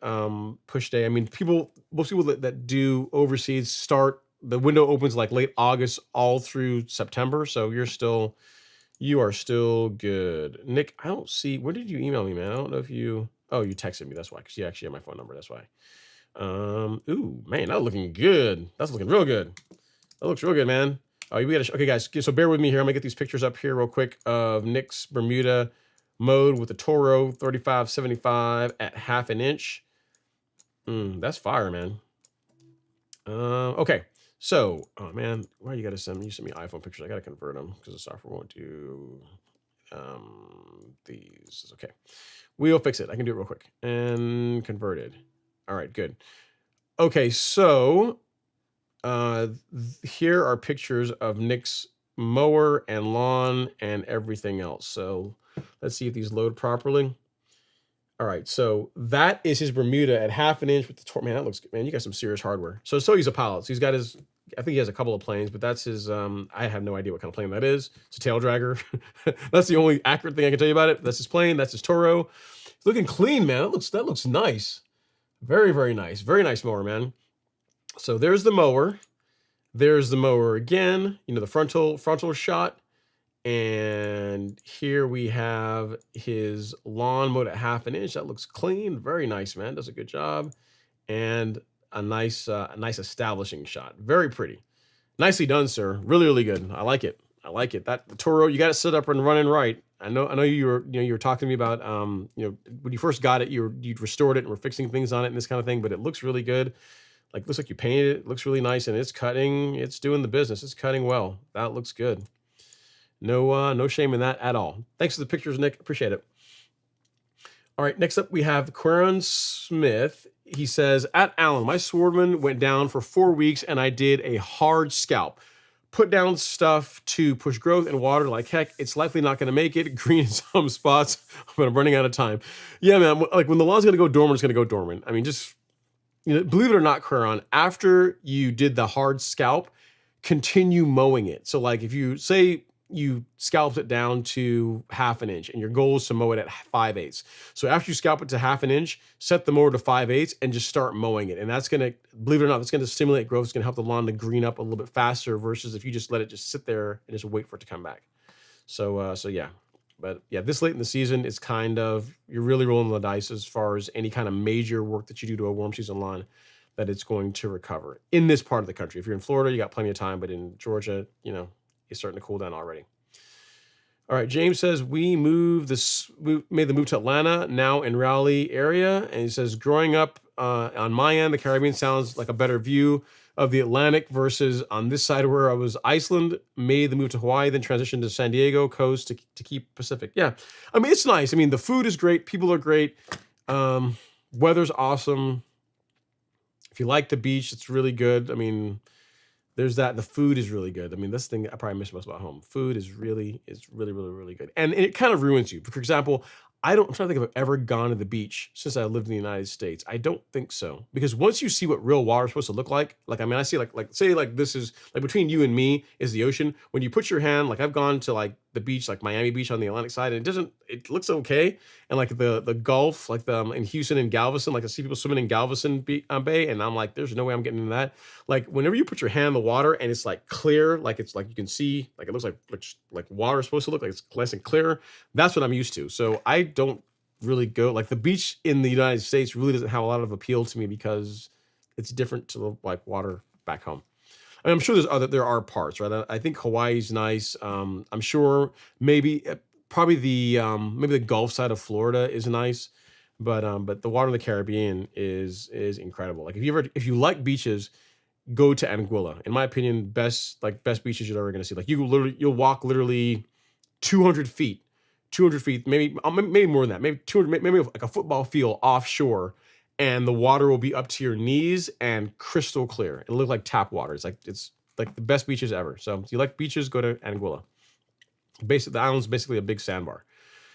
All right. Next up, we have Lowe's, who says, to answer your question, I don't have any shady areas in my Bermuda lawn. I did a lawn renovation, and after the grass grew, I was left with bare spots. Can high nitrogen help fill the bare spots? No, I wouldn't do that.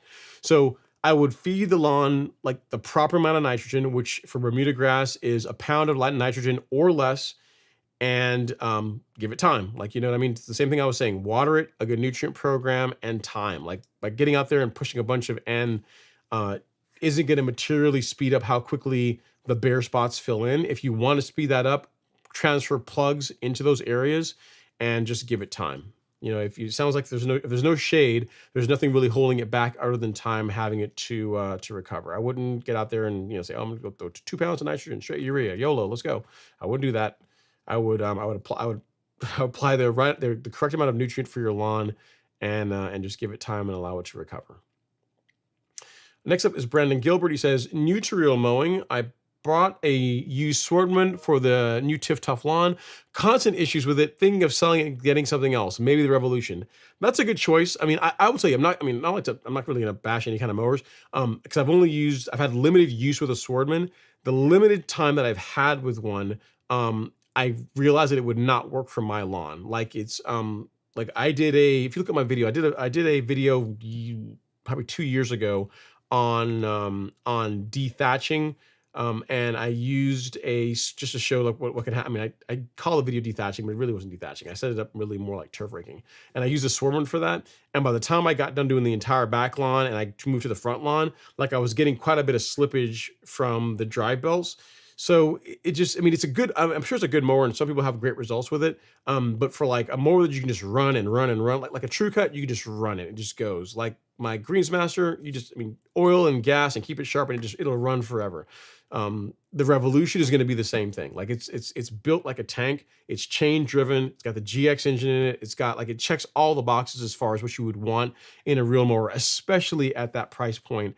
The only thing it doesn't do is that it currently does not have an interchangeable cartridge system. So if that's super important to you, then that's something the Swordman can do that the Revolution cannot do. But from a standpoint of a mower that is going to hold up better, cut better over time, and it's just a better built unit, the Revolution is going to be a better choice in my opinion than any of the other current offerings at that price point.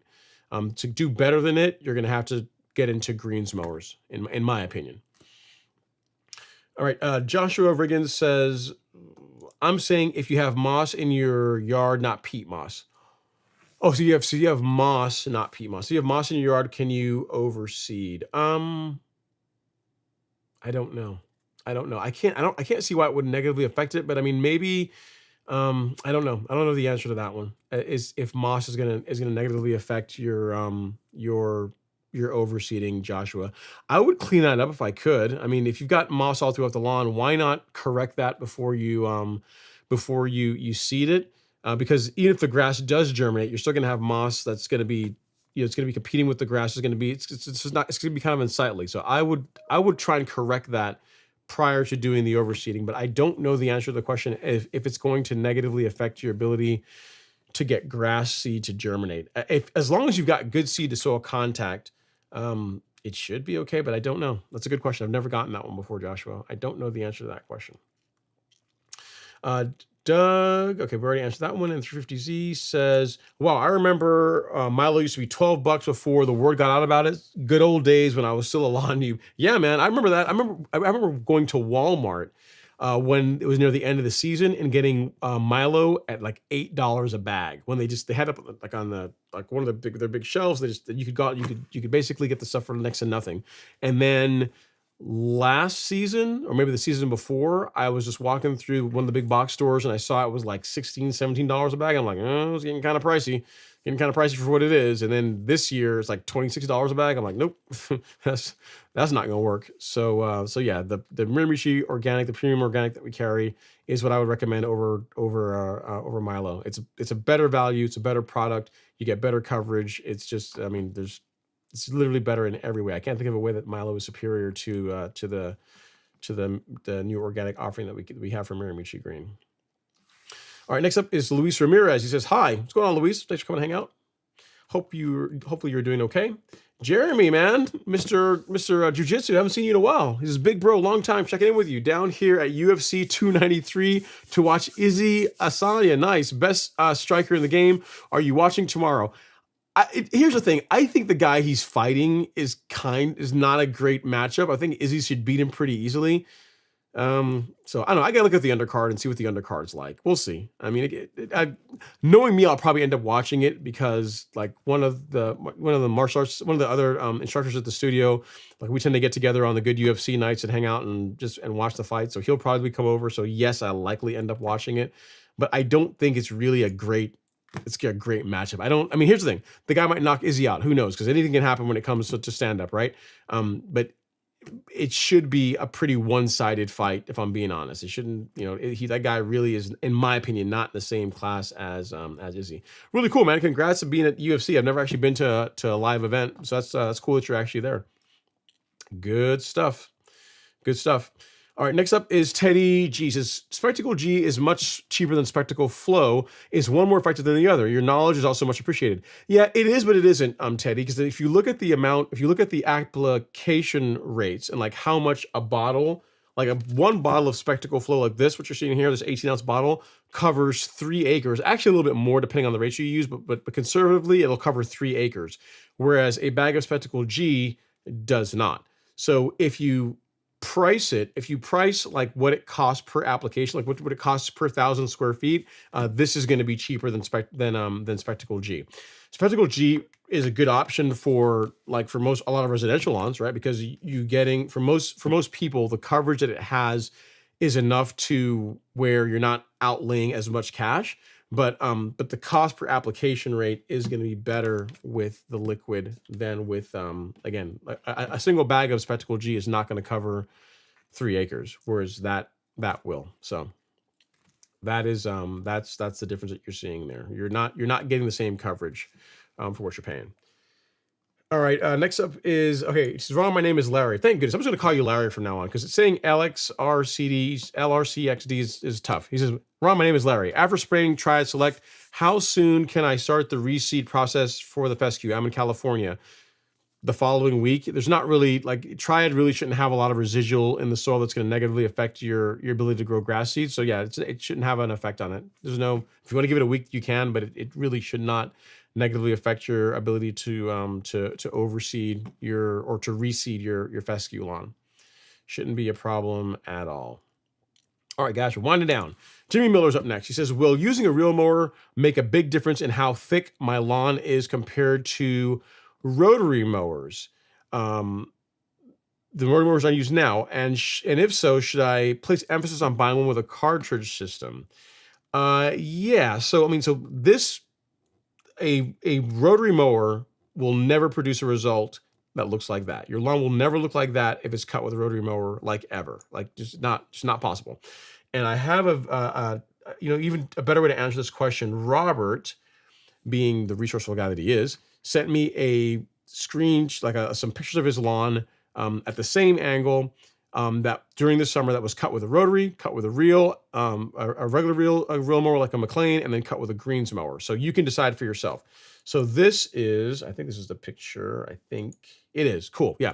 So this is Robert's lawn, same angle. This is it cut with a rotary mower.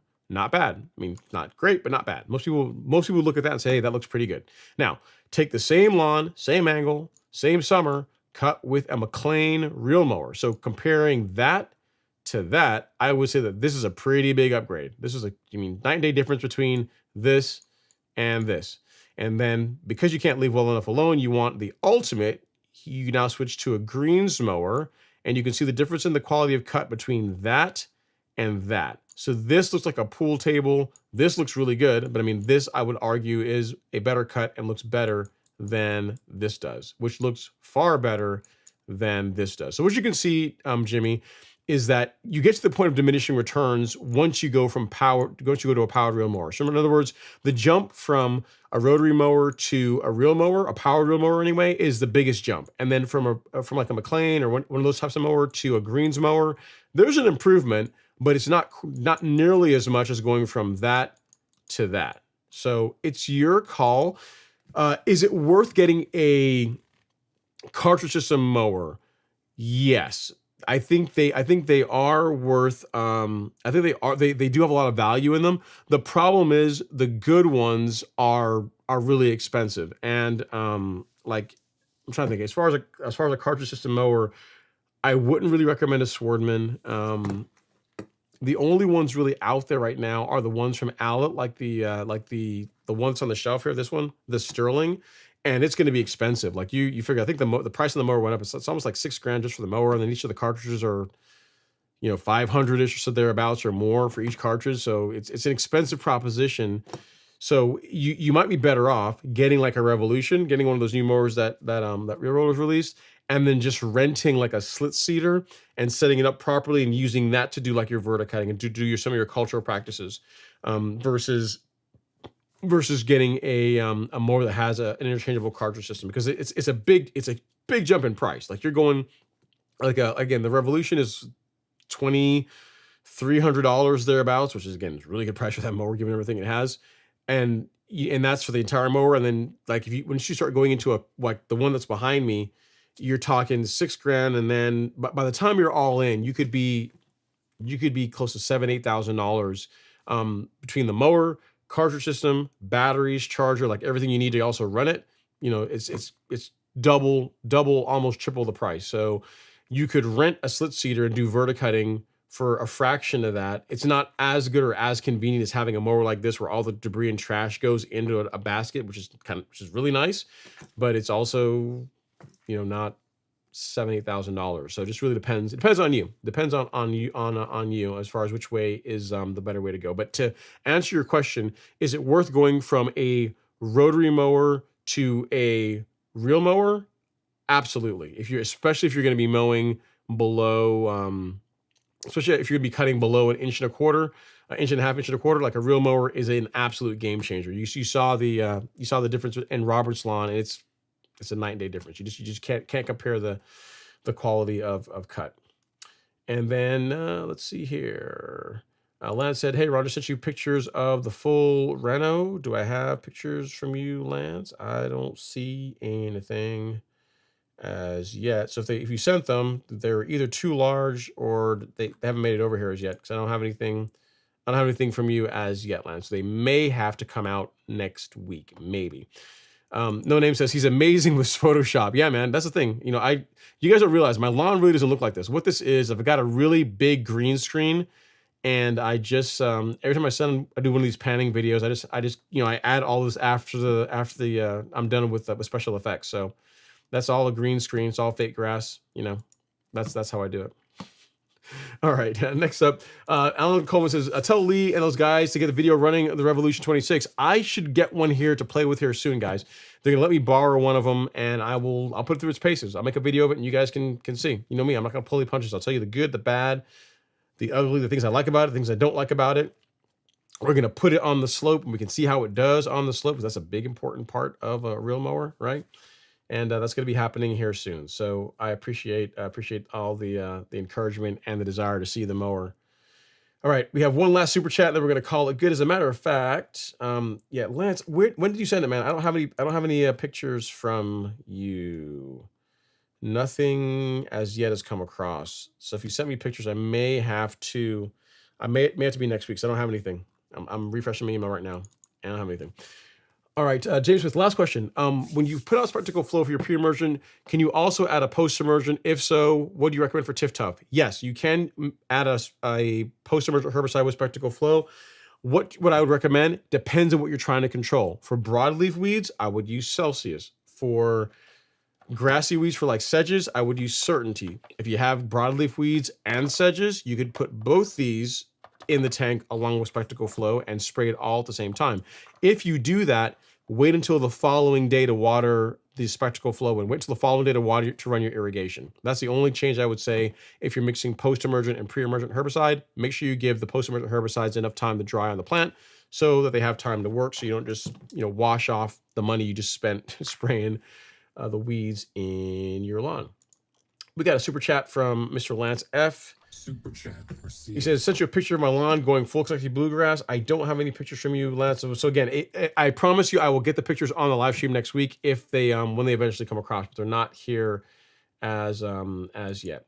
Teddy T says, one last question. In South Florida, the temperature does not drop into the 70s consistently until November. Would that be too late to apply pre-emergent? I would still get it down, man. I would get it down a bit because it's not the air temperatures, it's the soil temperatures. So when the average soil temp is in the mid to low 70s trending cooler, I would apply your pre-emergent. Again, Teddy, there's not really a whole lot of negatives to doing your pre-emergent a little bit too early, but if you don't get it done and you wait till it's late, you're not gonna get good control. The product is not going to work as well. So when it comes to pre-emergent, a little bit early is always better than a little bit late when it comes to that. So there you go. Got a super chat from Gino MKL. Thank you so much, Gino. Appreciate the super chat. Received. He says, hey, I need help with a weed that is getting bigger as we speak. I'll send you a pic to your email if possible. Yes, Gino, no problem. I may not be able to answer it on the live stream, but here's my email address, ron@golfcourselawn.com. If you send me the email with a picture of the weed, your grass type, where you are in the country, all that stuff, I will answer it. I'll do my best to get to it tonight. If not, it will be tomorrow. I will absolutely get you an answer to your question about the weed that's in your lawn. All right. Xavier Caraballo says, took a sip of $13 Chick-fil-A lemonade for you tonight. Cheers, Ron. Happy Friday. LOL. All right, guys. On that note, let's cue the checkout music, and I'll answer one last question as we get ready to do that. We got Nick. He says, helping a neighbor who has a 50-50 mix of Bermuda and centipede. Any recommendations of what to kill off the centipede for next year so we can get the Bermuda to take over fully? Yes. Quinclorac. I do have a recommendation for that. So I'll hook you up, Nick. Actually, because I have your phone number, I'll just text it to you. How about that? You can get even more special treatment. So Quinclorac DF. And actually, here you go. So it's in your text. And for those of you that don't have my phone number but want to know the answer to that question, you can use this. That product will remove centipede in Bermuda grass without killing the Bermuda. And then last question, this really is the last question from James. He says, one more question on mower options for a non-grass reel mower. Thoughts on the Hudson Star Greens mower, a manual reel mower. I've never used one, so I can't say for sure. At $2,000, I would buy the Revolution because like $2,000 for a manual push reel mower is a lot of money in my opinion. And I think that'd be better spent in a used greens mower or in Revolution. Cool. Well, thanks so much, guys, gals, everyone. I really do appreciate all the love and support. Thank you guys coming to hang out in the live stream.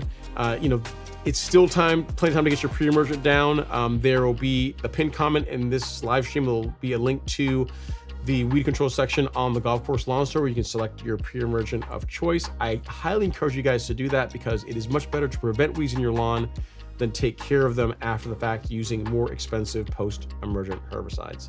Have an amazing weekend. Take care, do something fun in the lawn, and I will see you guys next week.